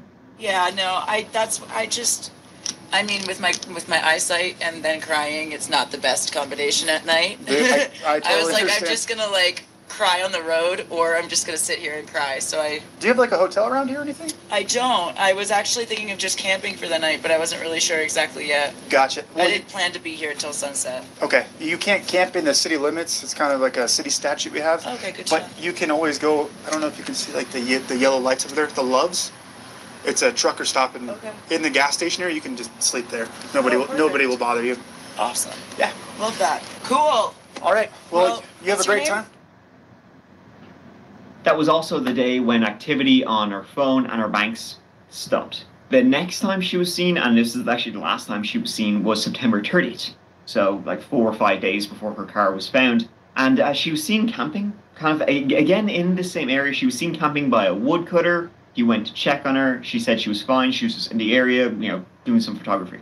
Then a few days later, she was reported missing. Her car was sent. And her camera, by the way, was left. It was found in her car, which was, again, kind of unusual. I mean, her camera, most photographers would never leave a camera behind, especially one that was, quite expensive. The lenses and such, like hers would have been. The fact that her camera was left behind would also lead you to believe that maybe she'd been in some kind of trouble and had to hoof it out of there, as opposed to her driving to this national forest and then going camping where she would want to go and take pictures, which is why she said she was in the area in the first place. And another thing is that the final photo on her camera is weird. It's a picture of her holding flowers. All the doors of the vehicle are open. Just seems creepy. There's something creepy about that picture.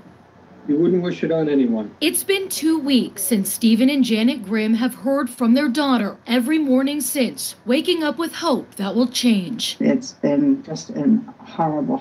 From start to finish, our experts are here to help turn your vision into reality with free design services. Horrible experience. Her pet was gone, her wallet with her credit card, her debit card, her driver's license was gone, clothes and a sleeping bag were gone. Chelsea's camera was left behind in her car, which is where the sheriff's office found the most recent photos taken by her. Officials immediately launching a search effort in the area from the air and on the ground. They say no foul play is suspected. Even if it seems trivial, we're hoping that someone saw her. Now, most people think that Chelsea was having some kind of mental issue, which led her to be, well, where she was and what she was doing.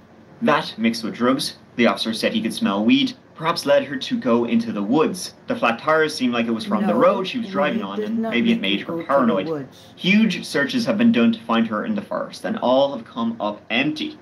Likely she got lost out there, so you think they would find her, but as I always say in my national park horror stories, no, you probably won't, because forests and national parks are extremely big. You never know what could have happened to her out there, if she is still even there. So theories are flat tire, she tried to hoof it out of there. Another theory, she had a mental health issue. Same thing again, she tried to hoof it out of there or went into the woods. And something happened. Her parents would say that she had some mental health issues, but like nothing like this. Never anything even remotely close to this, nothing major at all, nothing that ever truly concerned them about her state. But her dad would also say that she was having trouble with a boyfriend at the time, and that he thought she was scared of him and that she was running from him. Now, I must say though, of course, police investigated all of her romances. The police don't believe there's anything there at all. Chelsea Grimm disappeared about a year ago. As I'm posting this video, hopefully there will be news about her being found soon.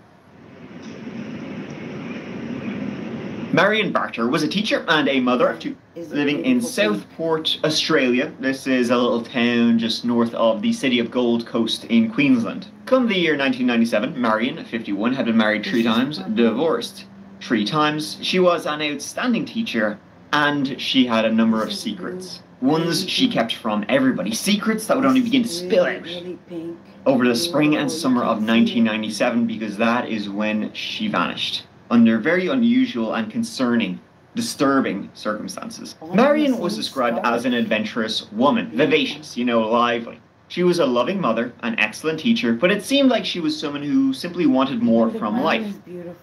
At 51 years of age, it sounded like she wasn't where she wanted or expected to be. It sort of seemed like she was going through some kind of midlife crisis or something like that. This is perhaps why she began to do a number of strange things, which led to her dark and disturbing disappearance, and perhaps even led to a strange man. In April of 1997, Marion sold her home for a loss of about $15,000. She then changed her name legally to Florabella Natalia Marion Remical. She had a passport in that name, but she didn't tell a soul. She told nobody about her legally changing her name from Marion Barter to this mouthful. Everything she would do seemed very out of character for our Marion. Shortly then after, she resigned from her job, and she said she wanted to move to England and teach there and travel all across Europe. And this was something she would do. In the summer of 1997, mid-June, she upped and she left. She flew from Australia to England. She left her kids behind, her 2 kids. They were both in their 20s. And so she was traveling around England. She was sending postcards from all these various towns and all these various places back to her kids, to the school where she worked, to former students, saying, oh, hey, having a great time. She called her daughter, Sally, August 1st of that year, saying, yeah, here in England. Sally would say nothing seemed amiss during that call. She was having a hell of a good time. But that would also be it. After that, nothing more would be heard from Marion after that call. People did begin to speculate, sort of begin to, worry, but, Marion traveling throughout England, and she said she wanted to travel throughout Europe. Yeah, she's probably fine. And, she'd send back postcards all the time, but the postcards were always sent from different places. So they couldn't exactly kind of track her down. But things became extremely worrying on October 23rd of that year, 1997. It was her son Owen's birthday, and Marion was always described as a very loving mother. She would make sure as shit to call her son happy birthday. But when she didn't call, that's when people really began to say, okay, whoa, buddy, slow your roll, something's not right here. They began to try and track her down. They are still trying, because that was when the secrets began to kind of spill out. Sally contacted her mom's bank and found that $5,000 a day had been withdrawn from her mom's bank account over a period from August to September. But each withdrawal, those $5,000 a day for like 3 weeks, each withdrawal had been made in Australia. Had she even left? Then in October, a big, huge lump sum was taken out of her mom's bank account, $80,000, and transferred to some mysterious bank account. It did appear that she had actually left the country. The postcards were from like legit places. Like one was Royal Tunbridge Wells. Look at, fair play to you, we get the royal in there. So she was in England for a time, but it appeared she had returned and never told a soul. She left Australia June 22nd, and she returned under her new name August 2nd. This was to Brisbane, north of her hometown, and she didn't tell anyone she was home. She kept the charade going that she was abroad. Now, when Sally learned of this, she went to Brisbane, hey, my mom apparently returned home here. Can I have a missing persons report, please? And the police said, no, your mom's fine. She doesn't want to speak to you. But the police also never physically saw Marion. When Marion returned to Australia, this was on August 2nd, the day after she had called Sally, her daughter, for the last time, saying, I'm having a great time in England.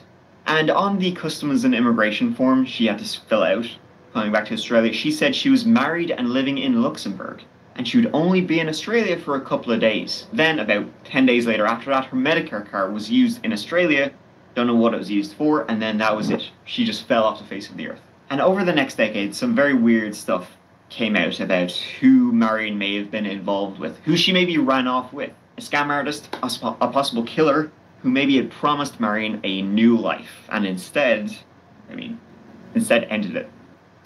If you're living with moderate to severe plaque psoriasis or active psoriatic arthritis, symptoms can In 2013, Sally got a message on Facebook from a stranger. Natalia is alive, but you never see her again. It was not her intention to disappear. She was forced. Sally then, her daughter, who really was leading the investigation into her missing mom, over the few years, she would team up with some internet sleuths and find out a couple of things about maybe who her mom had been in contact with. Marion had changed her name, Florabella Natalia Marion Remical, and they found in a French-Australian newspaper a Lonely Hearts ad. It was from a man named F.N. Remical, looking for a wife. Tracing that name and the number attached, it led to a Frederick Remical, also known as Frederick de Hedaveri, and when confronted by Sally, did he have anything to do with her mom's disappearance? He denied it, but he did say that he knew a man named Rick Bloom, who in the 80s had stolen his identity, had stolen Frederick Remical's identity, and had been using his name. So Rick Bloom was using these very strange aliases, including Mr. Remical. Rick Bloom also changed his name legally 11 times and was known to use over 50 different aliases. He would later admit to, yes, having had an affair with Marion, having placed that ad, which is the only Remical link they could find. I mean, that was what everybody was questioning. Why did she change her surname to Remical? This is the only Remical they would find. He'd say, yeah, I placed that ad. He would speak French, one of the main languages spoken in Luxembourg. So it seemed like, well, maybe had she gone to meet him, had he promised her a new life, and more started to come out, because it would find that there'd be a startling number of coincidences between Marion's travels that we know of and Rick Bloom's travels, because he left Australia in June of 1997 under a different name. A week later, Marion did. Then he returned to Australia late July 1997. 2 days later, Marion did. He opened a new bank account. £80,000 was transferred from Marion's to a mysterious bank account. Then, just after that money was transferred, he closed this mysterious bank account. 3 women would come forward, saying he had met them via Lonely Hearts adverts. They met Rick, he offered them an exciting life, he said he was a rich European businessman, tried to get them to sell everything, would get angry if they refused, and ultimately took from them tens of thousands of dollar dues. He would take these women on trips across Europe to places like Royal Tunbridge Wells, where he once lived. You can see where this is likely going. Rick Bloom has denied murdering Marion Barter. An inquest into Marion's disappearance ultimately concluded in 2024 that Marion was no longer alive. That Rick Bloom does know more, but no charges against him were recommended. Sally Layden had the support of dozens of loved ones as a coroner today confirmed what she's known all along. Coroner's just told me officially my mum's deceased.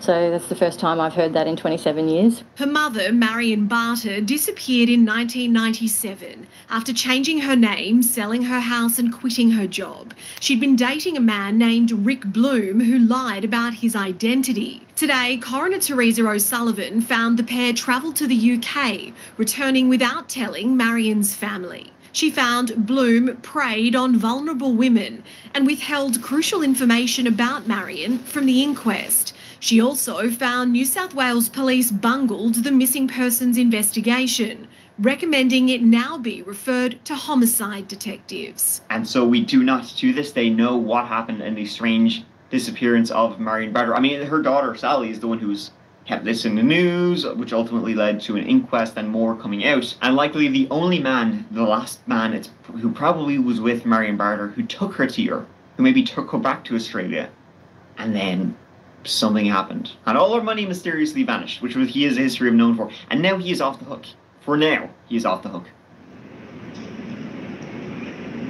This next story takes us deep into beautiful New England, close to the Canadian border, if you can believe that. Because in the small town of Montgomery, there's a place called the Black Lantern Inn, sort of a B&B/restaurant featuring all locally sourced produce.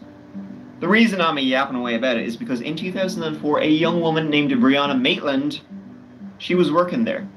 She would disappear under very creepy circumstances. Brianna had spent her entire life in Vermont. She was born to a guy named Bruce and a woman named Kelly. She grew up on a farm in a place called East Franklin, growing up with her older brother. Brianna was smart, she was funny, she was trained in jiu-jitsu, so you know, don't mess with the big B. As she grew older now, Brianna decided to move out of home at a very early age. She just wanted to be alone. She was an independent spirit, and her parents would say, doesn't believe there was any, they would say there was no stressors at home which would want her to leave early. She just wanted to be by herself. She wanted to be closer to her friends. She would, in fact, transfer high schools to be closer to her friends. Brianna, she would move to a few different places before settling down and moving in with a friend named Jillian, and she began working when she was 17 years of age at the Black Lantern Inn, and she was attending nearby Enosburg High School. Now, this entire area is pretty wild and rural. The town she attended school in, Enosburg Falls, 1,300 people lived there. The town she worked in, Montgomery, 1,200 people. A lot of the places around here would be for hunters, farmers, and leaf peepers during the fall. Brianna, though, away from her parents, started partying a lot. Maybe a bit too much. Maybe hanging out with bad people a little too much. Maybe doing a little bit of drugs too much. In fact, this all then would lead to an incident. We're going to senior prom. Date with Joe. I'm excited. Meet me at the happiest. In February 2004, when Brianna was at a party, hanging out, having a good time with a load of friends. At that party, she would be attacked by another girl, a woman named these are like late teens. Her name was Keely Lacrosse. See, at the party, Brianna, who had been there with her boyfriend, Brianna was somebody who always kind of wanted to be liked, wanted a bit of attention, and so at that party, it's believed she flirted with a guy. She had no intention of taking it further, just, everybody loves a bit of attention. But the guy she flirted with, well, Keely was his girlfriend. Keely was not too happy about that. She just wouldn't have it, right? So, well, she kind of lashed at Brianna, and Brianna says, whoa, Audi 5000. She left the party, goes to sit in her boyfriend's truck, waiting for him to take her home. Keely got out there before Brianna's boyfriend did. Brianna winds down the window. Keely lashes at her and starts beating 7 shades of shite at her, punching her through the window. She gives her black eyes, a broken nose, concussions. Brianna has to go to hospital and would reluctantly file a police report. Now, reluctantly, because as I said, Brianna kind of wanted to be she didn't want to, upset anybody, do anything like that. And that's also believed to be one of the reasons why Brianna didn't, she was trained in jiu-jitsu. She could defend the hell out of herself. She didn't fight back because, well, she wanted to be didn't want to upset people, and probably knew that if she did jiu-jitsu on her, Keely might end up even worse than with a couple of black eyes, broken nose, and concussion. Although it's also what's the point in learning jiu-jitsu then? And so it was Friday, March 19th, 2004, about 3 weeks after that party, that Brianna vanished. That day, she had been shopping with her mother in a town called St. Albans in the area. And then something weird happened while her mom and Brianna were shopping. They'd been in the checkout line, after grabbing a few bits and bobs. And while they were in the checkout line, Brianna looked outside, to the car park at the window. And she's seen something. She says to her mom, Kelly, I'll meet you outside. Kelly then pays for the items, goes and meets Brianna in the car park. And she said Brianna was very upset. Something had happened. She was very agitated. And, her mom didn't really want to ask too much about it, but I don't know what she'd seen out there or who she had met out there more likely, but it wasn't good. Then that evening, Brianna's off to work. Black Lantern in time. She'd work in the restaurant, doing bits and bobs and all that sort of thing. She finishes up her shift at around 11:20 p.m. She gets into her car to go drive home. She had work early the next day. Go drive home to, she was staying with her friend Jillian, though she never made it home. Now, what followed was the weekend. This was Friday night when Brianna was leaving work, and Jillian, not seeing her over the next couple of days, assumed Brianna was staying with her boyfriend. But as time goes on and the next week begins, she's thinking, okay, what's going on here? She calls Brianna's parents. Have you seen her? Heard from her? They had not.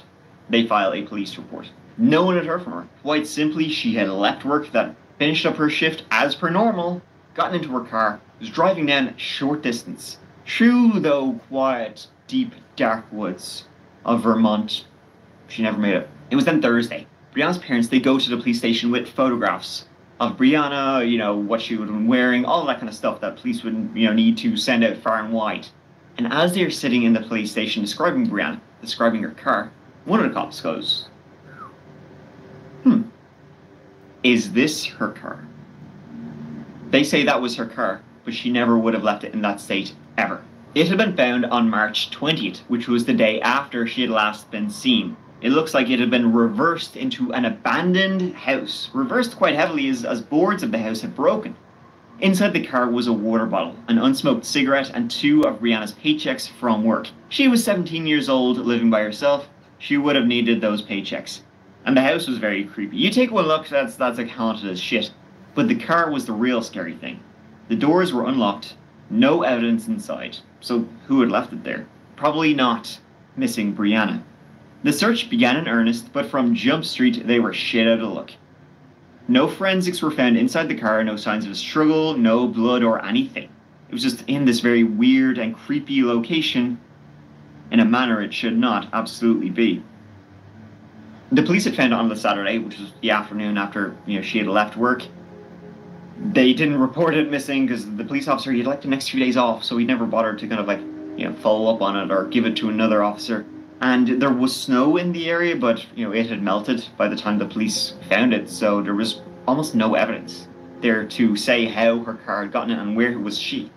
There was witnesses, though, who had been in the area that night. One witness said he was driving past that abandoned, the old Dutch burn house is what they called it. He would say he was driving by between 11:30 p.m. and 12:30 a.m. and he'd seen the car there with the headlights on. Now, Brianna had left work at 11:20 p.m., so it's likely, if his timing is correct, something happened like that as soon as Brianna would have left work. Her car ends up here and she ends up nowhere. Another driver driving at the same time would say he saw the car also there, but the turn signals were flashing. The car was seen by a couple other people the following morning until the police eventually found it. So Brianna had been driving home. Maybe she had been planning on meeting somebody on the way, but that seemed unlikely as she said she was due for work early the following morning, so she just wanted to get home and go to bed. So it's unlikely she was going to meet somebody. Had she been driving a hitchhiker? Or somebody else had followed her? Somehow got her to pull over. Brianna was trained in jiu-jitsu, so the guy who, presumably the guy, or people who overpowered her must have done so, you know, knowing that she was trained in jiu-jitsu, and then who knows what happened to her, abducted her. And no evidence in the car of a struggle or of blood.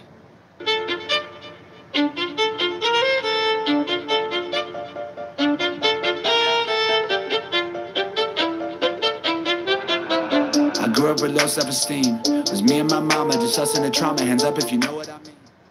You got just what I love me before I catch that midnight train. Just what I... Hoping to find new clues, rescue teams from the state police resumed their search for Brianna Maitland, a Franklin County teenager who vanished on a cold night in March of 2004. They combed cornfields in the town of Montgomery, where her car was found backed into the side of an abandoned house the morning after her disappearance. Police believe Maitland was the victim of foul play. When we conduct these searches, we're always hopeful that we're going to find evidence, and evidence that will help us answer any questions that we have unanswered, which in this case are many. Police combed the area and found nothing around her car. The FBI would process the scene and say foul play was likely. The uncashed checks left behind made it seem very unlikely that she had ran away. A week after she disappeared, state police received an anonymous tip saying she was being held in a house by drug dealers. This house was raided. The 2 drug dealers were known acquaintances of Brianna's, but she wasn't there. No evidence she was there was found. And a number of claims would come up against these 2 drug-dealing lads who lived in the area that, as I said, were known acquaintances of Brianna's. One was that she owed them money for drugs, so they had a grudge against her. So they abducted her, they cut her up, and they left her deep in a bottom of a lake or something. Or other people would claim that she had been tied to a tree and left in the deep dark woods of northern Vermont, where she would never be found. But what happened earlier on that day at the store that left her, so upset? Over the years, tips came and went. A woman in a casino in Atlantic City was said to greatly resemble her. She has never been identified. Police thought that maybe serial killer Israel Keys could be responsible. He had been in this area before, Or is it linked to Maura Murray, another unsolved disappearance which occurred around the same time, less than 100 miles away? The most recent news about the strange and baffling disappearance of Brianna Maitland came in 2022, if you can believe that, when police said they found DNA on an item of interest that was found within the car. They traced who this DNA belonged to. They said this person was cooperating with the investigation, and that's sort of it. The 11 individuals that we compared the DNA to were people that were persons of interest. That's how we identified them throughout the investigation in the course of the last 18 years. It was DNA that we had collected in the course of investigation. That person at this time is not considered a suspect in the case. Vermont State Police say because of the ongoing nature of the investigation, they are unable to provide any further details. They have not released anything else. The only clue behind Brianna's car being found in a very weird position just makes this case more baffling than many missing persons cases. The city of Gallup lies in western New Mexico, and it's surrounded by all of these reservations. It's called, the town is actually nicknamed the Heart of Indian Country. When you're thinking of western, like old 50s cowboy movie, you're probably thinking of a place like Gallup, or at least the surrounding, countryside. It's not only known for its frontier spirit or the amount of Native Americans who live here, but also for the countless movies that were filmed right here. These days, about 20,000 folk call it home, but we ain't going. We ain't going to these days, baby doll. We're going to the mid-80s, when a young girl named Antoinette Cayedito, she lived there. Antoinette Cayedito was nicknamed Squirrel, and she was the eldest of 3 daughters to a woman named Penny, a single mom. Antoinette was born in 1976, making her 9 years old when our story takes place, the spring of 1986. She was known as very affectionate, caring, loved music, Michael Jackson, very important to her. She loved her Bible studies, but she was also known as just very, wise beyond her years. She was only 9 years old, but she would be, motherly to her 2 younger sisters. She helped out her mom Penny a lot, looking after them as they grew. After their dad left, Antoinette became a second mother to young Wendy and young Sadie. She would go far. That's what everyone would say about her. She would go far. She had it all. Unfortunately, she never got far at all. See, the disappearance of Antoinette Cayedito, I would say this is like kind of every parent's worst nightmare, but I think, you don't have to be a parent to see how horrifying this was. And it all began on the evening of April 5th, 1986. That Saturday evening, Penny had gone out to a local bar, a few scoops with some of her friends, and she left Antoinette, Wendy, and Sadie back home, but they were in, the company of a babysitter. Now, 33-year-old Penny would often pop out with friends, for beers down local pubs and the bars and whatnot, but, she'd always leave her kids with a responsible adult, so nothing strange so far. Penny arrived home at about midnight, and she sent the babysitter off herself. But then it seems like she stayed up for quite a number of hours with her 3 daughters. It seems like Penny and Antoinette, they stayed up just talking, while the 2 younger kids, they headed off. They slipped off to bed. Then Penny said she herself went to bed at around 3 a.m. Young Antoinette likely heading off to bed herself, when there came a knock at the door. The following morning, around 7 a.m., Penny gets up, right? Bleary-eyed, goes to start rousing her kids. She goes into Sadie's room, wakes her gently. Goes into Wendy's room, wakes her too. Then she goes into Antoinette's room, and Antoinette is not there. Goes looking around the house. She cannot find Antoinette at all inside the home. She goes to the front door, which she was sure she locked when she sent the babysitter home. The door was unlocked now. She goes neighbor to neighbor. Anybody seen her? Nobody has seen her. She calls the Gallup police to report her 9-year-old daughter is missing. Unfortunately, however, the full search didn't begin until the following day, which was Monday. And by this stage, any signs of Antoinette would be long gone. She had vanished into the night. Inside the home where she had vanished from, nothing was missing. She hadn't taken anything with her, and there were no signs of a disturbance. It being clear from the get-go they were dealing with an abduction. Some people did come forward with some information from the night. There was a guy from the bar who said he had been at the bar, drinking with Penny. They'd gotten into some kind of argument. He said that around 3 a.m., 3:30 a.m., he had knocked on the door to, talk to Penny to apologize to her.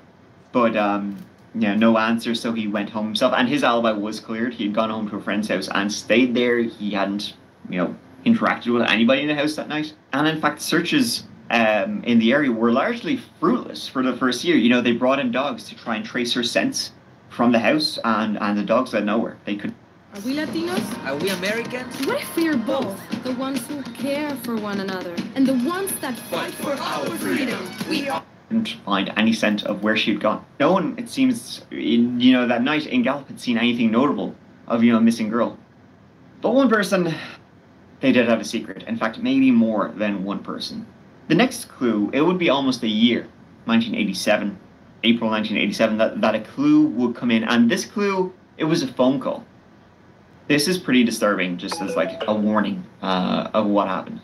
On April 12th, 1987, so almost exactly a year after Antoinette Cayetito disappeared, the Gallup Police Department got a phone call from a child identifying herself as Antoinette Cayetito. The call only lasted a few seconds, and it ends with her screaming as the phone is taken away from her. As a warning, some of you might want to close your ears for the call. Police Department. Hello. I'm Antoinette Cayetito. Okay, whereabouts in Albuquerque? Who said it could use a help? Hello? Antoinette, where are you? Antoinette? So the call did not last long enough to be traced. It was only about 20-odd seconds, and she claimed she was in Albuquerque, New Mexico. So the police, they went to Albuquerque, but, I mean, it's a big city. They had already put up missing posters, flyers of her there. Didn't unveil anything new, and as I said, they couldn't trace the call. It wasn't really helpful at all. But there's a couple of things interesting about that call that I just want to point out for you. Antoinette Cayetito, if that was her, because some people said it's a hoax, it's not her, whatever. But let's say it was her. She says she's in Albuquerque, and so likely what would you dial if you tried to get help? You would dial 911.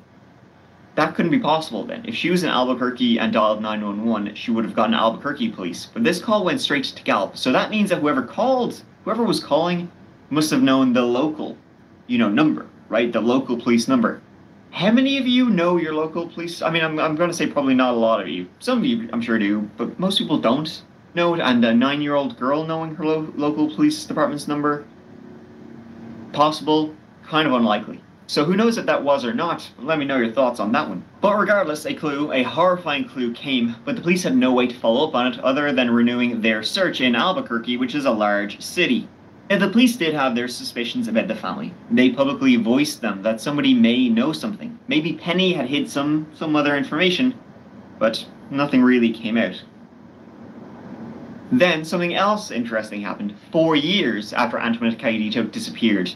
When Antoinette's father, a guy named Larry Estrada, his sister disappeared. Luisa. She was a mentally challenged young woman, and she'd been going for a walk in the park, and then she vanished. She was 25 years old. She vanished. She'd be found a month later in Mexico, in Juarez. She had been abducted and taken there, and who knows what happened to her, but at least she was found safe. So people began to think this guy's daughter disappears, and then his sister disappears. She was found in Mexico. Was Antoinette Cayetito taken to Mexico? Over the years, witnesses would come forward, saying they believed they had seen her in various different places. One woman, a truck drove by. She heard screaming coming from the truck, a child shouting, "Help me, help me." But that was one possible sighting. So, but I mean, that's one of those ones where it's like either it's Antoinette Cayetito or it's not. Either way, it's horrifying. Another story was even more disturbing. Was a waitress was serving this young girl who matched Antoinette's description, and she was with this older couple, this unkempt couple, the waitress would describe them as, and this young girl kept knocking cutlery off the table in the diner, and so the waitress would come and pick it up. Every time she did, this young girl would squeeze the waitress's hand. Then, when they left, waitress was cleaning up their table, she finds a note saying, "Help me, call the police." But by this stage, she called the police. They were gone. The waitress didn't cop it while they were there because the diner was just incredibly busy. But that's, again, whether that was Antoinette or not. It's disturbing. But one of the biggest clues would only come out 5 years after Antoinette Cayetito disappeared, and it would be Wendy who had been holding this secret the entire time. Now, Wendy was only 5 years old the night of. When she was 10, she told a story to the FBI that there was a second knock on the door that night, and that she had seen Antoinette being abducted. She said, once again around 3 a.m., somebody had knocked on the door. Antoinette had gone up to the door. A man had spoken through the door. Antoinette opened it. There was these two men there. They grabbed her reefed her out of the home and threw her into this brown van while Antoinette was screaming. This brown van then sped off. And in fact, another witness had said they had seen a brown van in the area that day. Why Wendy never mentioned this for 5 years. Why she never mentioned this, we don't know. She was only 5 years old at the time.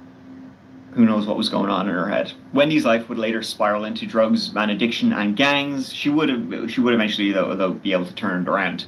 But I'm guessing her not saying this for quite a long time affected her greatly. The searches went on. They continue to this day, and they've all come up fruitless. Police have always suspected Penny of either hiding information, maybe even allowing her daughter to be taken, to be trafficked.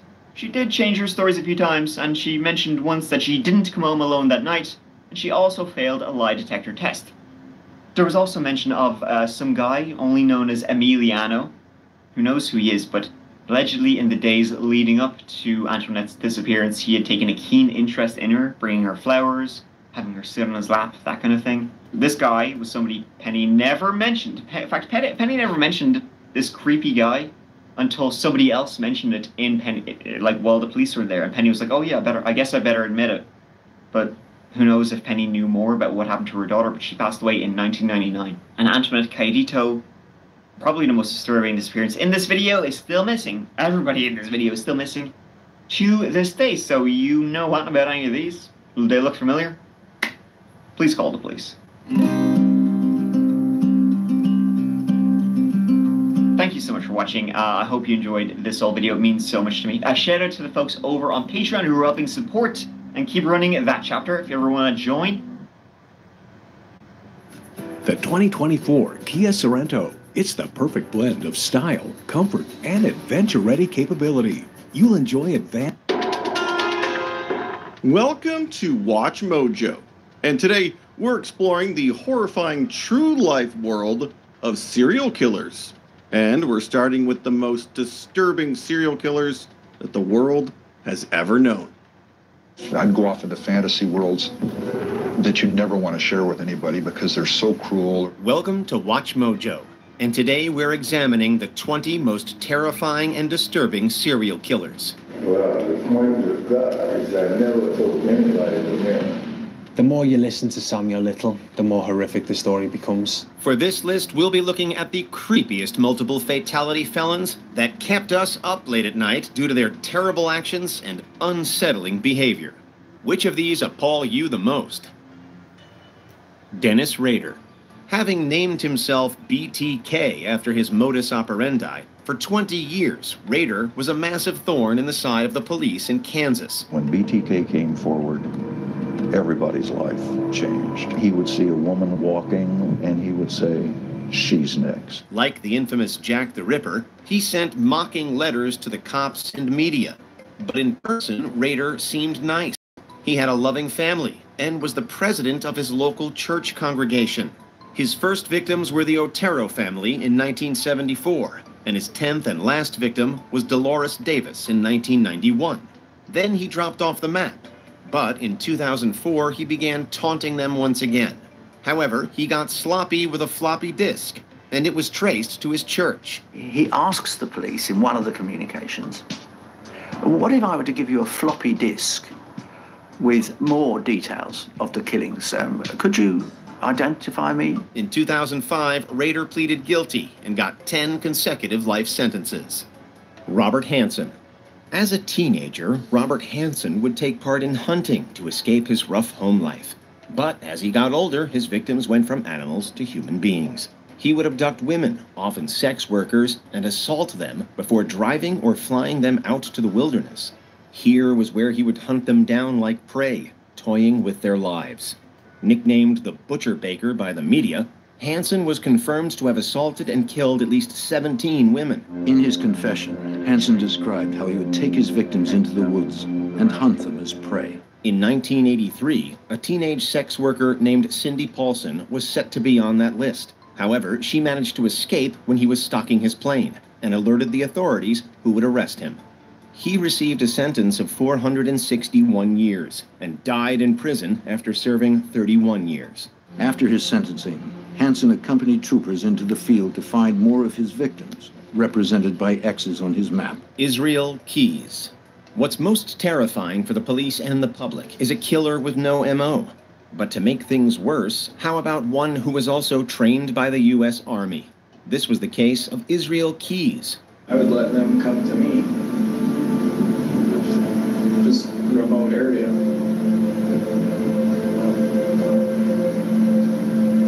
Come go to a remote area that's not anywhere near where you live, that other people go to as well. Across the country, Keys had set up kill kits, which gave him access to equipment wherever he decided to attack someone.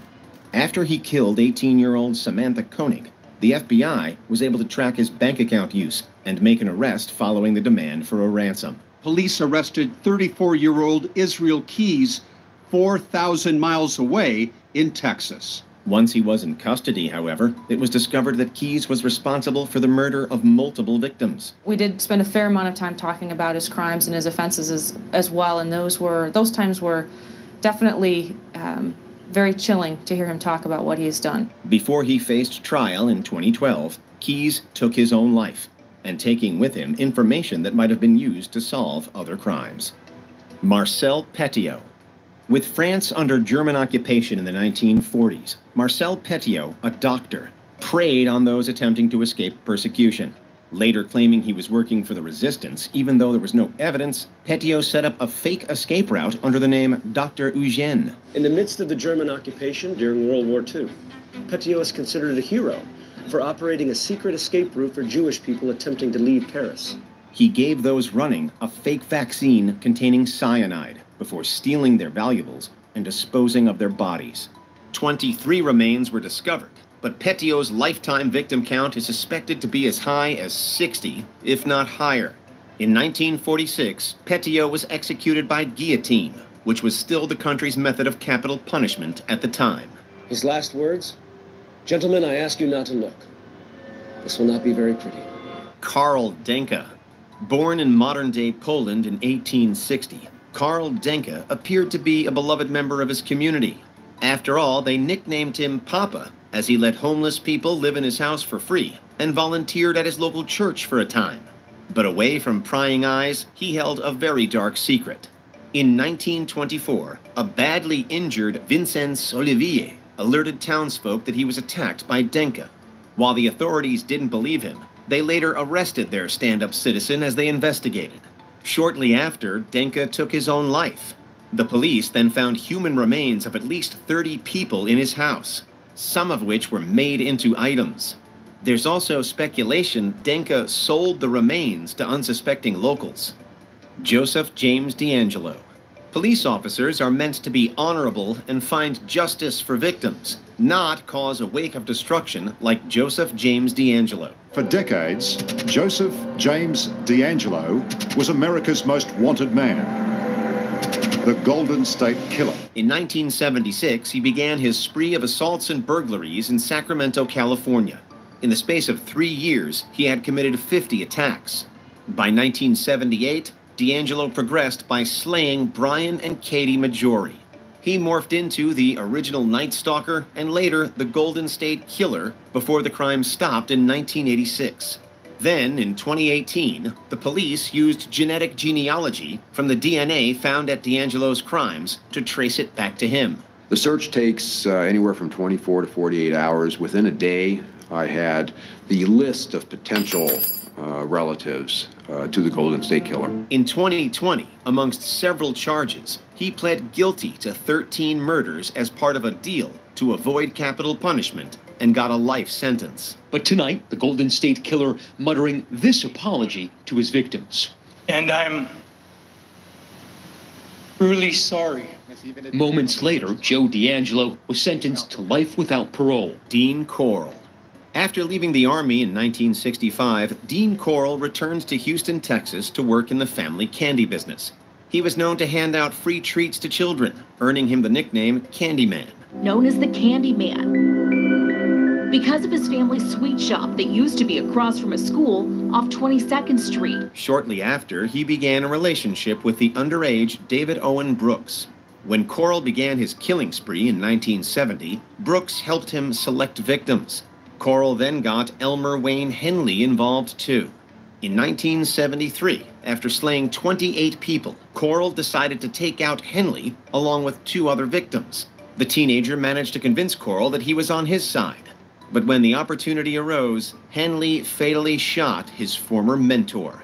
Both Brooks and Henley received multiple life sentences. David Parker Ray.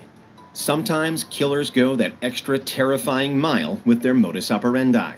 David Parker Ray modified a trailer that would be labeled his toy box.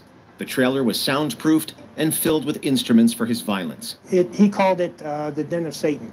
He would abduct women, abuse them for months in the trailer, and presumably eventually end their lives, sometimes with accomplices, one of them being his girlfriend, Cynthia Hendy. In 1999, a woman managed to escape the toy box after 3 days and get help from a neighbor. That's what I went through. And these families deserve to have these people to know what happened. The police immediately arrested Ray and Hendy.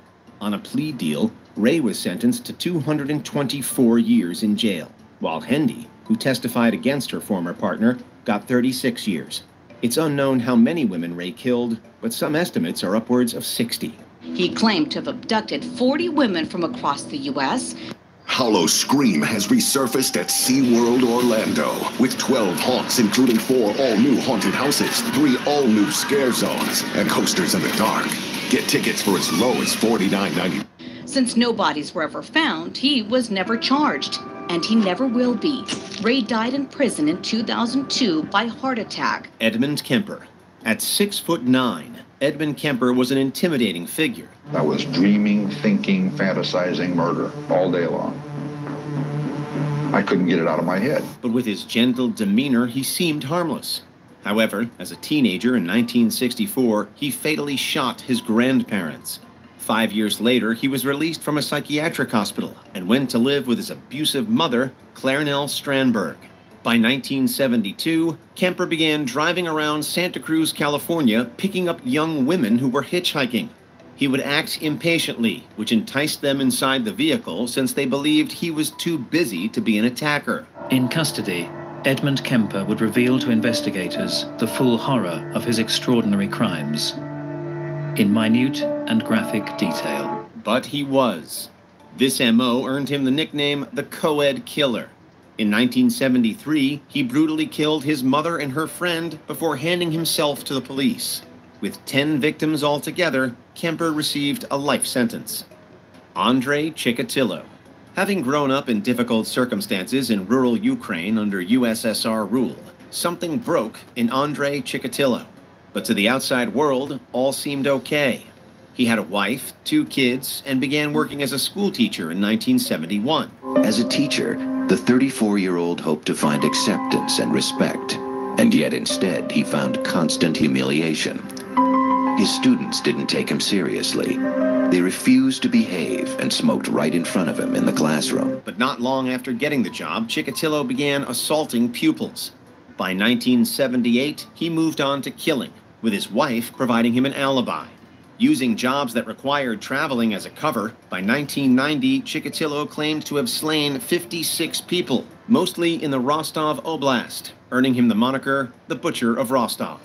After being arrested and later confessing to his tirade of crimes, Chikatilo was held in a cage in court. He probably, in some respects, wanted to be caught. I can't imagine somebody doing that for all those many years and not realizing that he was living in a hell of his own creation. He was found guilty and executed in 1994.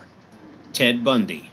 In the 1970s, many women came to the aid of a man, often appearing injured, who needed help in one form or another. With his good looks and charisma, this mystery guy seemed genuine. Instead, he was one of the most infamous killers in history as he forced his victims into his car. The chances he took, it's not just that he went out and committed murder, but he seemed impervious to fear.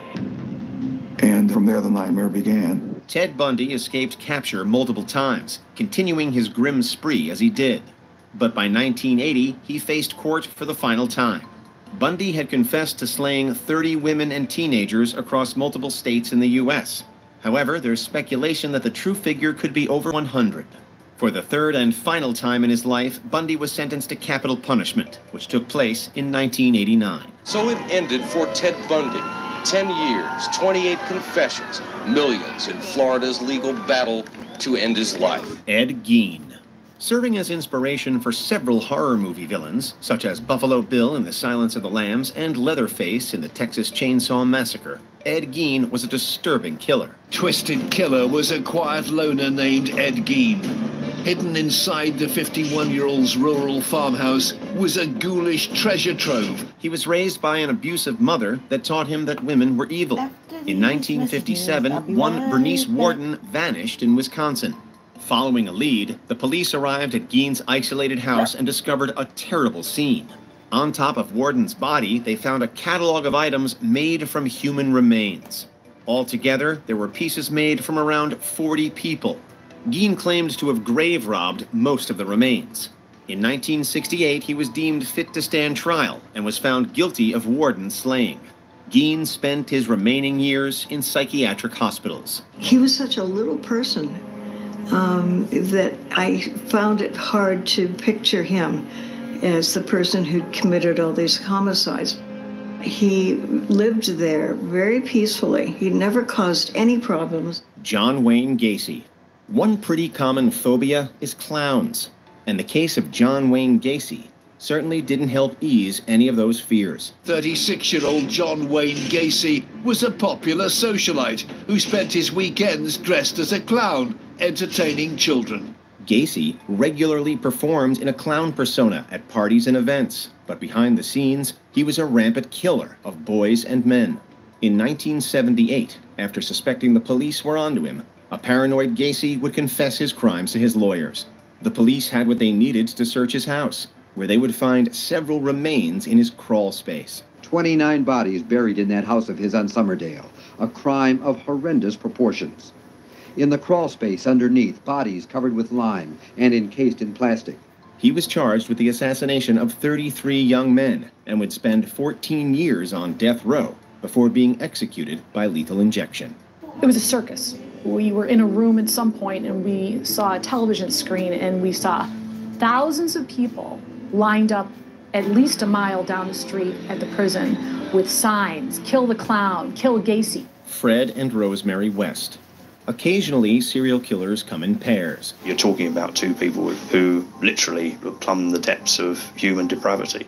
While Fred had murdered in the past before meeting Rosemary Letts, Rose's first victim was purportedly Fred's stepdaughter. The two then went on a rampage, assaulting and killing 9 other people together, including West's first wife, Catherine Costello, and their daughter, Heather West. Many of the bodies were buried on their properties. Even though they were not alive, he wants access. He wants to feel that he can actually be part of this area, and they are part of this area. This is his private graveyard. Big Apple Academy, where excellence becomes tradition.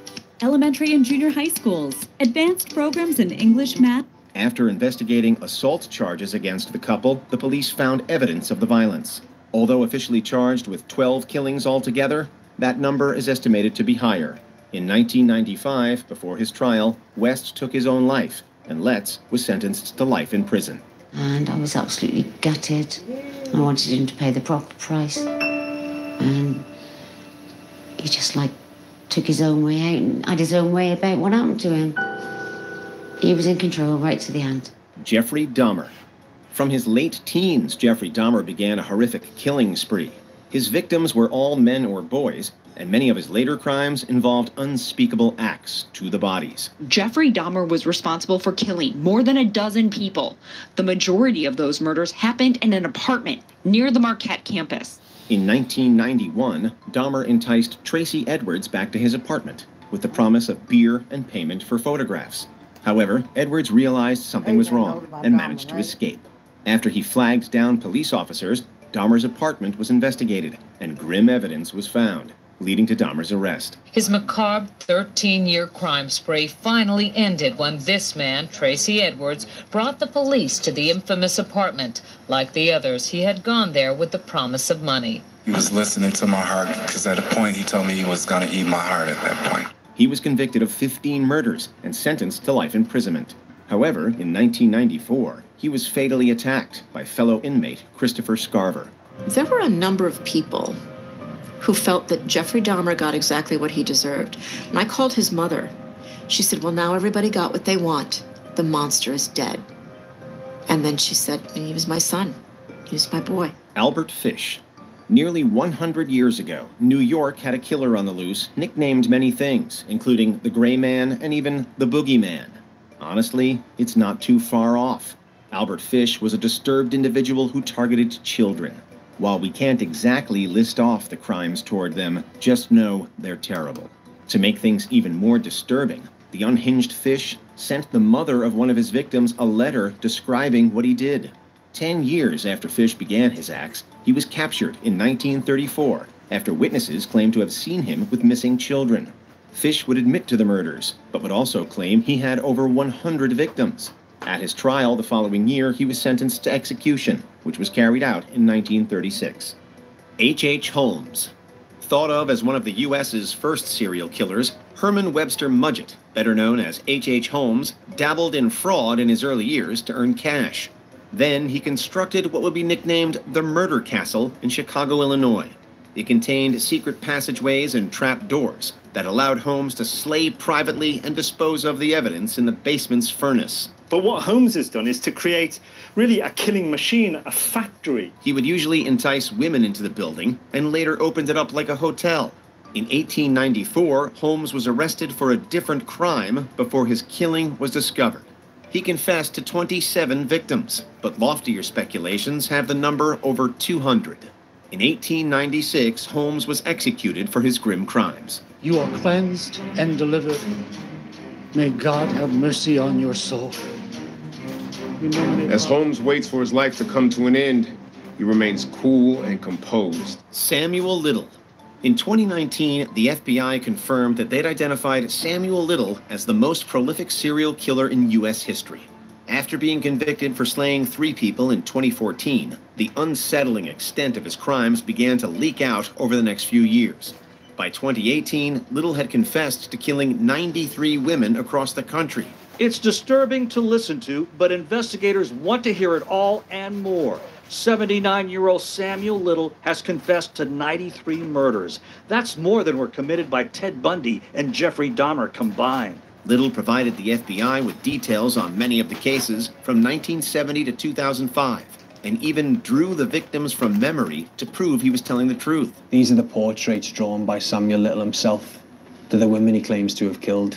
They're so accurate that family members have recognized lost loved ones from them. Before he passed away in 2020, more than 60 of Little's confessions across at least 14 states had been confirmed by the authorities. Harold Shipman. Doctors are meant to be people we all trust. This makes the case of Harold Shipman especially chilling.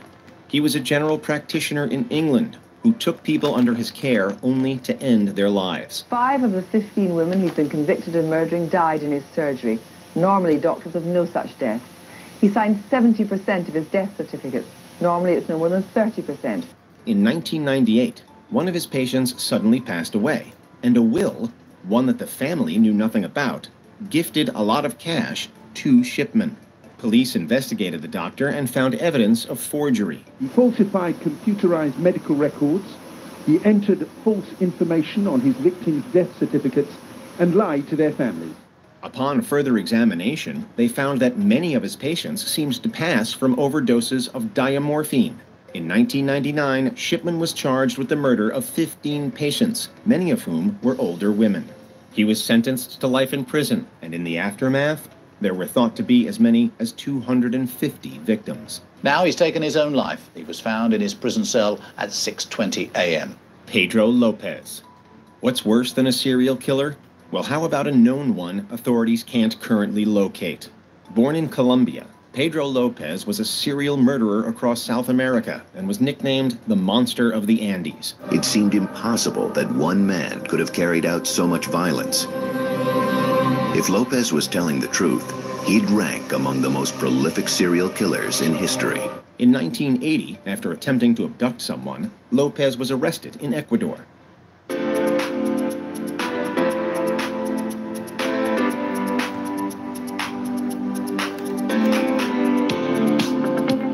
He was soon charged with 110 homicides. However, Lopez reportedly confessed that his victims could total more than 300. Lopez, it seemed, hoped to gain a twisted kind of immortality. In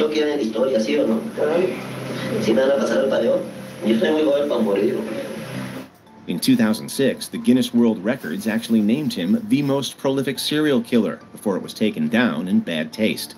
Unfortunately, Lopez was released for good behavior in 1998 and was declared sane. But as of 2002, after being linked to another murder, his whereabouts are unknown. He went back into the countryside he knew so well, to the killing ground where he had found so many victims. That was the last time anyone reported seeing Pedro Alonso Lopez. Our next list will be highlighting some notorious European predators who terrorized the lives of so many people. They had not dealt with anyone of his caliber before. Welcome to Watch Mojo. And today we're counting down our picks for the top 10 most notorious European serial killers. I feel absolutely no pity for any of those people I killed. I am a much better person than any of them. For this list, we'll be looking at infamous murderers in European countries. Who do you think is the most notorious? Number 10, Anatoly Onoprienko, aka the Beast of Ukraine. The terrified locals have come to call him the Terminator. Though most widely known as the Beast of Ukraine, Onoprienko was also called the Terminator and Citizen O. After his arrest in 1966, he admitted to killing 52, dating back to 1989. This man's from the devil. He was motivated by evil, and that's what drove him. He targeted families, as well as any potential witnesses. Police found a slew of evidence in his home, including weapons and items he stole from his victims. He's gone on record saying he felt no remorse for his crimes. I feel like a cross between a human and a robot. Most of my work was supposed to be done by robots. I consider myself an experimenter, with myself and with other people. While in prison, Onoprienko issued a press release saying that his goal was to achieve a world record for killing. Life has treated me harshly, so I don't think about being punished. I'm a working man. I'm an executioner. And remember, punishment is up to the gods or the devil, and I don't think about it. In 2013, he died of a heart attack at the age of 54. Number 9, Karl Denke, aka the Forgotten Cannibal, the Cannibal of Zambitsa, Prussia. Church organist Karl Denke appeared to be a kind, well-liked, upstanding member of the community. What people didn't know was that he killed at least 42 homeless and/or traveling people over the course of 21 years. As the nickname suggests, he consumed his victims, but he didn't keep the remains all to himself. He owned a food shop selling meats, the ingredients of which we don't want to think about. Denke was finally caught in 1924. However, he took his own life before he could be questioned or convicted. Upon searching his residence, police found many various body parts. Number 8, Henri Désiré Landru, aka the Bluebeard of Gambia, France. This unassuming Parisian swindler seduced and killed women during World War I. Also referred to as France's Lonely Hearts serial killer, he took advantage of wealthy wives left widowed by their husbands dying in the war and placed dating ads in newspapers. Despite being a husband and a father, Landru was romantically involved with almost 300 women.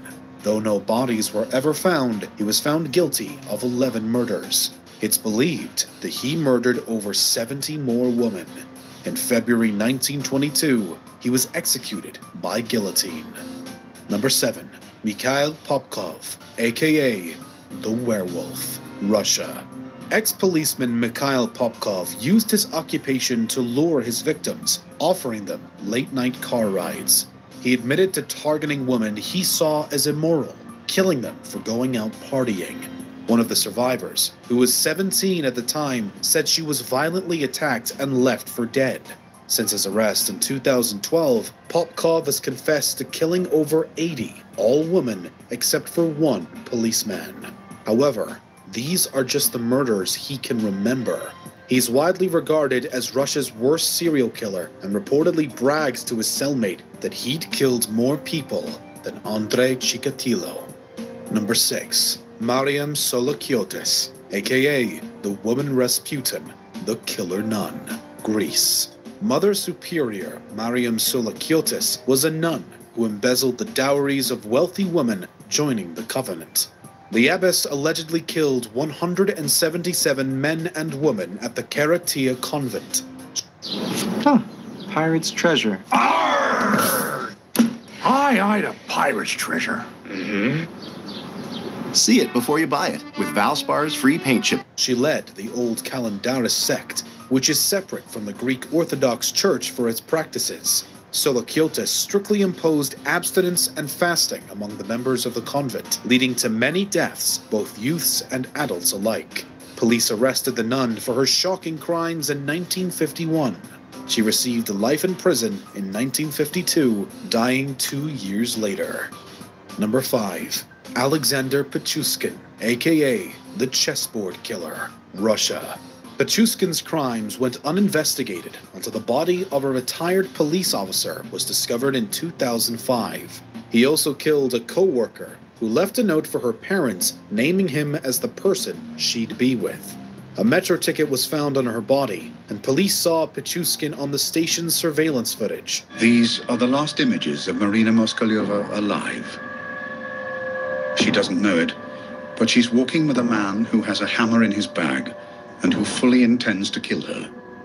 That man is Alexander Pichushkin. Eager for recognition, he made a full confession to the media. After his arrest in June 2006, police found a chessboard with 62 spots filled, leaving 2 spots open. He was also called the Bitsa Park Maniac due to his frequent victims left in Moscow's Bitsevesky, aka Bitsa, Park. Number 4. Niels Hugel, Germany.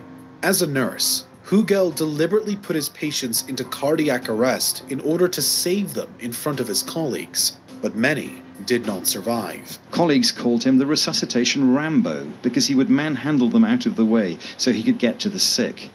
But a high death rate among his patients made colleagues suspicious. Over his 15 years of employment at 2 hospitals in northern Germany, it's suspected that Hugel killed as many as 300 patients, a third of which he confessed to. In 2005, Hugel was finally caught red-handed as he was about to administer an injection to a patient. It was the end of a killing spree, unprecedented in Germany. A nurse who doesn't help sick people, but secretly murders them. In 2018, he was found guilty of 85 of them, while he was already serving a life sentence for 2 he caused by lethal injection.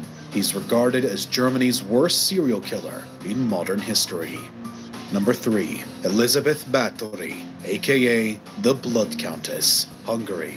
The legendary Countess Elizabeth Báthory de Eched is labeled by the Guinness World Record as the most prolific female serial killer in history. The story goes that she killed virgin females, believing that bathing in their blood made her appear young. Her sadistic reputation was beginning to strike fear into the hearts of all who heard her name. You must imagine these people cowering outside the walls of her castles, never knowing what exactly is going on in there, but knowing at the same time that they are absolutely subject to this person's power, to this person's whim. She's been called a vampire and a cannibal. Though the lore that surrounds her is mostly speculated, we do know that she was essentially put on house arrest until she died. She and several of her servants were found guilty of imprisoning and murdering over 600 females. In this case, the truth is much more horrific than fiction. Number 2. Peter Sutcliffe, aka the Yorkshire Ripper, England. In the late 1970s and early 1980s, Sutcliffe murdered 13 women and attempted to murder 7. It was an investigation with twists and turns and a case that still haunts the British public to this day. For years, women and girls felt that simply leaving their homes at night meant taking their lives in their hands. Since most of victims were sex workers, few were concerned about their deaths, and officials didn't bother investigating. However, the public was outraged when a teen's body was found at a playground in 1977. Due to her age, she was deemed the first innocent, since she didn't leave the scene of the previous victims. All women then felt at risk, and very positively it had been established that the same man was responsible for all these killings, and it had developed by this point into a reign of terror, really. Sutcliffe was dubbed the Yorkshire Ripper because of the similarities between the injuries on his victims and that of Jack the Ripper. Despite being interviewed by police several times, Sutcliffe wasn't caught until 1981. You can imagine how I felt. I was absolutely stunned. I was totally gutted, because I remembered interviewing the man, I remembered my suspicions, my colleagues' suspicions, and what we'd written about him. And I thought, what might have been? I used SketchUp as my primary design visualization software for my business. Before we unveil our top pick, here are a few dishonorable mentions. Harold Shipman, aka Dr. Death, England. Britain's most prolific mass murderer. I think that a significant number of the people that Dr. Shipman killed, he may have killed quite simply because he did not wish to continue caring for them for whatever reason. Michel Fournier, aka Ogre of the Ardennes, France and Belgium, hunted women with his wife. Fournier's crimes are amongst the worst France has ever suffered. He's killed at least 8 young girls and women, but it's likely to be more. Andrei Chikatilo, aka the Butcher of Rostov, Russia, killed over 50 women and minors. Whether you believe that he was the victim of the circumstances under which he was born, or whether you believe he was an evil person who used free will to do what he did and wanted to kill, that evil. The people of Florence are losing patience. They are angry, scared, and frustrated with an investigation that has failed to trap the killer. Number 1, Jack the Ripper, England. Arguably the most infamous serial killer of all time, Jack the Ripper was the elusive perpetrator behind the Whitechapel murders in the late 1800s. The number of victims is still unknown, though 5 were identified, known as the Canonical 5. The murders shocked the Victorian world with their brutality, and the world's most famous serial killer came into being. The unidentified serial killer was believed to have a medical background, given the surgical precision used to remove his victims' organs from their bodies. I am once again reminded that a cunning psychopath armed with surgical knowledge and a razor-sharp scalpel can tear a human life apart in a very short time indeed. Some body parts were taken, and others were left at the crime scenes. But a number of these remains were sent to police, along with taunting letters. As a consequence, the murders are now turned almost into a street pantomime, and 5 sordid East End murders became an international phenomenon, and the unknown miscreant responsible for those murders was elevated to the realm of legend. Theories about his identity continue to circulate to this day. Okay, we're now going to look into the twisted minds of serial killers connected to other serial killers. Arguably the most prolific serial killer the United States has ever seen, outranking even Bundy. Welcome to Watch Mojo, and today we're looking at serial killers who share some sort of surprising connection. The BTK killer was an urban legend for evading authorities during his activities in Kansas between the 1970s and 90s. Finally, in 2005, Dennis Rader was sentenced to life imprisonment for 10 murders. There's no way that I can ever repay him. Among the many who wrote to him afterwards was a writer for Psychology Today, who received a forwarded prison postcard from Dana Sue Gray. The former nurse killed and robbed 3 elderly women before a failed homicide attempt led to her arrest in 1994. All Greco says is, "I think you know what this is about." Dana is then handcuffed and taken to a waiting police car. Though Gray claimed to only have financial motivations for killing, her correspondence with BTK revealed a genuine admiration for a fellow murderer. She's reportedly reached out to other criminals. Disturbingly, Rader just boasted about having a higher body count than Gray. He just evil personified. Edmund Kemper and Herbert Mullen. Investigation interrupted. I'm an American, and I went off the deep end.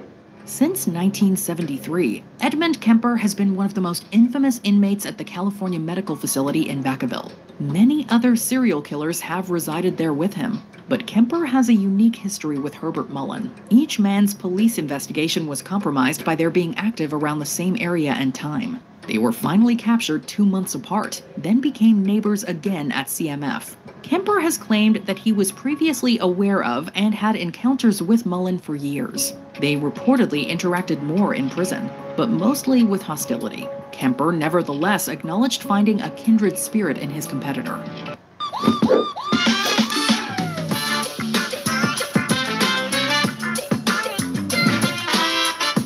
Mullen ultimately died at the California Healthcare Facility in Stockton in 2022. Herbert Mullen died of natural causes. Pedro Rodrigues Filho and Francisco de Assis Pereira.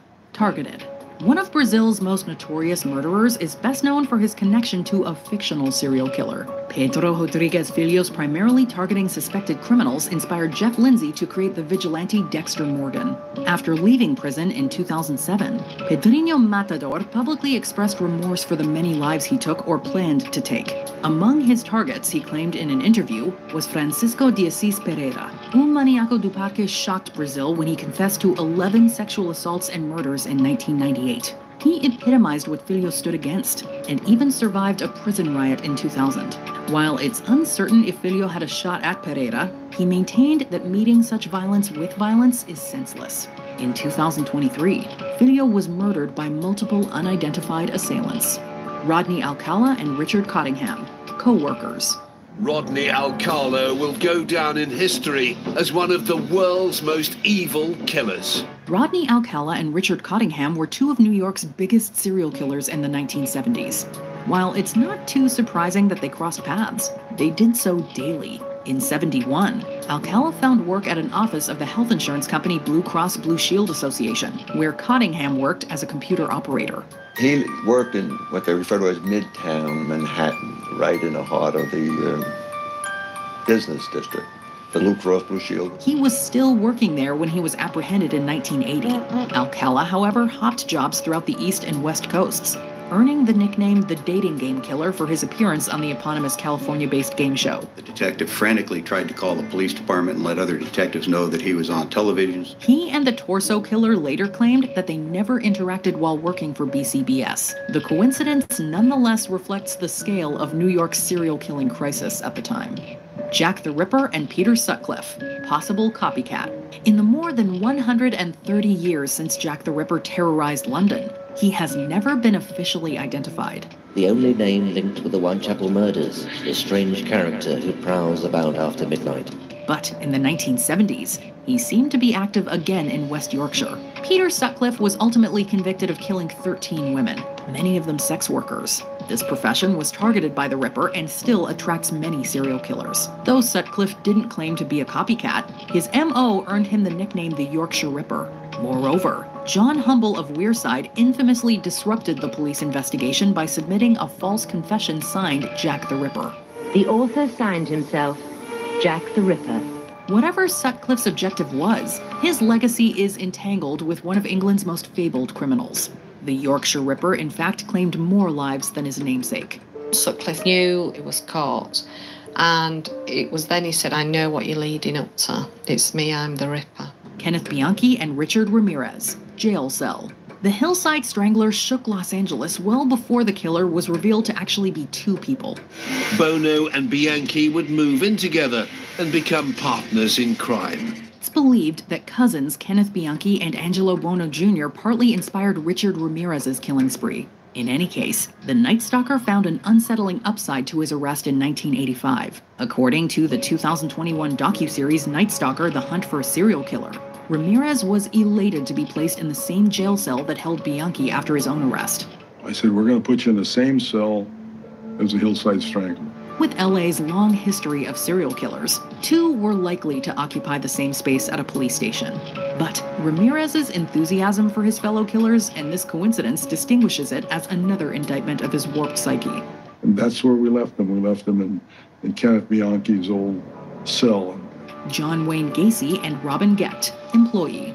Besides his enterprises of Pogo the Clown and sadistic homicide, John Wayne Gacy ran the Chicagoland construction business PDM Contractors. By June 1971, Gacy had saved enough money to start his own contracting company. He called it PDM. Some of his victims worked for him. Years into his prison sentence, Gacy began insisting that most of the 33 murders behind his death penalty were committed by employees. Hell, if you could see my schedule, my work schedule, you know damn well that I was never out there. The only real substance to this far-fetched claim was Robin Gecht. The handyman led his own group, the Ripper Crew, who murdered 18 women in occult rituals during the 1980s. Investigation Discovery found evidence that Gecht did work for Gacy, but none that they collaborated on anything other than contract work. Whatever influence both men might have had on each other, their unspeakable crimes were made worse by their organizational skills. He loved the idea that he could tell people, this is what I want you to do. I'm the boss. The Zodiac Killer and Eddie Seda, copycat. The serial killer known as Zodiac has been mythologized due to his never being captured. But the shocking truth is that Toschi very nearly did capture the Zodiac, as one of his letters reveal.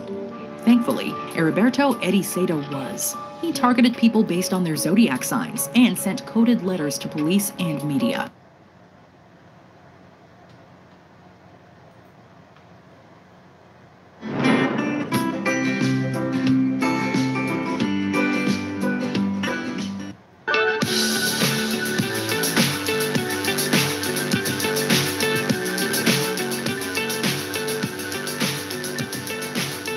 No party like a Diddy party.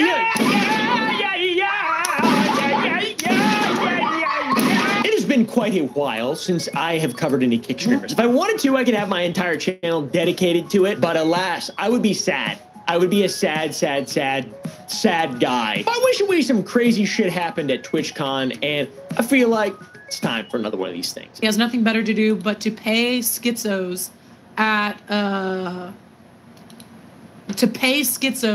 on Kick to harass people. The fuck? Who's doing that? These are freaks. These are some freaks out here. Kick is a bad platform. Kick is bad because the people that are on Kick that are really well known that make the news are pieces of. It's like how people feel about YouTubers from 2016 to 2018 with the pranks and the nonsense. I just feel ashamed. I feel ashamed. I can't believe that we would fuck up like this. We're a little higher brow now, us YouTube folk. You know, it'd be crazy though if you went to sour.gg and buyed some sour strips or some gummies. Okay, we have a new flavor every single week. We get good deals. For example, the 20% about bacon and carry a. Just kidding, don't do that. I don't know. That's bad. I shouldn't say that, but or maybe I should. Yeah, responsibly. Anyways, we checked back in with the fools of Kick recently to see how they're doing, and unsurprisingly, they have not changed in the slightest, and they've gone back to their troglodytic behavior of harassing people in the real world. The fact that Extra Emily had to run away from a Kick streamer because she felt unsafe is insane. Not once, but twice. But this time, it was at TwitchCon 2024.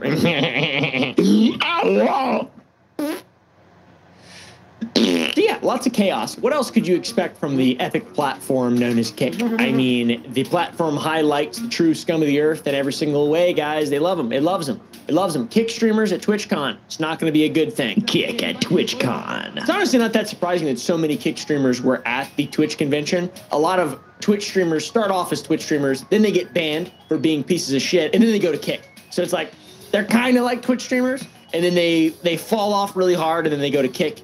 And then they assault people.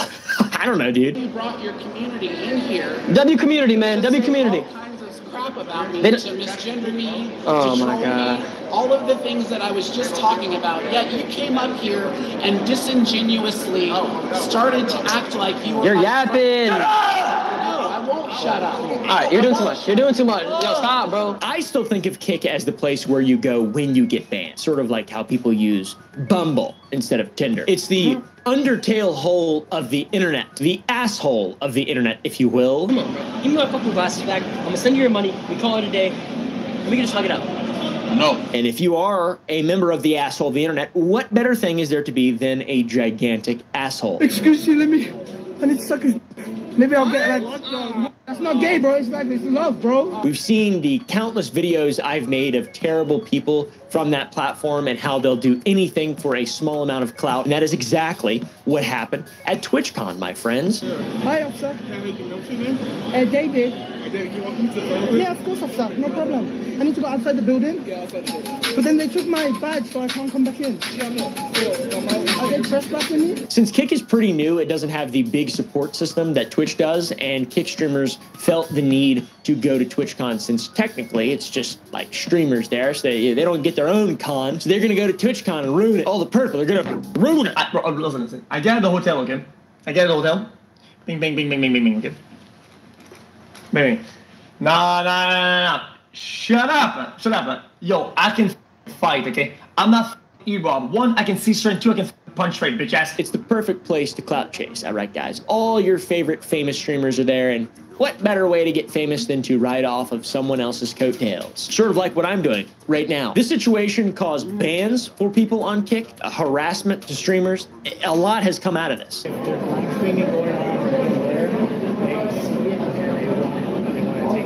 it down. Oh, so we gotta end the stream. You can go ahead and turn it off. Yeah, we gotta end the stream. We will start off first by talking about a fellow that was pushed into a moving train. That's right, a moving train. A Kick streamer by the name of DBR666 was recording outside of TwitchCon when a man came up to him and started harassing him. He then turned and pushed another Kick streamer into a moving train. Oh, chill, bro! The Kick streamer that was pushed was named Shuvy, and thankfully it was only the side of the train and not the front of the train, or this would be a much less funny video. So yeah, that's bad. Still evil. Glad it was the side of the train. Insanely evil. The guy was obviously, he pushed someone at a train. I mean, how's that even... It's got to be some kind of...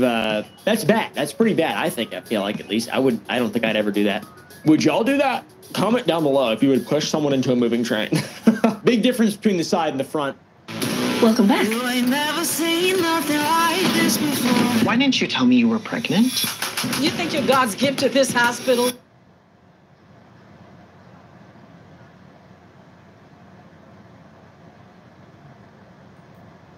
Hey you, and welcome. My name is Mike, and in this old video, it was Halloween night. Because of course there's no other night it could be than Halloween, because that is when monsters struck inside a home. There had been 4 people inside this home, and while the ghouls and the goblins were knocking on their door to no answer, they could never have imagined in their wildest dreams the house of horrors that lay just on the other side. Obviously, you got to know finding dead people doesn't really leave you in the right state of mind. Can do things to you. Yes, ma'am. And then everything that ensued. This was a case that started all the way back in 2015, and it twists and turns for, well, for quite a long time, until right now, actually, if you can believe that, so buckle yourself up. Before we get into it, please subscribe to see new stories from the dark every single week. Now, let's give it a go.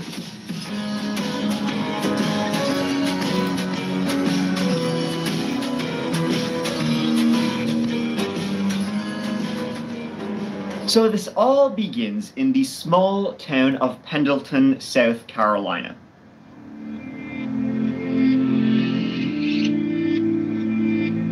A pretty enough place, very small, only a few thousand folk living right in there. It is an old town. In fact, it is on the National Register of Historic Places. So look at you, Pendleton. Way to go. But of course, you know, being an old town, it's probably got a dark history. There's enough time there to have a lot of skeletons and secrets galore. Pendleton lies close to Clemson and not really close to a whole lot else, really. It's mostly home for families who work in the surrounding areas. The town of Pendleton, it sits in Anderson County, South Carolina, and there's actually a surprising number of murders and cold cases coming right from there, and not even touching the main topic of today's video. For example, in November 2012, a barrel was found in a lake in Anderson County. Inside that barrel was a body. That was the body of 37-year-old Andrea Mitchell.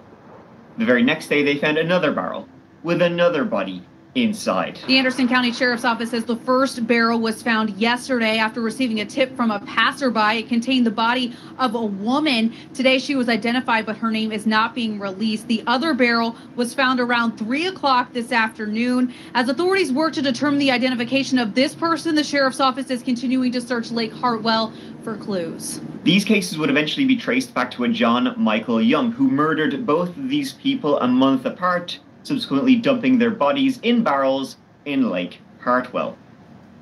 Their murderers were tracked down to a garage filled with chainsaws, knives, saws. Yeah. And as I said, if you look in the Anderson area Crime Stoppers, there's a startling number of cold cases, unsolved murders from this area. All of these people victims of unsolved homicides. The story I'm going to tell you would have been on that list for 8 long years. So, right in the autumn of 2015, skeletons weren't only just in the closet of the Anderson County, Pendleton area. Skeletons were walking down the streets, if you can believe that. It was Halloween night. Kids were going door to door, knocking on them doors, giving out tricks in return for treats. Firecrackers and fireworks were lighting up the night sky. All you could hear was crack, crack, crack, which is probably why nobody ever noticed another type of crack, crack, crack coming from a house on Refuge Road. After that, then, was silence. It was on November 2nd, 2015, that a 30-year-old woman named Amy was walking across the lawn towards that particular house. She had just been chilling over the weekend with her brand new shampoo husband. She had 2 kids from a previous relationship, but they had been away for the weekend. She had a boy and a girl, Savannah and Brady, and her husband's name was Ross. Or, well, his actual name was Ross Moore, because, just when you don't have enough Ross, when you just needed a little bit more, well, as you would, he went by Ross. Ross Velarde and Amy Velarde. Now, Amy Ross and the kids, they lived on the same property. There was 2 trailers. There was the main trailer, referred to as a double wide, in the front, and that's where her parents lived. And then at the back, about 50 yards across the back lawn, was a single wide where Amy, Ross Velarde, and their kids lived. In the main house lived Kathy and Mike Scott. That was Amy's mother and her stepfather. And along with Kathy and Mike lived one of each of their mothers, Violet Taylor, Kathy's mom, and Barbara Scott, Mike's mom. So there was like 4 generations of the family living on this one property. The house was located at 2217 Refuge Road, a 6-minute drive from downtown Big P. But there were plenty of neighbours around, it wasn't terribly remote. There was the primary house where the 4 older folk lived in the front, then the Velardes and Amy's 2 young'uns in the back.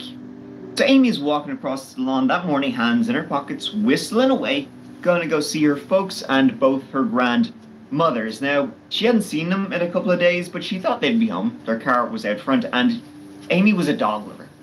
She was all about it. So she hadn't seen the dogs out either for a while, so just want to go check and maybe let them out, making sure they're, doing their business, going for walks, all of that. That +3 autumn day, she walked over to the door, she turned the key, opened it up, and inside was complete silence. As I said, there was 4 people who lived here. She assumed they would be home as their cars were out front, but it was just completely dead inside. And it was completely dead inside. It was a small home, but each step was as heavy as an anvil as she walked into the main living room from the back patio. And what she saw, she just stopped immediately and saw pure carnage inside this double-wide trailer. She ran back to the trailer where she lived, telling Mike, just stay inside, keep the kids inside, don't let them, near the windows. And she dialed 911.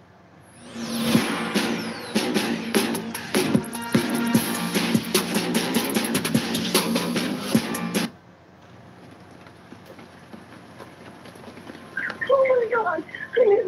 I need somebody out here. What's going on? Oh God!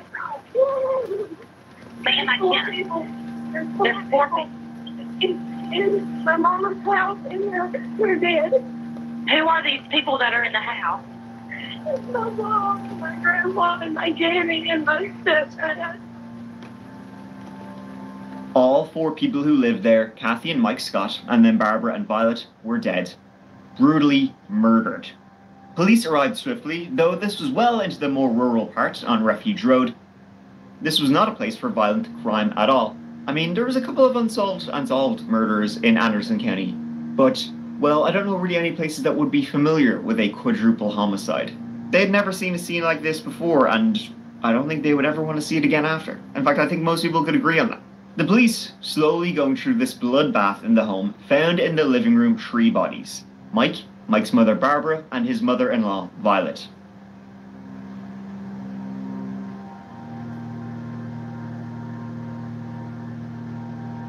Then in the bedroom lay Violet's daughter, Kathy.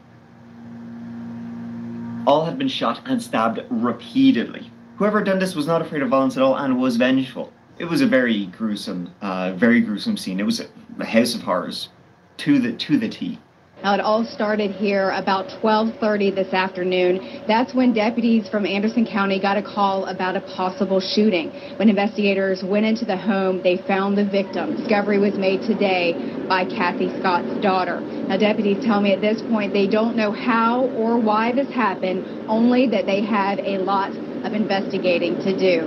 Now, we are continuing to follow this story, and we have team coverage out here on the scene as family members and friends and neighbors are gathering, trying to come to grips with this tragedy.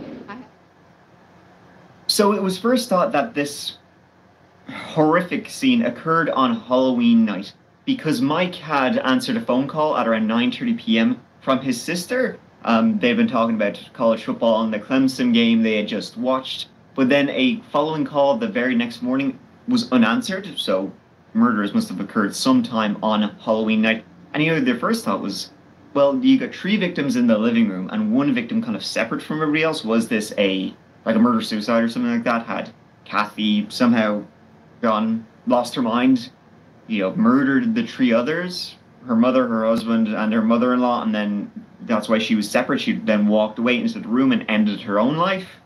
But no gun was found. No gun was found with Kathy, so that would lead you to believe then, well, where would it be? The forensics then, who swiftly came in, they were given a lash. They then actually uncovered something pretty interesting and also even more horrifying. Although all 4 victims had been shot repeatedly and stabbed repeatedly, it wasn't the gunshot that killed any of them. The 3 victims in the living room, they had all been shot post-mortem. They had all been shot twice in the head, but it had been the knives that had ended their lives. Kathy had been shot before she died, they could tell by the blood and stuff like that, but the shot wasn't what killed her. It was actually a stab wound in the chest that killed her. So shooting 3 people twice in the head after they're dead, that's overkill of overkill. And all 4 had their throats, quote, filleted all the way open. This is hell. We talk a lot about true crime and murder scenes on that chapter, and I genuinely think after looking at the pictures of this one, it might be one of the worst ones I've ever seen. Now, the victims, right? You got Violet and you got Barbara, right? These lovely old grandmothers, 82 and 80 respectively. Who would want to hurt them? I mean, unless they were those type of mean old ladies, but I don't think they were, and they were never described as that. They were described as these really, your stereotypical grandmother. Soft-spoken, kind of quiet, very, very sweet, would get startled at anything. You come behind her, you put your hand on her shoulder, they'll jump out of her skin. They were both found on the floor wearing their pajamas, again, lending credence to the time of the attack. Mike, 58, he worked for the Department of Transportation. Kathy, 60, a homemaker. Mike and Kathy had been junior high school sweethearts in Pendleton.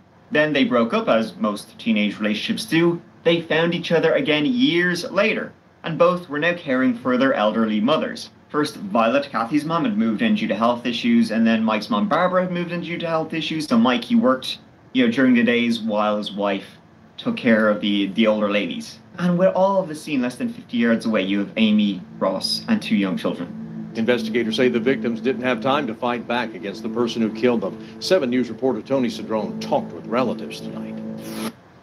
Do you need to get rid of bulky, unwanted items like old furniture, a used grill, or even a... I keep feeling like I should be waking up from a dream.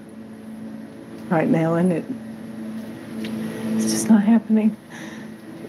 So yeah, it's like a movie or something. It's not supposed to be real life. I went to knock on the door, and I walked in. It was dark. I heard TVs on, and I flipped the light on, and that's about as far as I can go on that one. Velarde says her family has been kept out of the loop during the investigation, while investigators do everything they can to solve the crime. And I understand, there again, they've got a job to do, but sometimes as family members, we want answers. And we just want to know what's going on. And before we continue, let me talk to you for a second about Raycon, who are sponsoring this whole video. Guess what? It's back to school season for some people. 2 devices at once. They send you everything you need. Supports us here. Once again, 2 wounds on him, but Mike didn't. So therefore, it must have been a surprise attack. And he was likely attacked first. He was likely attacked first with 6 stab wounds to his neck. So whoever... They didn't need to break in or way into the door, and they were able to get close enough to him to stab him 6 times. Maybe then the others had been in the room, or they came to see what the disturbance was, and the attack just went on and on and on. The 2 older ladies wouldn't have been able to get away. Then maybe Kathy came, she saw what was happening, she tried to run away, she tried to hide in the bedroom, but the attacker or attackers followed her in. Neither of the murder weapons, the knife or the gun, was found at the scene. The knife was believed to be like a military-style knife, you know, with a hilt on it, because some of the stab wounds had bruising in the shape of the hilt. That's how forceful the knife had been used. The gun, they could tell, was a .38 caliber revolver, but interestingly enough, they found a holster for a .38 caliber revolver in Kathy's bedroom, where she had died. So maybe the attack had happened, Kathy had ran to try and get the gun to defend herself. The killers followed her in, they were able to get the gun off her, they shot her. Then Kathy was stabbed to death. Then maybe the killer went in with this gun, shooting everybody else, the already dead people.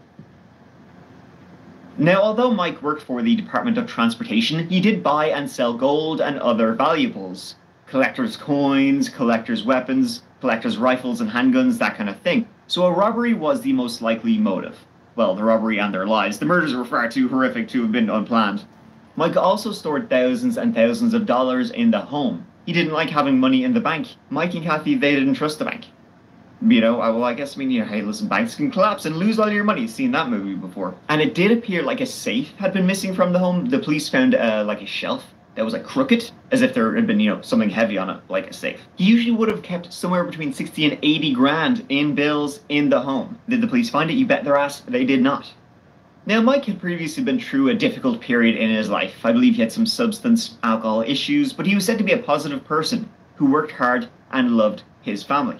Mike had actually stopped, though, conducting transactions of gold because, guess what? He was afraid for his safety, and Kathy was afraid for her safety because, you know, dealing with a cash business, it can sometimes go sour. Now, they never actually did those transactions, though, out of their own home. So, some kind of unruly customer, they would often sell things on, like, eBay and on Facebook, so, but it's unlikely, you know, they would have known where they lived, but I mean, hey, listen, anybody can find out where you live, am I right? And then, of course, if they did, I mean, one of the reasons you want to keep your money and your valuables in the bank is because it's very unlikely somebody's going to be able to break into a bank, but they can sure as shit break into your home. With all of this, it must have been someone they knew who did this violently, was able to get in, attack them before they were able to defend themselves, and then knew where the money in the safe was. At Vistaprint, we print signs so people can see your brand up close. But we also print signs so that people can see your business here, see it here, and see it here, so you stand out. If you were talking directly to the person, do you want to look in the camera and just say exactly what you would say to that person? I can't say that on TV. I'm just going to be honest. I can't say that on TV. So the police spread out like a spider web from there. First, of course, going across to the Velarde trailer that was just out back, where Ross and Amy lived. See, one thing did strike the investigators as odd. On the table inside the murder scene were like toys, like kids' toys. And usually, you know, if you're grandparents and you're looking after kids a while, you'd probably have them in a box and just like put them away when the kids aren't here. So the fact that the toys were out was either like, were the kids just here, or were they preparing for the kids? Had they been planning on spending a great Halloween night together? And instead, other kind of monsters came in. Amy and Ross, as I said, they lived only 50 yards away, and they ran their own pet grooming business, Styles for Miles. Amy was always described as the wild child of the Scott family. She was the only daughter of Kathy. Ross was former military, a decorated US Marine who had even received specialized training. He was one of those Marines who guarded embassies. The American embassy he had been stationed at, the one in Dublin, of course. That's him outside it there. Amy and Ross had, if you can believe it, married only 1 week before the murders on the 24th of October. But, you know, Amy had 2 kids from a previous relationship. This wasn't her first rodeo. And Amy was for sure as shit the decision maker in this relationship. She wore the pants, that's for sure. It seems like everybody would say, you know, Ross was kind of just like, you do whatever, she said. But everybody liked Ross. Happy out. A search of the Villardies swiftly followed. And in the home, that trailer just hit back. The police found something they weren't exactly expecting to find. $60,000 to $70,000 in bills, cash bills. Weird, that's weird. Or Micah supposed to have that money, what's it doing here? And one thing that the police also found interesting is that speaking to other family members and people who knew them, family friends, Amy and Ross were experiencing money troubles. Really money, like apparently the dog groom business, SHITE, that's how good it was going. It wasn't taking off like they had hoped, and their cars were being repossessed. The store they rented for their business was on their ass about rent. So pretty unusual finding that much money in the home of people who were allegedly broke. They also found an image of Mike's money. See, Mike had taken a picture of his dollar bills, sent it on Facebook to a colleague at work. Before you're going to buy something off him, here's proof of how much money I have. So they were able to see that Mike's money matched the money that was found in the Villardies in their home.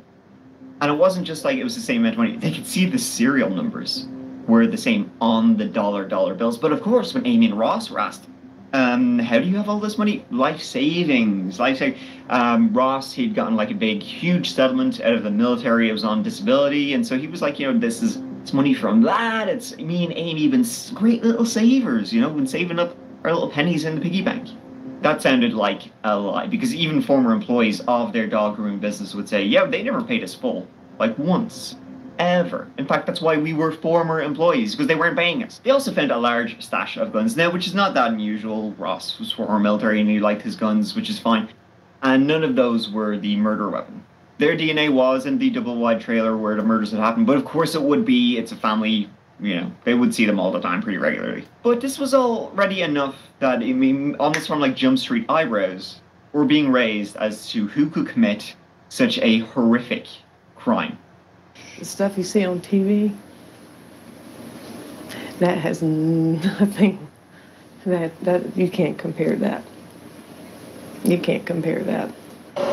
A week after a quadruple murder, a family is still searching for answers. We used to have family dinners right here. For Amy Villardi, it's just been a blur. They say they never heard any gunshots or anything out of the ordinary from their house just around the corner. There would be in total 6 search warrants executed on the Villardi's home and a storage unit they owned, searching it from top to bottom. See, Amy and Ross did not get on well with the older folks at all, and it all stemmed from an incident maybe 4 or 5 months before all of this. It was the 4th of July, and Mike and Kathy had been taking the kids, their grandchildren, to like a church function for like some kind of celebration on the 4th of July.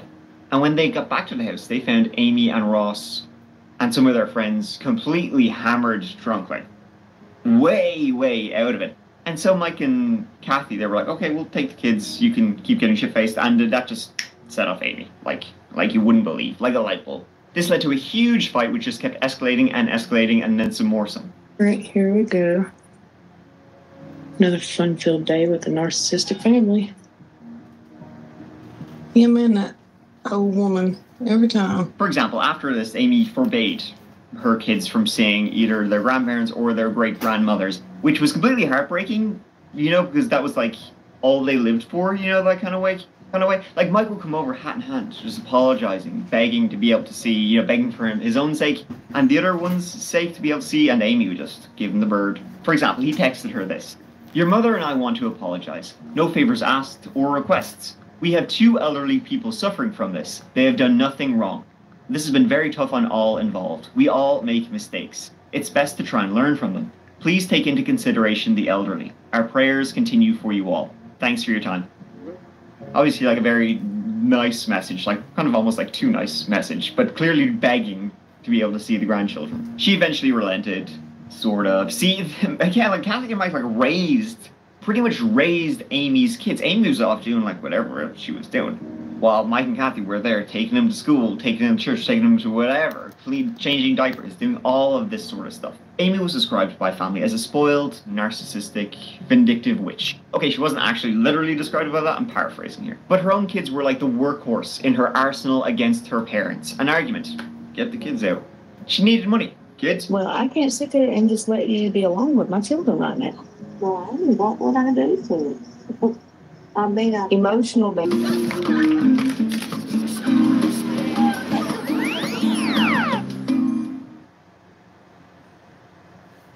Today marks 1 year since 4 people were found dead at an upstate home. Investigators say the killer is still out there, but there are some new developments. It's now been 3 years since the 4 brutal murders of the Scott and Taylor families in Pendleton. 7 years since this unimaginable crime in Pendleton. This case was never out of the news for long, and as you can imagine, never far from anyone's minds. But it was a tough nut they couldn't crack. It wasn't until a new detective came in and they started all over once again. Let's go back and begin at the very, very beginning.